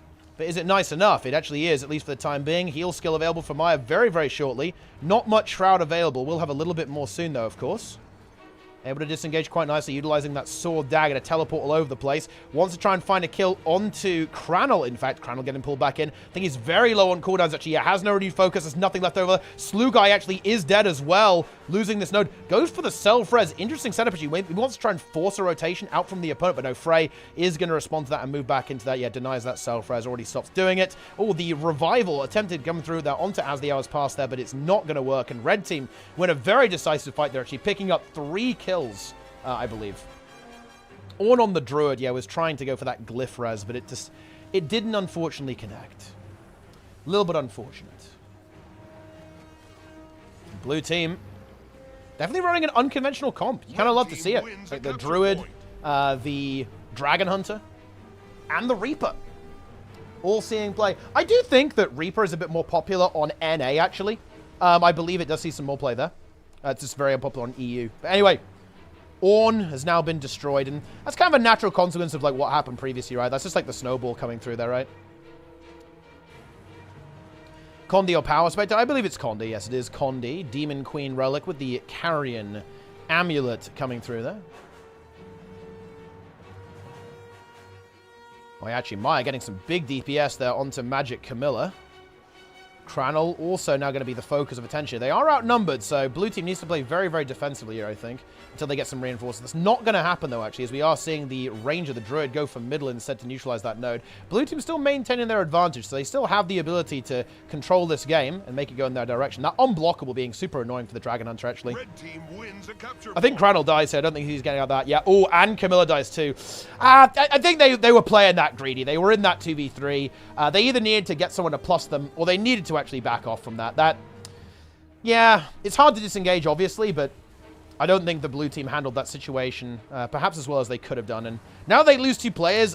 They're in a very bad position now, actually, because all of a sudden their Reaper is isolated on this far node. They do have like another 2 players here, but again, the Reaper is not going to be able to survive this outnumbered very well. We already have the Vindicator moving in. The Thief is here as well. Like, this fight is going to be very difficult to handle for the blue team here. There's no support here as well. Bear that in mind. This Reaper is unsupported, now outnumbered. Slew guy is going to fall over. I guess the Druid is kind of a little bit of a support. Dude, Glyph of the Stars is... Look how fucking... Okay. Do people not realize this in PvP, guys? This ability is so fucking busted. It is actually unbelievable. 60-second cooldown, Giga Res. It is so hard to actually deny a res. They actually failed to cleave 3v1, okay, with that revive. What a disgusting ability. Prototype is finally going to get cleaved out here and does eventually fall. Blue team have got a bit of a reinforcement here. Maybe this DH can connect and get some really good counter pressure. Not going to happen just yet, but red team, again, like over the last couple of minutes, they build themselves up an absolutely massive lead, holding this double cap for a very long time. And blue team has stumbled now, and they need to regroup. I think there's a little bit of disorientation going on here. They've been kind of just running in and feeding over the past couple of minutes. They've got to reconsolidate themselves. They need to restabilize and have a plan going into this game to bring it back, because it's certainly not over. 80 points, that's not the end of the world. It's not a big deal. Yeah. But yeah, Warrior plays Banner. Yeah, you actually play Banner Tactics. It's a godlike skill. They even buffed it last patch. 1/4 second cooldown, and it gives super speed stability, and it breaks stuns on allies too. It's an unbelievably good ability. Very powerful skill. But yeah, we're in trouble now. We're in trouble. What's blue? What is supposed to do? What's blue doing? What's the plan? What's the plan? We've got this Reaper. We're slamming it into the Chronomancer and the Spectre. Warrior from red in trouble. But support Chrono. Takes that portal. Has the block still available and has the heal skill. So I think this Warrior should live. Yeah, Banner Tactics, stability into the heal skill. Oh, gets corrupted, actually. A little bit scary. There's the cleanse. Cranel dies. Oh, Druid Res comes out. Can we find this? I think so, actually. It really is that good. Yeah, there we go. They take a lot of heat for that, but the Druid is keeping them stable. Magic Camilla now in trouble. Is the Healing Spring going to land in time? No CA on this Druid for a while. Ah, no Glyph this time. Yeah, this is just not working. This is just not working at all. Blue had a fantastic start. They really did, but red team has kind of rallied. And now blue losing another 2 players. We're kind of getting to the end of the game at this point. Grabbed a capture point. I think yeah, blue's got one more shot. They've got to back off and figure out something to do here, because they've got one more try to win this game. Pet gonna go, well, the pet res was attempted there, but that's obviously not gonna work. Okay, right, this is it. They've got one more respawn. One more respawn to win. Yeah, as you can see, all the other games have essentially already ended. They were basically 500 O's by the looks of that. You can see the semis even starting to start. Actually, that's going to be again Misha. That's a fun one. Misha versus Syndra. That really is exciting. But yeah, this is it. Blue have got to make it happen. They've got to get a big snowball here, and Slug actually dies. Even with the respawn, they should be able to get that res. There we go. And here, this is it. We've got 30 seconds to win this game, does the blue team. And I think red should just play it smart. If I'm red team, I'm just kind of backing off here. I don't fight this. Well, they actually win, so I mean, I guess they can now, but they don't have to, that's for sure. They're trying to res, and they might be able to get it. Oh, they do, but they're not winning this fight. That double Vindicator is a real menace, honestly, in this fight. They are starting to lose now. The Reaper is slowly kind of getting the job done, but maybe not in time. There we go. Draw dies here as well, actually. There's a big pull. Huge pull. Draw falls. Maya and Frey, though, super annoying going for that decap. I think they need more than this. They've got it. Yeah, they definitely have to get this chrono. They need to be moving on. I like this from Sluga, actually. I love the decaps here. This is really smart. This is really good. He's going to go for this point over here as well. But we need more kills. Blue needs more kills. I think red definitely getting a little greedy there, to be honest. I think they should have just pulled back and played really safe and just auto won the game. And if we see more kills here from blue, there's some potential. Red's doing a good job of living, though. Vindicator also back, and this is going to be an awkward situation because Dra can free cap middle, like Sluga. Ooh, that sucks for blue. They couldn't get the cap. The Warrior was able to get back off respawn just in time. And yeah, red have done a really good job here. They didn't allow these rotations, right? Like, they wanted, you know, the blue team, they wanted to get this, the Reaper out on the map. They need to get the Dragon Hunter out on the map and have something here to hold, leaving the Ranger here. But they were not able to do that. Red team stalled really well. Very well played there by Maya, Mamayas, and Frey there. Doing a really good job. Okay. I mean, this is still neutral, but 3 minutes for 200 points is rough. It really is. Cranel gets on the point, makes it happen. Ooh, Prototype in trouble here, actually. And go for the Lord. In high-level games, it's very uncommon. In ranked, it happens. Yeah, Prototype gets chased down. Can't be rezzed by the chrono. Can't get supported in time either. And I think that's the killing blow. Cranel also in trouble in this 2v2. Does have renewed focus, so maybe actually it's fine. Yeah, I think it's actually fine. He's fine right now. Can they get a kill onto Benny? Oh, there we go. That was a big knockback there. Is that enough to secure the kill? Renewed focus has to be used there. And the Warrior gets the heal skill off. Yeah, this is rough. Don't think this is good enough, to be honest. They do get the kill eventually. Dra probably can't 1v2 this. Blue, definitely pretty low, but yeah, they're healing up. The heal trap goes through. But again, 2 minutes. This, funny enough, is probably a game where I feel like blue team's only winning play is Lord, I think. Yes. I don't think they can win on caps at this point. Nah. They can't win on caps. I think they have to go Lord, as insane as it sounds. I think they have to. Caps is non-viable. Blue team grabbed a capture point. Yeah, they're going to try and play the map. But they need a triple cap, basically. They need a triple cap to win. And I'm just not sure if that's going to happen. Yeah, Prototype gets finished off as well again. I'm not sure if they ever win this game, actually, no matter what they do. Because even if they went for the Lord, they'd lose the map, right? Lose the map, and then the Lord is not enough to make them instantly win, right? It's only 150 points.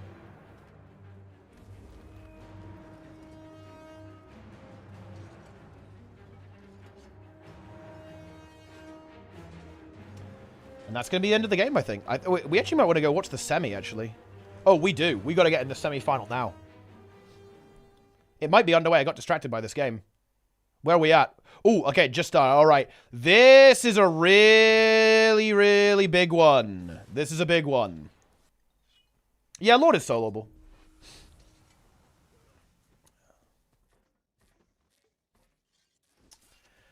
Okay. Syndra has relogged to a different thief. Different thief name, I believe.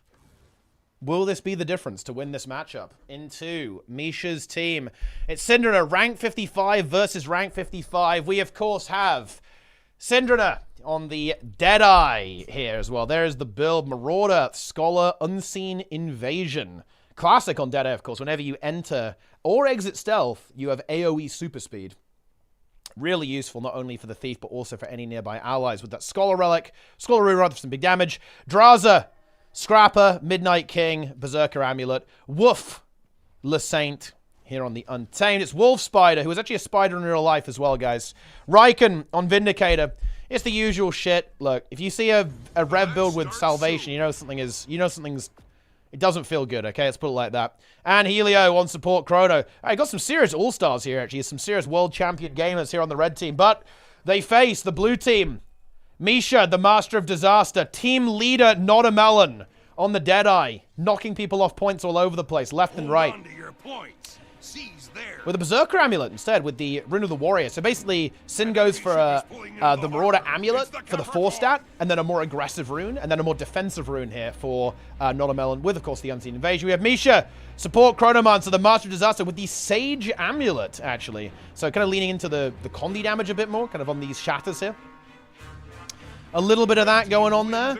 And, of course, we have the Double Warrior with Zintrex and Demolish. With the Cleansing Ire on Demolish, and it's going to be still Stalwart Strength over here on Zintrex. And Erozik matching the Vindicator of the opponent. Here we are on Capricorn. Bit of a team fighting map. This is elimination. One of these teams is going to the finals. One of these teams is out. And red team off to a good start, picking up the Bazaar already. Let's see where First Blood is going to be going, though. Let's take a look. Yeah, it's Axe is Misha. Plex is being Axe with Axe, so a bit more condition damage here on the Chrono. Instead of Sword, which is what you usually go for. And they have somewhat similar functions, right? You actually still have that evasion on the Axe 3 instead of the Blurred Frenzy on the 2. And then some clone generation there. No Immobilize, of course, but, you know, you got to make some trade-offs. All right, here we go. Misha activates. Tries to heal Erozik. Blue team picking up a node of their own. One apiece right now. And let's see how this first fight is going to be going. Both teams really respecting each other, right? They're really respecting each other. They're not playing it silly, playing it safe, not overcommitting early on into this game. Chronomancer is actually a little bit low on juices, Misha. Needs to be careful here. Gets the evade, has Distort. No Signet of Illusions, though. Does not have that. Gets the barrier, gets the healing down. Team needs to peel Misha out, though. He's starting to really get pressured. Does end up falling. There it is. Can't survive that. Gets pushed away. Now Zintrex and Erozik have got to get out. So a good start there as well. Of course, that was an outnumber. Bear that in mind. That was an outnumber in favor of red. Second kill comes through. That's very juicy for red. They're going to be able to pick up middle off this. They've got this 1v1 over here. Demolish into Wolf Spider. Deadeye here from Sin decaps. First blood very much going towards the red team. And Erozik still being bled out. That's really, really frustrating, actually. A lot of downtime here for blue. They're not going to be able to take even fights for a good chunk of time now. Here comes the bleed out. Misha looking to actually maybe support Demolish. Doesn't really want to go to middle, right? Because there's a lot of enemy players there who could pretty easily kill him. Meanwhile, Misha reinforcing in. Wants to get this node. And here comes the bell. We have Riken here, kind of in position to contest that. Thief's dueled over here. Locked in a 1v1. Of course, the aggressive Thief has the edge here because, of course, Thief decapping is faster than capping. So the Thief that's attacking will pretty much always force the node to be neutral, just like that. Misha here on the bell. Needs some help, though, actually. Won't be able to hold this forever against, like, a full free-casting Vindi. Deadeye now moves in. Ooh, Draza picked off on middle there by Zintrex and Erozik. That's very nice, actually. That's going to enable this outnumber into the bell. 25 points on the table here, but actually, blue team do need to contest that. Does Misha have blink? He does, so he can blink onto the bell. I think are they conceding it? No. He breaks out of stealth just barely in time. It's one thing away. It is actually with the torch offhand, so he doesn't have the same sticking power, right? He's got a bit more damage. I think, you know, going for a bit more DPS in the team fight with that torch offhand, but that does sacrifice some of that defensive potential. Like, not having that shield block is going to be a little bit painful, I think, in some of these situations when it comes to actual survival. Erozik gets ported out. Very nice portal there by Misha. But the first bell was conceded to red. Now, red did commit to that fairly heavily, so they did lose the map a little bit. So blue team kind of clawing those points back. But is it going to be enough? Zintrex into Draza 1v1. Again, these Warrior 1v1s, they're pretty stale, to be honest. They don't really go anywhere. You kind of need a bit of a plus to come in before they go anywhere. Like, they can eventually resolve it. So, Zintrex did not get his heal off as well there. I think maybe Cancer or got interrupted. I didn't exactly see, but he is able to still actually survive. Demolish, unfortunately, dies over here as well. Not ideal whatsoever. Cope DM here. Blue team kind of centralized around middle. Red team controlling the map very well. You can see red team very much, or blue team rather, very much boxed in. Red team got a capture point. And red consolidating their lead. They're showing that they are back in business. They're ready to go. They're ready to win. Show Misha's build? Yeah, he's playing... but he's basically just playing Sage Amulet, right? He's just got the Axe and the Torch for a bit of damage, right? In I imagine some of these team fights. Wants to have a bit of output there with the Sage Amulet, the condition pressure coming through there, of course. Power Vitality, a little bit less healing. Well, you know, it's the same amount of healing, rather, actually, as Avatar. I keep thinking that you can actually have healing amulets in PvP. I'm out of it. I'm rusty, guys, okay? I've got to get back into this, you know? But it's like the exact same healing, obviously, but with condition damage instead of that power damage of the Avatar Amulet. And here we go. Another big fight starting up here. Of course, the bell is going to be an objective that is going to be highly contested. The next one will be 50 points for Red if they're able to get it. And that is where the bell starts to get a little bit game-winning. Helio getting pressured here a little bit. Blinks away, wriggles away, drops the Time Warp as well. Should be able to escape quite nicely. What's the play here for Blue? Blue fighting this decap there with Cope DM. However, Zintrix is now in a 1v3. I don't think there's any way he can live. Maybe he can live this. Or Misha arrives just in the nick of time. Might have to pop Rampage to hold on here, honestly, just to get that mobility, get that damage reduction. Does do so. There we go. Zintrix holds on. Actually lands a very big blow onto Draza. Draza now in trouble. Has used his heal skill already. He is potentially vulnerable here. Zintrix throws the rock. The rock is evaded, though. Good hold by both players, to be frank. Misha continuing to support Zintrix. But they did actually end up yielding this node. Meanwhile, we have a blue team, actually with the only node on the board, Bell coming up. There it is. Ooh. Okay, blue team maybe getting some revenge here. Draza dies right as this bell comes up. Is red team going to contest it? Looks like Helio's thinking it. There was a bit of indecisiveness almost, but it looks like he is going to go for it. But I don't think that, yeah, it's not viable. There's 4 players from the blue team here. That's not going to work. Of course, there's a bit of zerging going on here that allowed Sin to sneak past and get that decap. Copidim coming in for the match. Again, we'll be able to find that neutralization unless Sin can get this kill very, very quickly. Let's see how it goes. We have some good pressure immediately. Oh, no! Oh, Sin demolishes! Absolute annihilation. Just that terrain. It's difficult to move up terrain. It absolutely can be. That's a massive kill, actually, from Syndrina. Instantly destroys the Deadeye, locks the node in, and allows this rotation to come through. Yeah, he had the high ground. It was a Star Wars moment right there, actually, and Cope DM simply could not push up. Okay, but it's still very close, obviously. Very close indeed. Next bell is where things really get exciting, actually, because now it's 1 bell apiece. 50 points could be in the pocket of the team that manages to take the next one. Misha trying to keep these team players alive. Erazik in a bit of trouble there. Zintrix also in trouble. Misha trying to divide his attention between both of these players simultaneously. Erazik on the hunt, wants to eliminate Riken, the enemy Vindicator there. Misha supporting Zintrix here as well simultaneously. Meanwhile, we have the +1, the Thieves doing the dance, trying to match each other. Sin currently kind of in the lead though, right? He's leading it. Like, we're seeing Notamelon kind of follow Sin here. Sin is making these plays.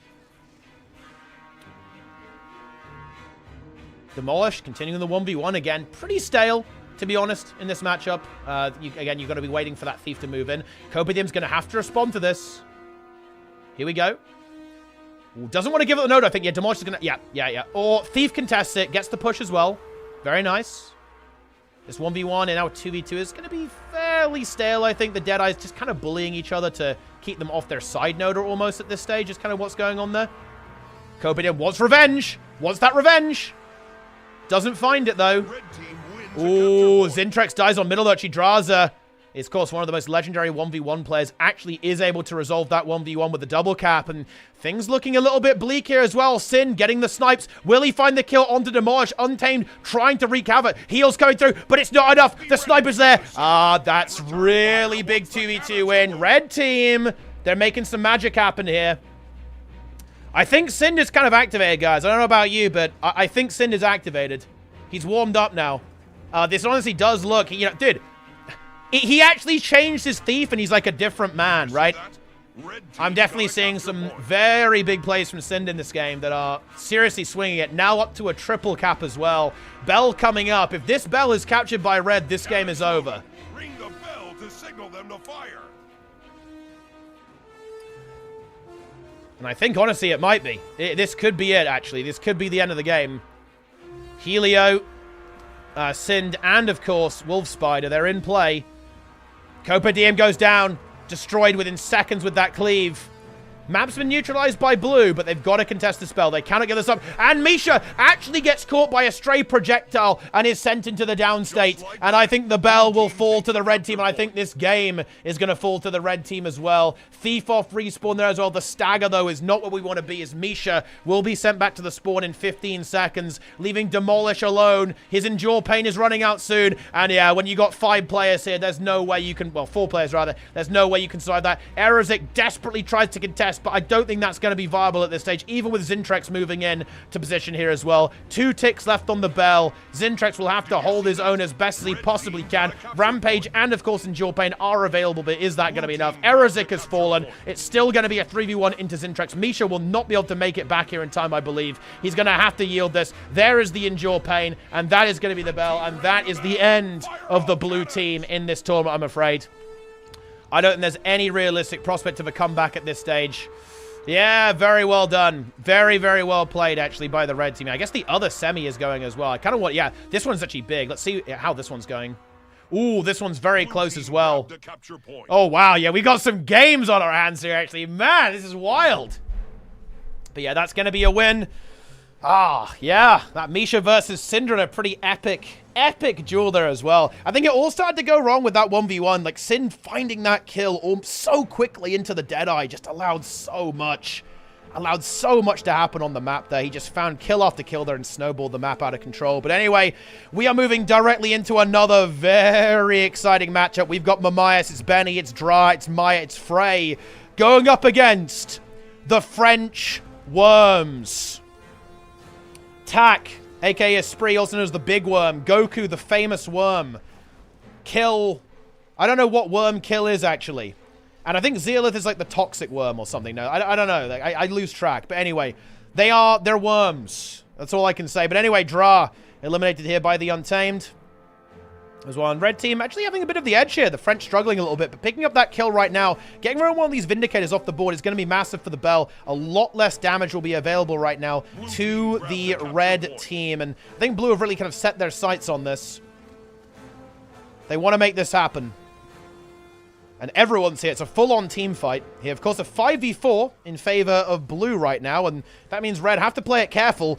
And yeah, I'm not sure if this was the play. I feel like they probably needed to not commit to this fight nearly as much. They are bringing in reinforcements now with their resources, but they already lose a player immediately, and I think this bell is pretty much only going one way. Chrono teleports up alongside the warrior, and maybe blue team could end up wasting a bit too much time here, but I think even red team, they're just going to be trying to stall it while not dying, but the not dying thing is important. If they die here, this is not going to be worth it, I think. I don't see this as being good if they actually end up dying. But they are doing a very good job, actually. That Warrior and Spellbreaker combo, of course, very, very tanky. The Chrono's completely out now, though. Has to get away. The Warrior is still trying to hold. They're still trying to hold on as best they can. Has to give it up eventually. Is there a portal available maybe to get away? Some support coming through from the Chronomancer. You know what? Honestly, this probably actually worked out very well in favor of red. I really did not think they were going to survive that. Very well played it by red. They are going to eventually crumble, though. I mean... There's the commentator curse. It did give red team the entire map, but there's another bell coming up in 5 seconds. That's going to be 50 points for blue if they're able to find it. But well played there by red. I do actually think that kind of paid off for them, right? But they need to...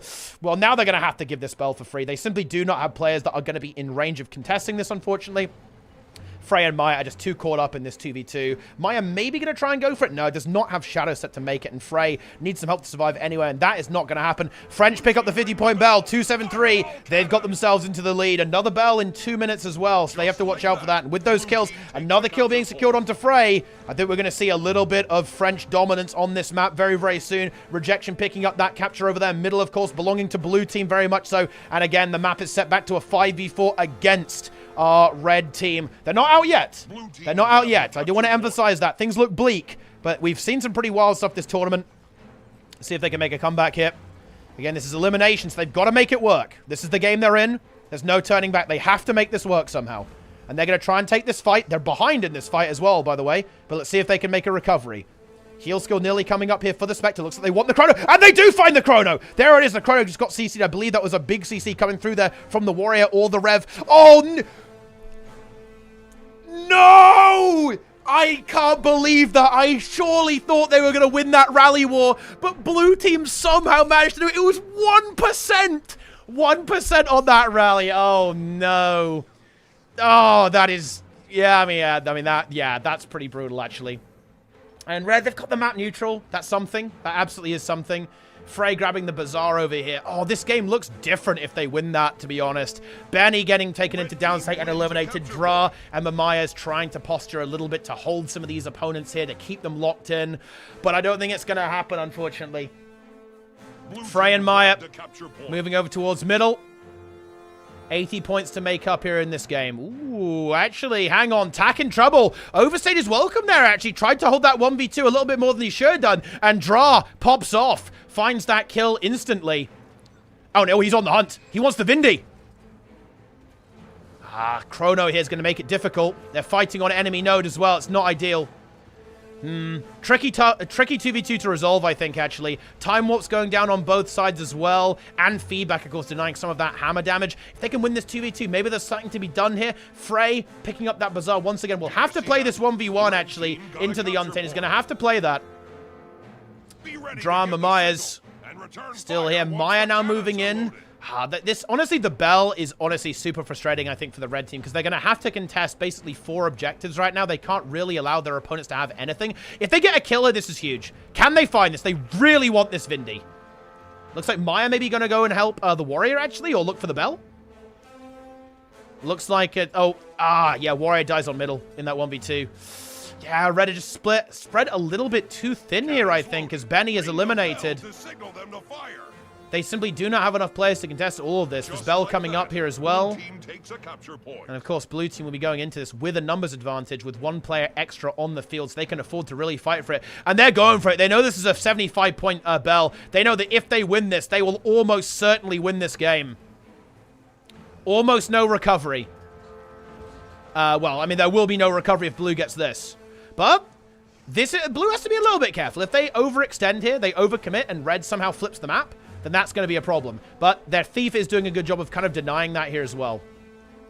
And yeah, red, they're all in here. They have to get this, obviously, and they have to get it fast as well. They need to find some kills. They're looking for the Untamed by the looks of it. Untamed actually does not have a stun break for another couple of seconds. There is some vulnerability there. Oh, blue Deadeye actually does go into the downstate. But is this enough time left in this game to actually win this? Like, if blue team just disengages, which they are now doing, they're probably going to lose their Chrono, and I don't see the warrior surviving here as well. He has no defiance stance. This should be a kill here, I think. Full counter is actually very juicy. Has the block, gets interrupted. Heal skill up, actually. Yeah, nice survival hit by Goku. Able to actually get away with that. Red, can they capitalize on this? 25-point bell for Mamaya's. Oh, surely he doesn't make it. Surely he doesn't make it back. Oh, Hammer GS actually contests. Oh, no. Oh, dear, oh, dear, oh, dear, oh, dear. That is not what we like to see. And red get the cap. It's 1:30. Ooh, it's still an exciting match, actually. The double cap from Dra coming through on middle. Aikgil Benny. Oh! Just got pushed off the node. Got pushed and stunned off the node. Couldn't contest that. Couldn't hold it neutral. Just a few things just going wrong. Thief should make it. I think Maya can deny this decap. Is able to do so very nicely. Support Chrono comes back, though. Red team gets the bell, but red team has also lost all their nodes, of course. Attacking Thief gets the decap as usual. And 1 minute left on the clock. I think we're out of time for the red team here, but what a match. These games are close. Blue team grabbed a capture point. All right. Did you see that? Yeah, blue have got this. The French, they are tenacious. And even after a bit of an attempt at a comeback for red, I believe this game is well and truly over. 30 seconds on the clock. Nothing matters anymore. The finals. It's going to be Draza and friends going up against the French. Hammer GS falls at the last second, but it does not matter. And blue team die on point to secure their victory and secure their place in the grand finals of the monthly automated tournament. 5 seconds to go. They're all dead, but it doesn't matter. Red team can't make it happen. That's the end of that. Game over. T-Bot is for the red. I'm not for any of the teams. I love to see a cheeky comeback, though. I think that's always super exciting, but no, all of these teams, you know, I like and respect the players on these teams. I'm not for anyone. I don't take sides. Yeah, lots of good games here, actually. Lots of very exciting matches. How did NA go? Is NA on the finals right now? Let's see. What's this?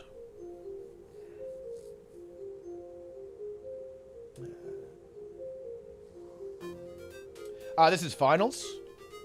So, oh man. Dude, someone has the name Overlord. That's such a good name, actually. Overlord.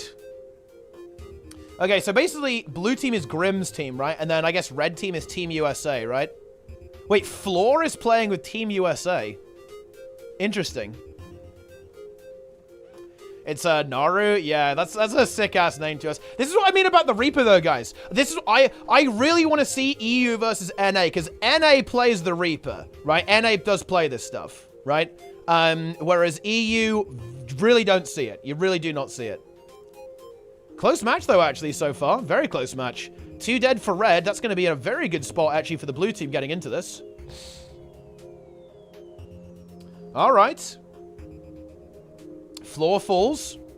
Naru back in the mix as well. Repushing. Scary map to get wiped on, actually. It's a scary map to get cornered on. It is Kylo, obviously.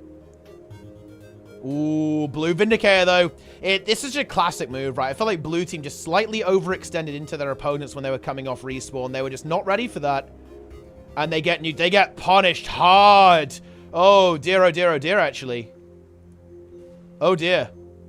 Yeah, blue, I feel like just kind of mildly through there. Like, pushing that third node directly into those respawns. Maybe not the way to go.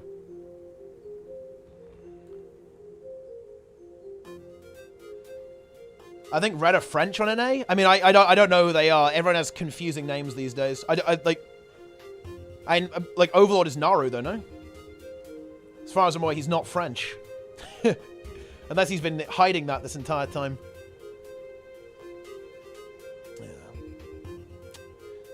All right.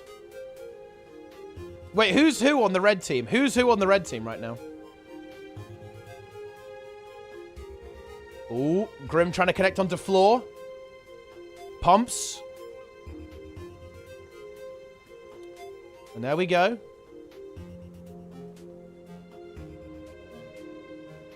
Whoa, the camera height is really weird here. This is a really intense match, actually. Floor in a lot of pressure right now. Gets immobilized too, actually. Does he fall here? Gets time warped. Is in Rampage. But actually, hang on. We see the red thief die. And we also see the Spellbreaker from red team. This is actually really bad for red. This is really bad for red. They're doing a good job of move. I really like the move towards the mansion here by red, actually. They are going to be dragging some of the blue team's players over there. But I think blue team is going to be capable of responding to this as we actually have the Chronomancer and the Vindicator and, of course, now the Thief as well. They're able to contest as well. Very tasty here by blue team. And there's the triple cap as well. Yeah, they're able to hold on to this while capping middle. And, of course, their side nodes here. But this Vindicator died instantly. Maybe, again, just playing a little bit too aggressively. Just immediately destroyed in this fight. This does leave the Chrono and the Reaper to hold on, and that is playable. And, of course, we do still actually have the Thief in play as well. Decat comes through from the Red Thief. Let's see how this game is coming along now, actually. Are we into the finals? We are not. I'm going to keep an eye on that. If the finals are up, guys, someone tell me, by the way. So I can actually have a look. But yeah, Overlord, kind of in trouble there. Double cap for blue. Oh, man, another death. A very bloody game, actually. A really bloody game on both sides. It's like teams really trading players and players and players. Now, red team is extended here. Bear that in mind. And there's the kill on the thief. Dude, these thieves are dying a lot, actually. This is kind of uncommon, honestly. Like, what is this? I think this is like a really big... I think the thieves on NA are like more involved in the fights almost, right? Whereas on EU, I think it's much more like rotational focus. Like the thieves aren't fighting as much. On NA, like these thieves are in. You know, they are absolutely in these encounters. And the map kind of resets again, actually, after the teams kind of just like have this big clash with both teams kind of tearing chunks out of each other. And blue looking to push forwards to middle here. Blue Thief gets caught again! Yeah, gets caught again, immediately, and killed. And they're going to have to fight without that Thief. Ooh, Naru got focused very heavily, but was able to remove the colonies, break out of that immobilize. There's a lot of damage coming onto him. Can he be saved? Is the support enough? Just barely has Shroud, but he's so unbelievably low. And the support Chronomancer has gone down. Naru tries to run away, but I don't... Surely there's no escape here actually from... No, immediately falls. And blue team swings them up again. We're absolutely going back and forth like crazy. Are you seeing this? Like, it's just going... The map is, like, flickering. Going blue, red, blue, red. EU fire started. Okay, let's go ahead and take a look at that. We'll kind of keep an eye on this, though. Like, things are getting crazy over here. We are going to watch this, but this is an unbelievably close finals here for the NA server. I think blue is kind of looking to actually set up at least a double cap here, maybe even a triple cap, in fact. Oh, guys, this is the French map. I'm just saying it. This is the French map. They love some Skyhammer, guys, and here's the grand finals. It is France. They're hosting the Olympics in real life. Are they going to be winning the crown of glory in Guild Wars 2? Zeolith, Kill, Tsar, Hammer GS, Goku, and Tak. Up against the blue team, it's going to be Helio, Raikon, Wolfspider, who's DC'd. Maybe a relog. Hopefully not a connection issue there. Wait, no. Wait, Draza also relogging here, I think, actually. And Syndriner as well. Ooh, we're seeing a bit of technology, guys. Here's some tech. And actually, blue team winning on NA as well. We've got some insanity going on, but we've got to watch the EU files, guys. Oh, it's the Reaper. This is the map for it, honestly. This is the fantastic Necromancer with so much terrain potential. So much kiting potential here for that Necro.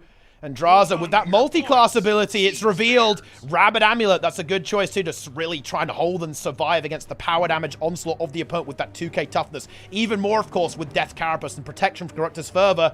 And there's the relog, and it's going to be Wolfspider on the Spellbreaker, replacing the Untamed as well. I like these rerolls, actually. I do like this. I do like this. But, wait, what is this? Triple Rev from the French? Zeolith on... Wait, is this Bunker Vindy or Support Vindy? It absolutely is. Hammer GS here on another kind of Bunker Vindy as well. And Kill on DPS Renegade? What on earth is this? This is some old school French technology. Spellbreaker, of course, in the mix there, but actually strength. Bit more damn. Whoa, this is some insane. What is this cook from the French? What have they done here? Pump Kill does go down, actually, unfortunately, and Draza is going to rally off the back of that. But this is some insane technology here. Aggressive onslaught with the strength rate line. And Tak Thief, a spree relogging to the Spectre.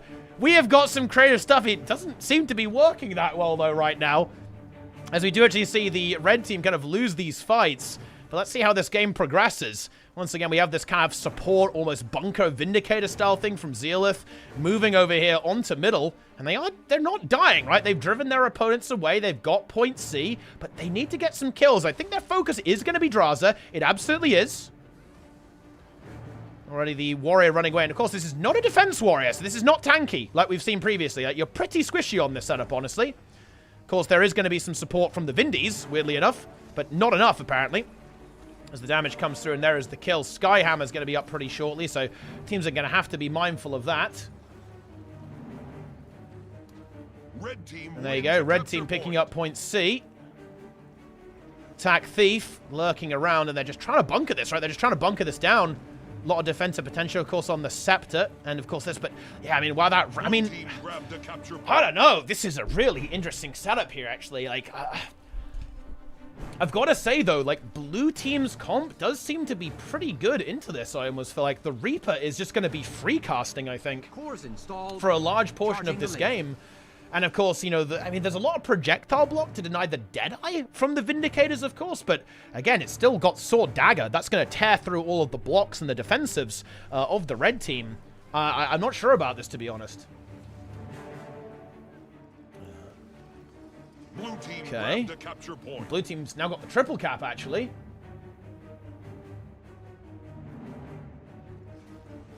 Red team getting the revive on their team there. Operational. Ready for targeting coordinates. Red team now down again. They get the res, but where's their kill potential? Like, this is what I'm worried about. I think their plan is to kind of cap nodes and bunker them, but they do need to be able to kill something. And again, they're going for big damage. Do they find the Vindicator? Not quite. Vindy able to slip away. Draza now does die. The French get that resurgence. think this... I assume the Renegade is providing very big damage here with the short bow and the hammer. Of course. But can they get more? They need a bit more than this, I think. Looking for Helio. Getting rid of that support crow would be nice. Ooh, they do find the warrior. That's a big pickup, actually. This fight really going very well here for the French. Did you see that? That's tasty. That is very, very tasty, actually. Skyhammer calibrated. Boom. There we go. Blue team Red grabbed team the picking up capture middle. point. But they do need to get a second node up here. I think they really want to kind of plonk down these Vindies on those nodes that are capped. But they've got to cap them. One Vindicator moving is matched by the Chronomancer right now. Spectre moving in. Draza also here, alongside the Chronomancer. Obviously a very powerful duo there, having that, you know, support Necro combo is fantastic.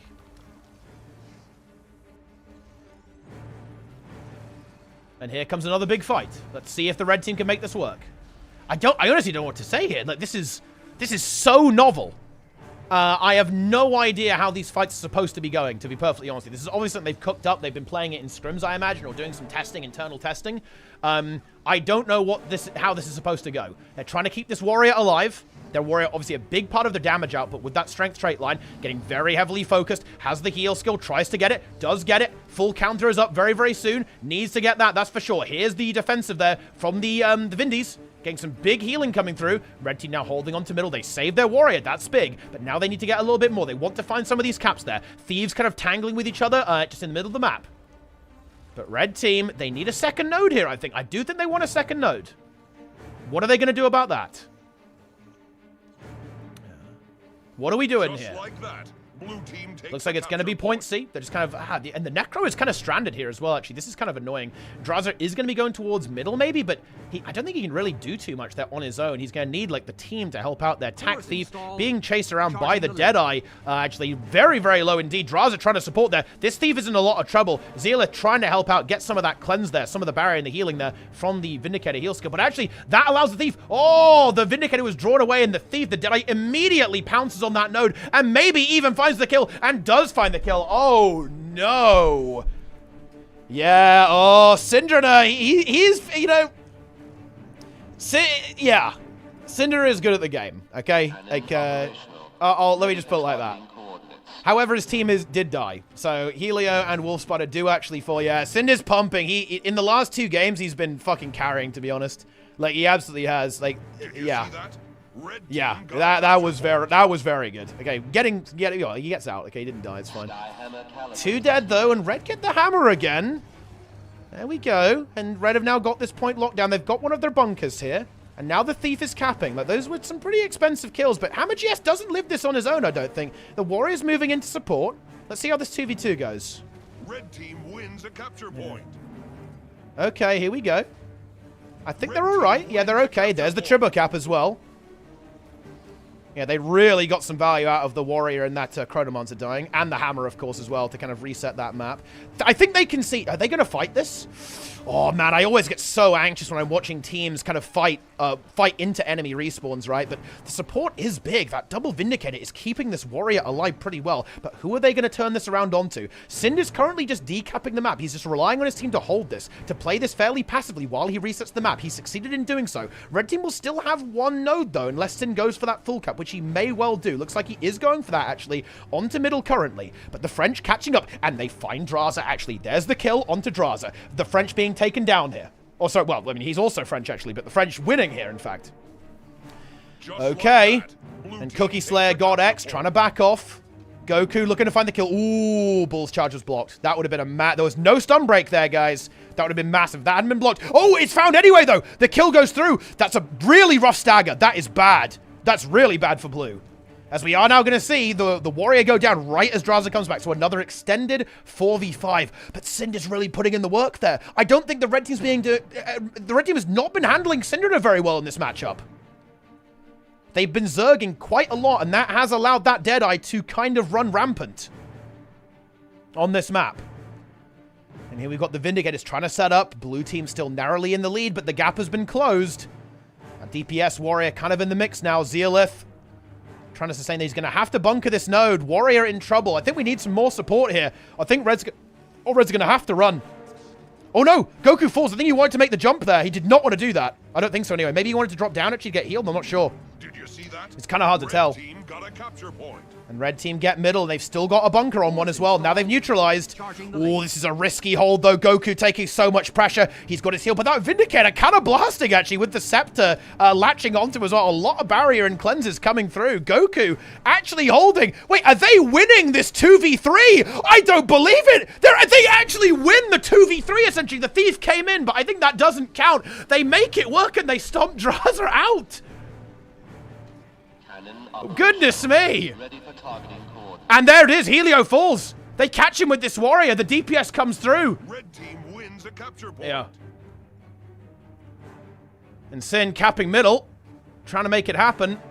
But again, and this is where things get scary for blue. Once a team that's kind of bunkery is ahead, eesh. It's very, very rough. Tack Thief goes down, so they just get caught just barely before going through the pool. That's a nice kill there, and Hammer will be super nice here for the blue team. But again, there's a bunker Vindicator here. I'm just not sure if that's going to be realistic. We've got bunkers all over the place. We've got Zealous bunkering here. We've got the Renegade, I believe. This is a bit dangerous. I think Kill is going to be in trouble here. Yep, dies almost instantly. Yep, that's Deadeye and Reaper on a build that isn't really a bunker. Oh, this is kind of, it's running Salvation, actually. What even is this build? I think it's like, I guess a hybrid? It's Heretic Amulet. Bit of damage, a bit of healing with the Flock Relic there. Obviously great for the Ventari tablet, which I believe, is that being even run here, actually? But yeah, some absolute insanity going on in this game. And blue team, yeah, picking up a couple of kills there. Red team maybe a little bit too spread thin, at least for the time being. Oh, and Sin getting these decaps as well. It's pretty big stuff. But they should be able to hold this Hammer, but Red has got to get back onto the map. They've now respawned. They're back in the mix. Kill is back. I think a key part of their strategy here. Yeah, it's actually, no, it is a DPS. It's not Ventari, actually. It's just using that Flock Relic just because you've got a lot of heal skills, right? We'll be able to deny this and probably maybe force the issue against the Deadeye here and get that cap. Blue team creeping back into the game here. Cookie Slayer God X is going to have to back off, though. I think the support from the Chronomancer of Helio should be enough to kind of support this and keep this stable, at least for the time being. We have Zealith grabbing this. Oh, that's annoying for blue. Getting any node at the Siege is so massive, and there's no answered attack as well. Deadeye from Sin not able to answer this right now. What's the play there? Sin kind of stopping there, kind of thinking where he wants to go. Wants to play this. I don't think he plays it. There's absolutely no way. Where does he go on Thief right now? Has Kill and Tack over here. Maybe he wants to help this 2v2 with Cookie Slayer God X, but the fight crumbles.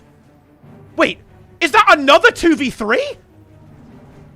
Goodness me, we actually have Goku and Hammer GS absolutely annihilating here in these battles. That DPS warrior just proving a little bit too much to handle. I think Helio is going to go down. He gets locked by the CC there. The Bull's Charge lands, and they're going to collapse onto the Chronomancer and fierce this off and secure this Hammer, I think, at long last. Draza is here, but there's surely no way he can potentially contest into this. Oh, but here come the reinforcements from the blue team, actually. But again, this combo, this warrior and the Vindy, we've seen them hold. And here comes Kill as well. It's going to be an all-out brawl here on this fight. Tack Thief decapping, keeping this advantage. 3 minutes left on the clock, just 40 minutes in between. And Red, they get it.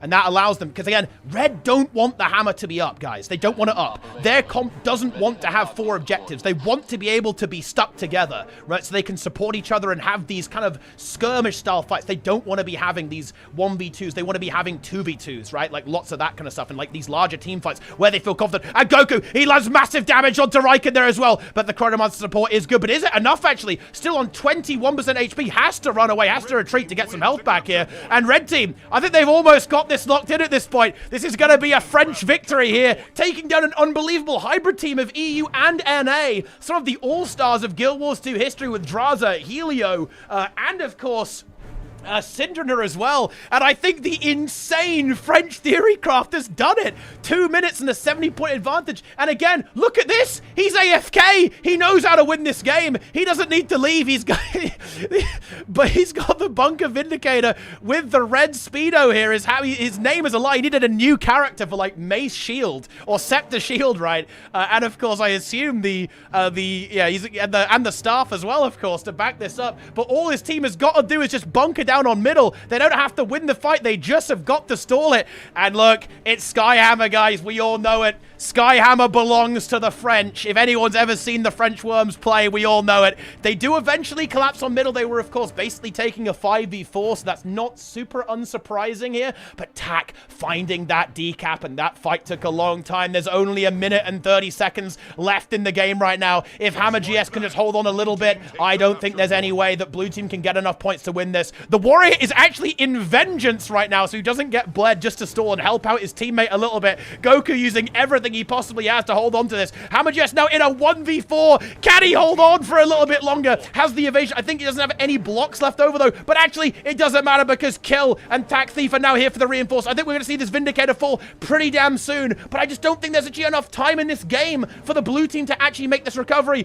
Pump Kill, try to hold on. They're going to take turns on the node. They're just going to run back in and feed. Yeah, you can see the Thief waiting for when Pump Kill's going to die. He'll go on the node next, but the Warrior's already back in time. All they've got to do is funnel onto this node and hold on. Rampage available for Goku. Just he doesn't know how to go on now. Now he's going to try and contest the node. Get some CC out there to reduce the damage. Zeolith in play as well. Blue team desperately trying to neutralize, but there's no way they can. They actually end up falling there as Helio is going to go to the downside on the Chrono Monster. 5 points left in this game. The kill does crumble at the end, but the rally will come through.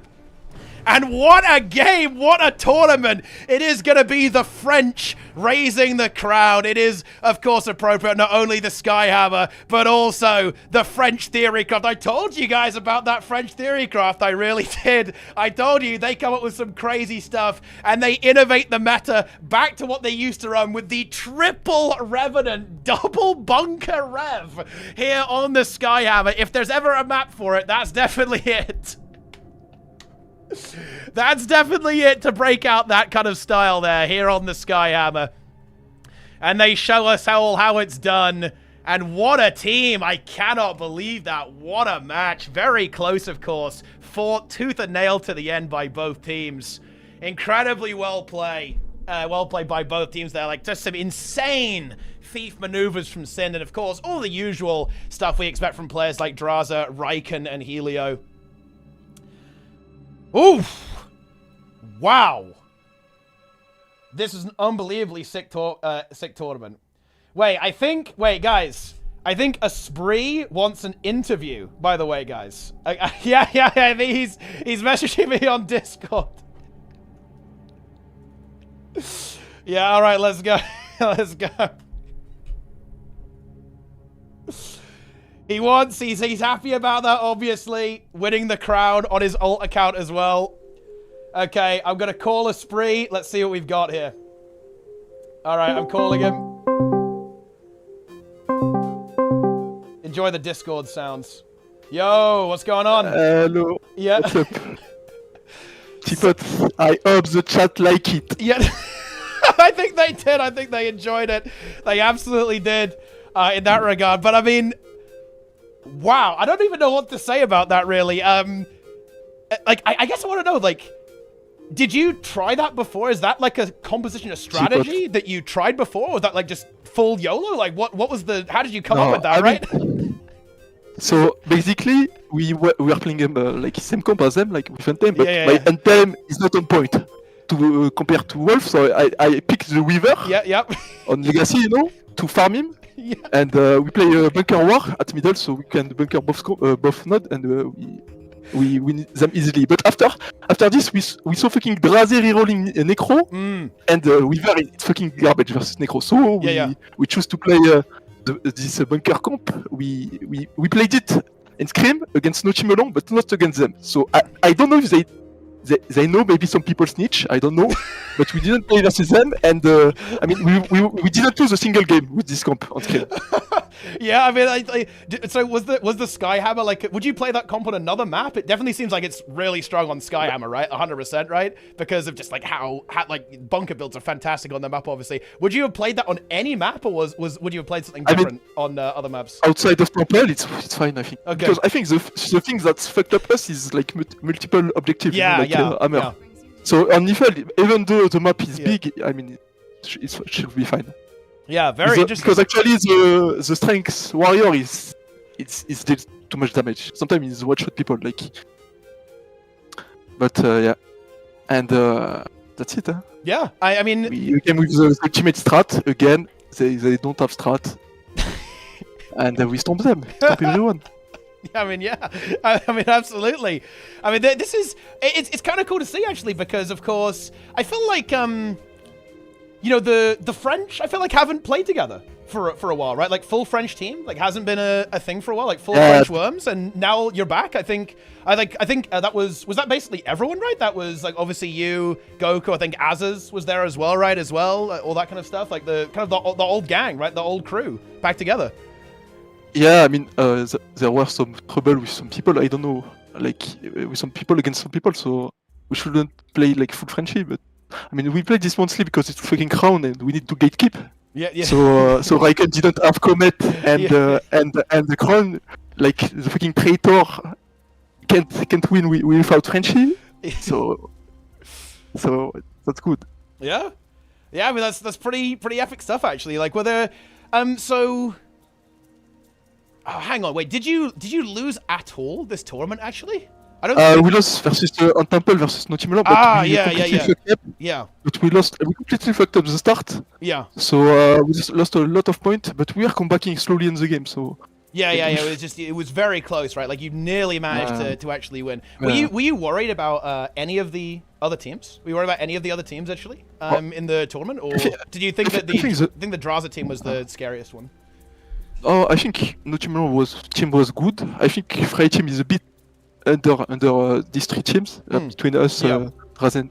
But I mean, the meta is like a bit random sometimes, so the game can turn really easily. So I mean, there is like it's not like a full stomp like when you play Scourge, Renegade, and the better team we team fight win. You know. Like, so I mean. Yeah, I think everyone could win. So there was definitely a lot of volatility in the matches today, right? Like a lot of back and forth, like some big comebacks, right? Like and some like weird comebacks and all that kind of stuff. Pretty exciting games actually in that regard. I mean, I guess the one thing is, of course, like one thing I do want to talk about a little bit is that, of course, after the expansion, there's a new expansion coming out. There'll be probably some new meta, new theory craft for the French to have some fun with as well.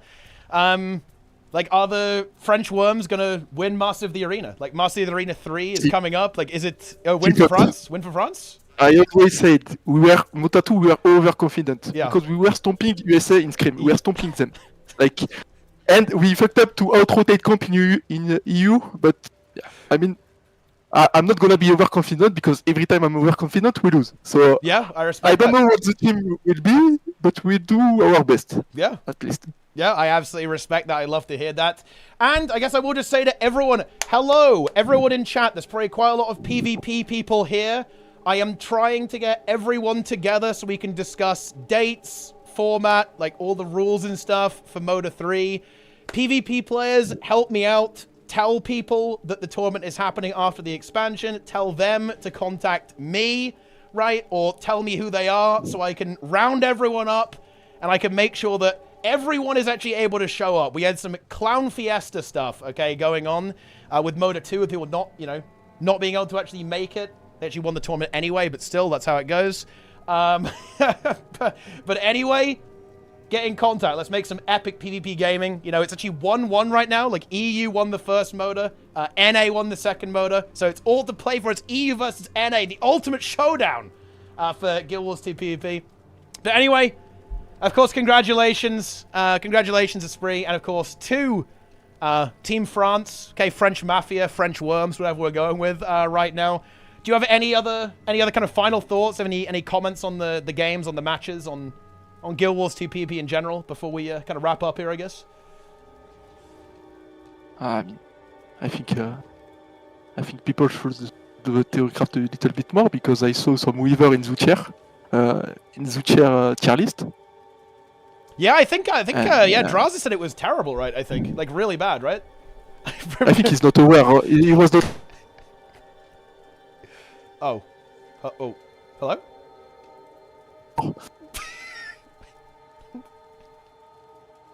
And that's it. There's a 3v3 MAT coming soon. French win, I can say. Oh, really? You have a good comp for 3v3, like a special comp? I think there's something going on with your if you're talking right now, I cannot hear you. There's something. What? Okay. Oh, yeah. No, I didn't say anything. Oh, like, okay. I mean, I'm confident for 3-3, and that's it. And Okay. Raikön, gros caca. Yeah. That's very cool stuff. That's it. Thank you, Ticket. Yeah, Amazing absolutely. cast. Yeah, as thank always. you. Thank you. I appreciate that as well. And of course, I look forward to seeing what you're up to next. And I'll definitely be watching the 3v3 stuff and all that kind of good stuff there as well. But yes, guys, I want to see... We've got to see some French-themed emotes in the chat, guys. We've got the Olympics going on over there in Paris. And, you know, we've got to hype this up a little bit. Winning the monthly AT in Guild Wars 2. Hosting the Olympics. I mean, wow. It's a glorious day for France. So... show some love for the winning team of the monthly AT, guys. Congratulations to all these fantastic players. And, of course, we'll be seeing them around next time. Thank you very much for having a little chat here, Esprit. Hope you had some fun, and congratulations on your victory. Yeah. Thank you. See ya. See ya, see ya. Well, there you have it, guys. Wow, what a tournament. Like, look what happens when people actually try. And Esprit's right about the theory craft too, actually. I think, you know, that's why the French are always an exciting team, I think. They always come up with some really exciting stuff, you know. They're always those teams that are definitely testing stuff out, like trying some things, messing around, coming up with some new ideas. And, well, like that, and that's definitely something new. We had not seen that before. You could argue it's kind of old school, right? Going back to the triple rev. That was, of course, where the French worms kind of got their start, right? With that triple renegade composition. This time with the double Vindy and the Renegade, so slightly different, but also a little bit of a tinge of the familiar there as well. But yeah, very well played to everyone there. And I heard the NA one was actually really cool as well. It's actually, I would love it if the NA monthly AT was delayed by 1 hour, because then I could go and cast NA as well. Because right now, spoiler alert, guys, Team USA didn't win. It was actually Grimjack's team. Okay, actually, who was able to accomplish victory there, getting that crown. That, bear in mind, guys, that's the crown. Okay? Like, that is the crown. I guess technically it was Team USA versus Team USA, actually. So, I guess it is what it is. But, I think it was Team USA on both sides. But, yeah. So, I guess they didn't really lose. They lost, but they also won, right? At the same time. But that was also really high. Maybe one day they'll delay it so I can actually cast both and go over there for the finals, right? And see what's going on over there. But anyway, that's going to do it. And actually, guys, I do want to say this. Right, listen up. Yes, okay. PvP players, while I have got you here, I'm going to explain a little bit about MOTA3. Listen up, guys, and contact me on Discord if you are confused. This goes out to everyone. Okay. We're doing Masters of the Arena 3 after the expansion. Yes, there will be a prize pool. Yes, it will probably be pretty big. Yes, it's PvP. We are going to be using monthly automated tournaments and Tournament of Legends as qualifiers. So in other words, based on how well people do in monthlies and in the Tournament of Legends, that's going to give you points to actually qualify for Masters of the Arena. The tournament is probably going to be in kind of September, October. Again, I don't know. We have to wait until we find out when Tournament of Legends is. We'll probably know that pretty soon, though, obviously, so I'm not super worried about that. Okay. Yeah. It's going to be pretty epic, so get your teams together. And by the way, guys, if anyone is interested, and this is not just like mega tryhards, if you're a team that wants to try and qualify, even if you're not like winning monthlies right now, get in contact with me, guys. I have a Discord channel in Hardstuck Competitive where we are going to be talking about the dates, about the rules, about how the tournament's going to work, right? So everyone's going to be on board, like when it's going to be, all that kind of good stuff, well ahead of time, guys. So if you are interested in making a team, or if you are a team leader, you're already playing. This is cross-region, by the way, guys. It is EU and NA, right? So, you know, it's both in that regard. If you are interested in making a team, please contact me on Discord. If you know people who you think might want to make teams, tell them to contact me on Discord as well. I'm super easy to find, guys. Just Mighty Teapot everywhere. Really not complicated. Get in there. If you want to see the ban list, you can see that in Hardstuck Competitive, right? That's the reality. Custom teapot tool. Well, that's kind of this. How does the qualifying work already? So if you do recall MOTA1, Misha, it's basically going to work like that. So the way it's going to work is that teams are going to get assigned points, basically, depending on how well they place in the monthlies leading up to the tournament and the Tournament of Legends. I'm then going to take, like, the top 8 teams, probably 4 from each region, to go through and play Masters of the Arena. I haven't fully decided on the format yet, but that's the way I'm going to go, I think, in that regard. I will say this now. If EU has a lot of teams, I may skew that towards 5 to 3, so the top 5 EU teams and the top 3 NA teams. However, again, I am going to think about that again, but I'm obviously expecting more, more very try-hard teams on EU, and I want to account for that. So if it is really disproportionate in favor of EU, then I will simply do that, right? So 55 reforms for MOTA. How many points does the team have right now? Did Draz team this count as 55? I would probably only count monthlies. I'd probably only count monthlies after the expansion. I'm expecting it to be like the August monthly, the September monthly, and then Tournament of Legends, and maybe the October monthly. So there'll be like a couple of monthlies afterwards, basically. When is Hardstuck Conquest League? MOTA is boring. You know, the honest answer to that, Kudu Fire, in order to maintain something like that, it would require financial support from the community, right? Stuff like Hardstuck Conquest League is really good, but it is very difficult to pull off, to be honest. Like, if that's the kind of thing that people want, it can happen, but to actually do it properly, I need to get paid, basically, if I'm just going to be completely honest with you. Like, the big tournaments, I really like doing this. I like doing the smaller ones as well. But the smaller ones are, like, to get them right is extremely difficult, to be honest. Where I'm pretty much, like, guaranteed I can get good teams for this. Like, so to commit to something like that, it's going to be very difficult. Yeah, with the tier 1. Choo-choo. Yes, we're on a hype train right now, guys. Reflex 769 there. Very good. With the Prime 2, hype train is close. Love to see that.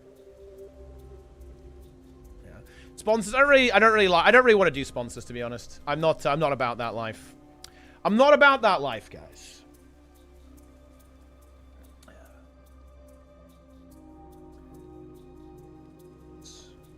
But yeah, there'll be more than enough time to qualify. I'm also, if we don't have a lot of monthlies, Misha, I'll just run a little mini qualifier, right? I'll run my own, we'll do a tournament, basically, right?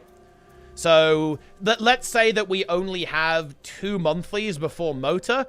I'll probably run a 3rd bonus qualifier. Yeah. New teams won't because MOTA is hopeless for other teams.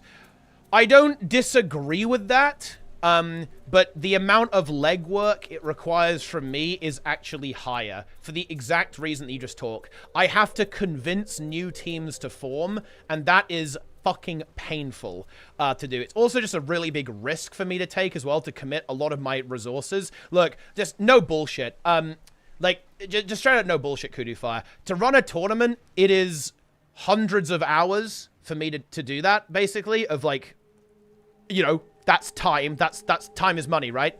It's very expensive for me. There's a very high opportunity cost for me to do that. And with Hardstuck Conquest League, I have no idea if it's even going to be successful, if I'm even going to get teams for it, right?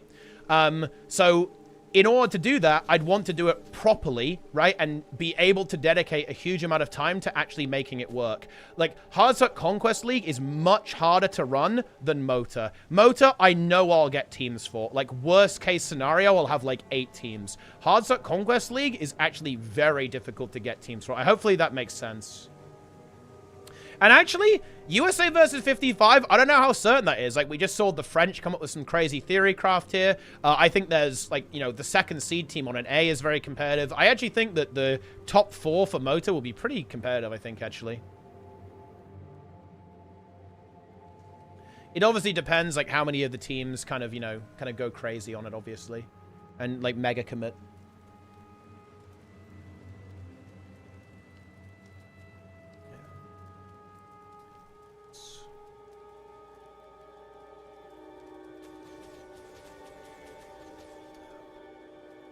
Ah, Random Q is trash. What a name. Rat summoning Necro. Ah, Inhuman trash. Rats. What is Guild Wars Bravery coming back? I mean, I guess it's still... Does it still work? Oh, it doesn't work anymore. Dude, time has broken it. Time has broken Mystic builds. Oh, I actually broke it on purpose, though. Well, kind of, anyway. Intense. Yeah, it was intense. It was indeed very intense. Very good. Nothing but the best. Indeed, nothing but the best. Yeah. Thanks for stream. Stay healthy. Yeah, I'll do my best. And you need to, yeah.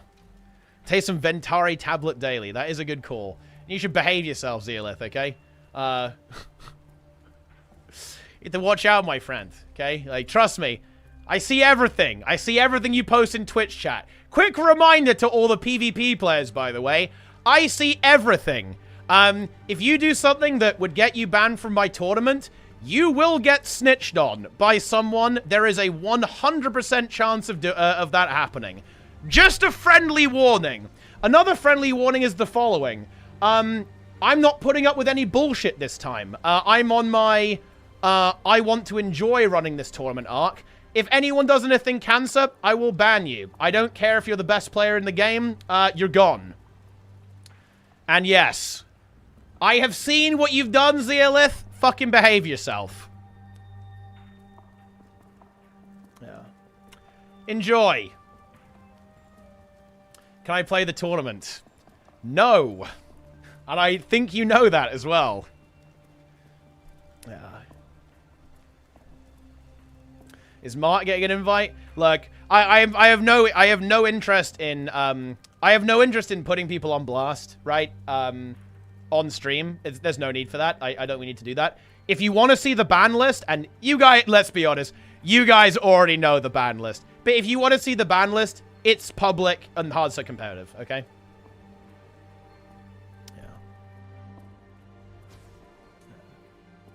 Yeah. But I have no desire to just, like, fucking put people on blast. Yeah. On where? It's in the Hardstuck competitive Discord, if you're interested. Exclamation mark competitive. Let me actually, let me get a link. We can do exclamation mark competitive.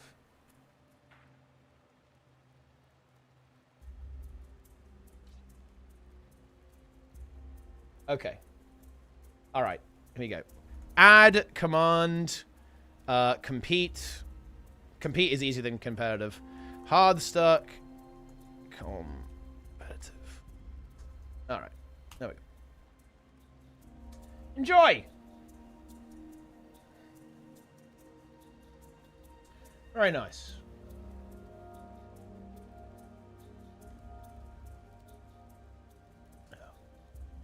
Enjoy. Exclamation mark compete. Can I add you to the band list? I'm not adding you to the band list.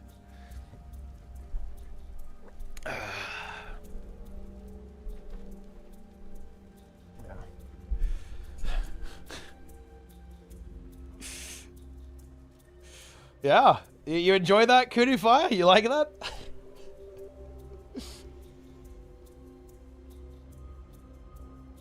Yeah, a lot of people just joined. Holy shit. Everyone's getting in there.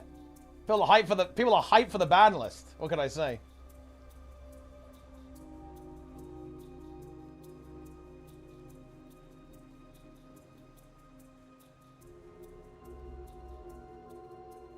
I'll just make an alt then. Trust me, we have ways around that. But yeah, look. I'll just fucking say it. Look, If you're involved in communities that harass people, you have no place in my tournaments. Like, you just don't.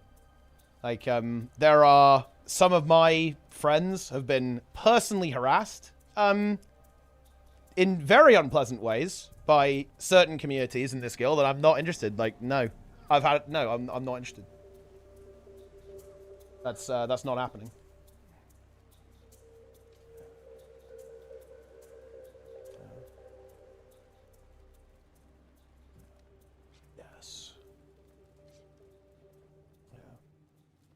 There should be a link if you click it, you get banned. I mean, that would be pretty funny.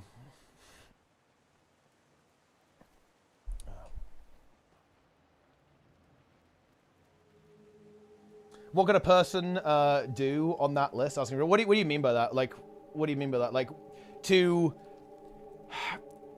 You mean, like, to redeem themselves? Look, I am a big believer in redemption. And, like, if you're asking, like, how people can get off the list, show me. Show me that you've changed. Right, basically. Show me that you don't do that anymore. I definitely believe that people should be, you know, allowed room to grow, right? And allowed room to escape. There's ways. What would make me put that on the list? What I'm asking? It's pretty severe. Like, if you want to get banned, or like the people who get banned there, it's either like win trading, it is selling accounts, right? Is another one in there as well. Personally trying to cause me harm and damage me in some way. That's a real big one. Don't do that. Okay, in that regard. Damaging the PvP scene is another one. That's also something that you'll get banned for as well. Don't do that. Like, being toxic is also not good. Yeah. Look, Colby, thanks for the Prime. I appreciate it.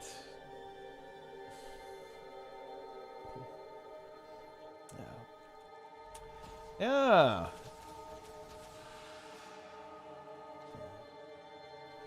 Floor is perma for win trading, or I can name at least 30 people confirmed. They aren't on that list. What separates one from the other? Talk about damaging the saintly Zan and Helio must be on that list. Oh, yeah, they were. They actually got banned. I banned both of those players, but I'm very confident Zan wouldn't do it again. Helio, I'm pretty sure.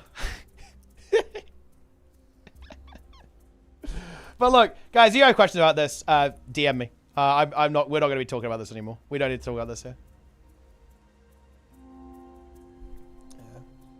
Hard PvP can't play your MOTA soon. You know what?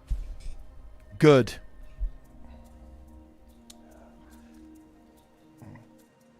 Yeah. All right, let's go back over to Zero to Hero.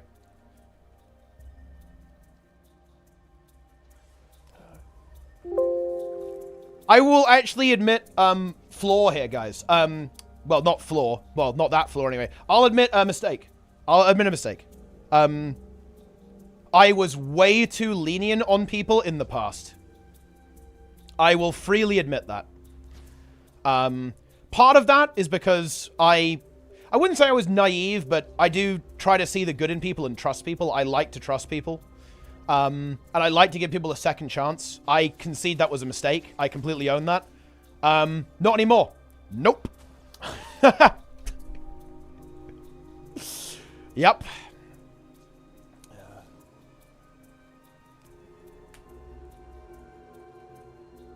Literally ban everyone who's permanently banned before by ArenaNet. Take a look at Helio's account getting banned for selling names as well then. Well, hey, he's not banned now. Yeah. And, you know, you won't forget Jeffrey Jackson. No. You know, the thing is, I actually don't hate Jeff at all, actually. But the final straw for me is when he kind of got involved in, like, misinformation, basically, regarding PvP. Like, that was kind of like the last straw for me. But anyway, I'm not talking about this, guys. If you have queries, DM me. I'm playing on the Zero Hero account. Let's go.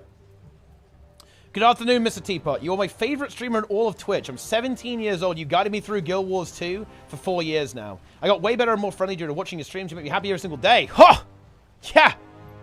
We're putting the work in here. I love to see that. Fantastic stuff. Very nice. Keep up the good work. Man, thank you very much indeed for the kind words. I appreciate that. But anyway, here we are. Back on the Zero to Hero. We just finished watching the monthly. And now it's time to, well, log out of my main account for a start. We're multi-boxing right now, guys. Check that out.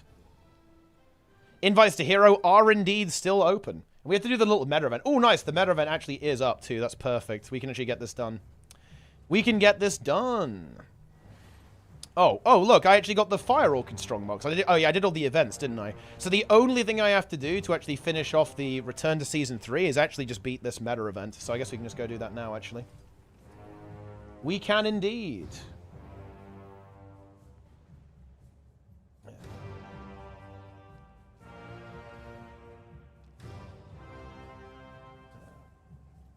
Kudu Fire, thank you for the feedback.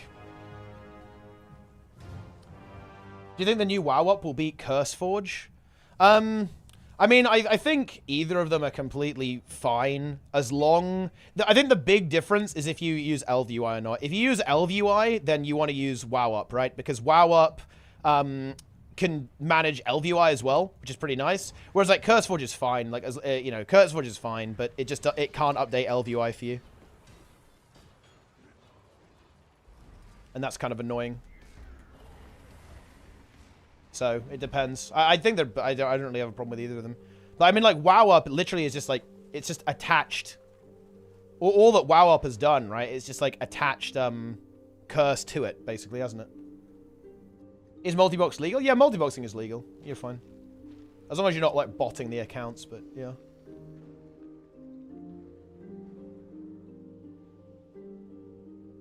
So many people joined the Hardstuck competitive Discord that it got flagged as a bot raid. You guys are officially bots. How does it feel?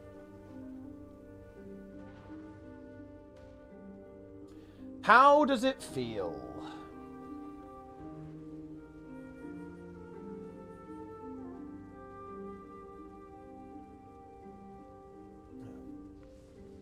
Guild Wars 2 PvP is back. Wait, where's the last one? Where's the last Destroyer event?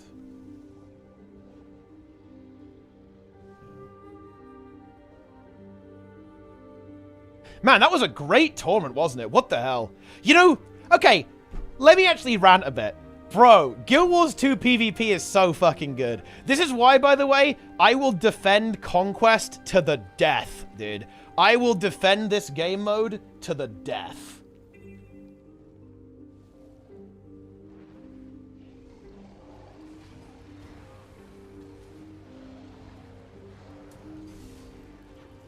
When people actually, like, try hard and try and win, Guild Wars 2 PvP is so hype, actually.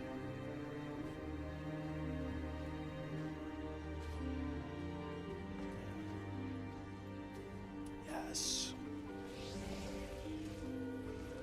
Copy this message if you want T-Bot to vendor every single item in his inventory. In the inventory of Frugal Fighter. Wait, where's the last Destroyer thing?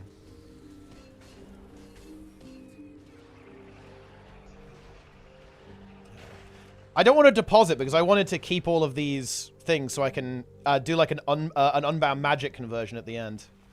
So I'm actually going to try and... I'm not depositing, guys. I'm going to like manually right-click on things to deposit them. I'm going to really make you guys suffer. Do the karma. We can salvage some of these rares. That will actually be pretty good.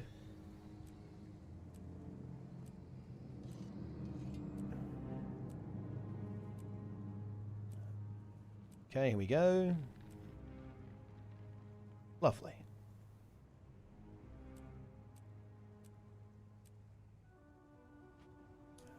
Nice. All right. Here we go. Destroy the Burrow clusters. All right, I'm on it. I'm on it, game. You got it. I think we need to go up, don't we? Actually, this song is really good, actually. Oh, man, this song is good.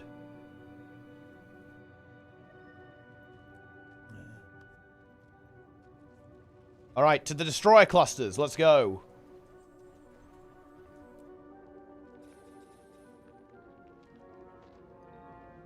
Champion Molten Desecrator.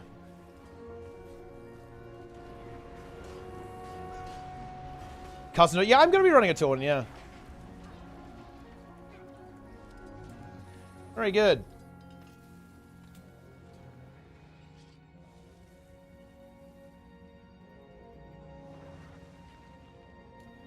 With prize pool. I mean, I will try and get a prize pool, yeah. I'm not sure if I can promise a cash prize pool for MOTA3. Because, guys, look, I'm actually just I'm going to be super honest with you. I really do like running cash prize pools. I think it makes it really exciting. But again, full cards on the table here. Running tournaments with cash prize pools instead of, look, to be frank, crowdfunding them so I get paid for organizing them was really bad for me. Okay, and I don't mean just bad in that I lost money. It was bad for my health. I've been doing a lot of reflecting on this over the kind of past 6 months with where I want to go in streaming, and it's been very, very bad for me. MOTA 1 and 2 were really, really intense in a pretty negative way, if I'm being honest with you. And I'm really trying to take steps to prevent that from happening again. And as much as I would really like to do a cash prize pool, and if I can find a way, I will. Realistically, if I'm going to be funding a tournament, it will be a crowd fund to cover my costs, basically. And essentially, allow me to kind of like have a healthy balance of running the tournament and also like my life as well. Does that make sense, guys?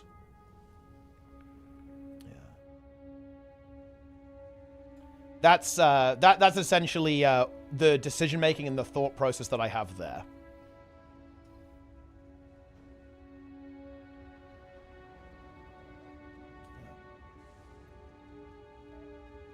And I'm actually reformed. I am reformed now, guys. After years of running myself into the ground, I'm reformed now. I'm getting old, guys. And to be honest, I started to definitely suffer some like pretty negative consequences of kind of burning myself in the way that I do usually. And I've definitely taken some steps to make that not happen again. Because trust me, guys, it really wasn't good. Like the last couple of years of my life have been not great, if I'm being honest. And a large part of that was because of some poor decision making on my part. I'm not looking to blame anyone else for this, guys. It's nobody's fault but my own, obviously. But I do need to make better decisions. And better decisions when it comes to like balancing my life with some of this stuff. You know what I'm saying?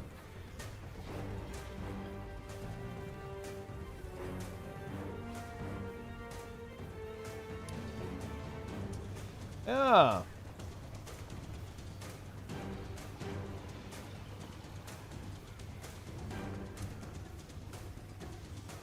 Yes. In-game gold. I mean, yeah, in-game gold we can make happen, right? We can obviously do Community Conqueror. We can do that. We can do that, and we can obviously do in-game gold.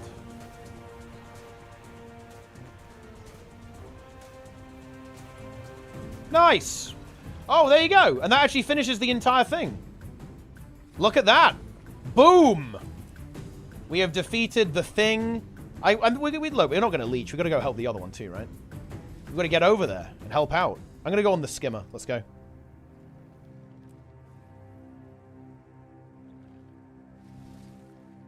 Let's go. Oh! Oh, yeah! There's also a Wizard's Vault thing attached. Let's look at that. We get 150 Astral Acclaim. That's nice. Look at that. Boom.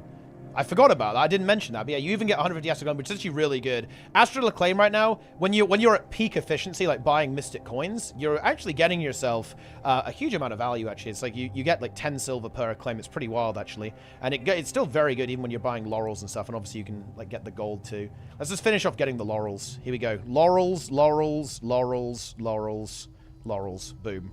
Love to see it. And this is actually something we're going to be talking about a lot. The Wizard's Vault. The Wizard's Vault is absolutely insane when it comes to actually picking up legendary weapons. It is ridiculous. Like, you can pretty much, in one season of the Wizard's Vault, you can almost get a legendary for free with all the stuff you can get out of it, actually. And you can certainly more or less fund an entire legendary just by doing Wizard's Vault dailies. Like, doing dailies and weeklies is easily, like, the most insanely efficient thing you can be doing pretty much all the time. And they're very quick as well, especially if you kind of lean into the PvP or World versus World ones. I do the World versus World ones because I play a lot of World versus World, but you can obviously do them on any mode you like. But yeah, it's very good. One thing we're going to be talking about... I'm rubbish at this. I'm a terrible YouTuber, guys. I'm actually going to spoil what we're going to be talking about. We're going to be talking about the fact that you can buy the Legendary Weapon Starter Kit, and instead of actually making the precursor, you can take the Gift of Might or Magic you get. Look at this, guys. You get a precursor, a Gift of Might or Magic, and a themed legendary gift. You don't have to use those. You can just use the Gift of Might or Magic, and we're going to use that to make the legendary spear and save a huge amount of gold by doing that, basically buying some of our legendary with that.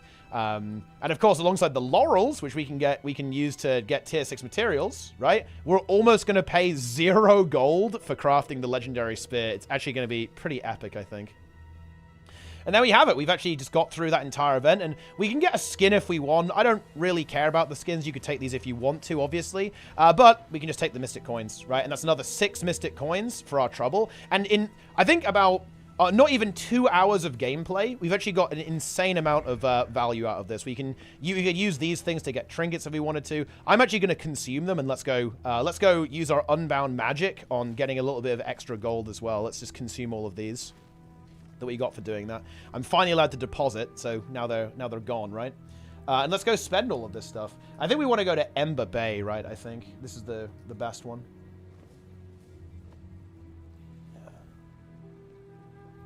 Let's go. What do you plan for those thousands of Bloodstone dust? Very slow deletion by using the Gobbler. That's what we have. Alright, so let's actually go to fast farming just to make sure. And yeah, it's actually not as pronounced as it used to be. Like, fun fact, there was actually a time where, I think if you didn't use the Ember Bay Unbound Magic vendor in particular, you got absolutely terrible or even negative returns. I do like the fact that the Magic Warp packet is actually negative account value, guys, so probably don't pick that one up. What a little fun noob trap in there as well. But as you can see here, we're going to get the best bang for our buck by going to the Ember Bay Unbound Magic vendor. You can do some crafting with the offering basket, but look, okay? What do you guys think this is? Like, do you think I'm that high effort of a gamer? That's not happening. The Ember Bay one's slightly being superior here, I believe, in terms of overall value. Yeah. So we're going to get over there and do it. And yeah, look, it's a new series of Zero to Hero, guys, but look, it's the same old tricks, right? Same tricks. You guys know it. And let's go ahead and convert all of our Unbound Magic. So we can go ahead and buy 12 of these things. It's not going to give us the craziest profit in the world. It should be getting us, I think, yeah, about 12 gold, approximately. As you can see here, the profit for each of these is going to be making us, yeah, about, you know, a gold each. So let's go ahead and do that. We can get 12 of these. I think I already had some Unbound Magic, so I'm slightly memeing here. How much do we get? Like, it's, I think each 50 turns into about, like, 1.5k, I think. And we did that 6 times. So I think we actually got about 10k. Unbound Magic, so I had a little bit left over, but it doesn't matter for this demonstration, right? Let's go ahead and do that. And there we go. Let's open. Boom. Well, that's not a good start, is it? I mean, that's... I mean, that's okay, I guess. I mean, that's all right. Ooh, I think that's pretty good. Yeah, that's pretty good. See, we got 2 gold out of that one. 10 scales. Yep, nice. Ooh, yeah, look at that. See, 3 gold out of that one. And bear in mind, guys, we are paying 40 silver each for these. So we just paid 40 silver and Unbound Magic and got 3 gold out. Right? So that's pretty good. Yeah. Very high value. I don't think... Yeah, these loads... Yeah, that was terrible. Yeah. Boom. Let's go for another one. Ooh, 20 scales again. Nice. Oh, are you kidding? Ooh, totem's good. Amalgamate. Okay, whatever. Is that a pearl? How much is that these days? Oh, not that good. Oh, come on. Wow, we got some serious misses here. Oh, yes. There we go. We got the jackpot right at the end on the last one. Love to see that. That's big. 2 Mystic Clovers. They can do it. It's a very low drop rate from those, but you can actually get the Mystic Clovers there. You can get those things also. You get those as part of the World vs. World Weekly thing as well. That is juicy. I think, what are these right now? Like 7 gold each? So that was a 40... We put in 40 silver and Unbound Magic, and we got like 14 gold out. Let's go. That's what I'm talking about. That's some good stuff. All right, there we go. We can deposit all of that, and there we go. And that's basically just about it, honestly. I think that will almost kind of do it, actually, for Zero Hero. I think it will actually do it for Zero to Hero today, currently. So there you have it. I think that's going to wrap up a little bit of an introductory episode. I guess at the end we can kind of rehash where we're at. Okay, a little bit of a bit of a recap. As it were. Obviously, I kind of want to see how much gold we made out of that, or how much account value we got. That's going to be popping up in our Guild Wars 2 efficiency relatively soon, so let's stay tuned for that. But anyway, so let's talk a little bit about what's going on with this. Here we are on Zero to Hero. We are back. I didn't do much off stream. I did a little bit when I was kind of warming up to playing on this account again. I played through all of the Soto story. I did do that to obviously unlock all of that stuff, and I've got some of the masteries done. So, and I played a lot of World vs. World, just kind of vibing out, just kind of chilling out, getting a little bit of gaming going. What are we doing? We are preparing for the expansion. You, the viewer, you, the zero. You guys are the zeros right now. You need to come and be a hero with Frugal Fighter, and we are going to do the following. We are going to get all of our Soto masteries locked down so we can go straight into Janthea Worlds ready to grind. We are going to pre-farm Rift Essences so we can make our spear and backpack in the expansion super easily. We're going to farm loads of gold to get some quality of life, obviously, as usual. No surprises there. And I'm going to fill my homestead, right? We'll buy all of the gathering plants. I'm going to have to do like 17 disclaimers telling you that they're really bad gold investments and take like 5 years to pay off. But listen, okay, it's all good. You know, we're going to be playing this game for the rest of our lives anyway, so they'll eventually pay off. We are going to go ahead and get the Legendary Spear as well. Legendary Spear is going to be one of the big goals as well that we're going to have in this season. So we're going to... And I'm going to use that as a bit of a vehicle to kind of show you guys how I make legendaries. I might make a legendary armor set as well to kind of explain that. Like, a lot of people were really curious about how I go about approaching making legendaries in this game. And I think I can share some useful insights and give some tips on that. So we're obviously going to make that happen as well. Okay, and yeah, the other stuff is I'm going to be answering your questions as well. I already got some great ones about like commanding, about legendaries, about farming, right? About like how stats work and all sorts of questions. And I promise you, if you left a comment on the Zero to Hero reintroduction video and kind of update video, I will probably answer it as well. Unless it's like really easy, I'll answer it in a comment, but it will probably show up in the series at some point. So that is also complete license for everyone here watching now. If you have questions, if you have topics that you want me to go over with the Zero to Hero account, please, okay, let me know. Leave your comments. Leave your comments. Leave your messages. I will read them. I will reply to them. And of course, everyone is welcome in the guild as well. I'm planning on playing a bit of World vs. World with the guild and just, a bunch, all the usual stuff like open world stuff, right? We can all run around with the hero tag. Won't that be marvelous? I had a bunch of people from the guild doing the Season 3 bonus event together, and we were able to do that really, really quickly, right? Because everyone was hanging out. All that kind of fun stuff. So definitely get involved there as well, and we'll become rich together. We'll all become heroes together.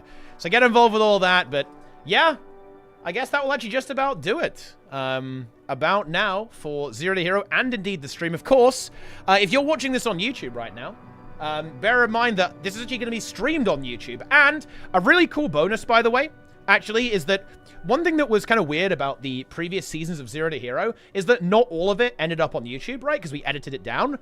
Good news! Because I stream on YouTube now, all of the Zero to Hero gameplay in unedited form is going to end up in YouTube VODs. So if you want to see you want to have the full experience, you want to see every single mob that dies, every single daily tier 4s, right? Every single strike CMs, right? Strike dailies, all that kind of stuff, then I have got good news for you, okay? You can watch all the VODs now as well. So that's pretty exciting, I guess. But yeah, that's going to just about do it, I think, for everything really, actually. Okay, that'll that'll do it. So thanks for watching, everyone over there on YouTube. Welcome back to Zero to Hero. It's been a little while, but we're back. And of course, to the stream, be sure to follow, subscribe, okay? Come back and watch every single day. Look, how much, wait, do we only make that much profit? Really? Only 9, how do we only make 19 gold? Well, to be fair, I messed it up. I didn't even start. I didn't even start the you know, the thing. It didn't even, like, count many of the Mystic coins, I think, which is a little bit unfortunate. It might, I don't think it got the Mystic Clovers either, actually. So, I mean, look, I messed it up, guys, okay? I'm warming up, all right? Okay, I'm warming up, guys, okay? Into the series. But anyway, that's it. Thanks for watching. Hope you guys enjoyed it. Follow, subscribe. Let me link all the social media, all that kind of stuff. There it is, guys. Buy the game using my referral link. Buy the merch.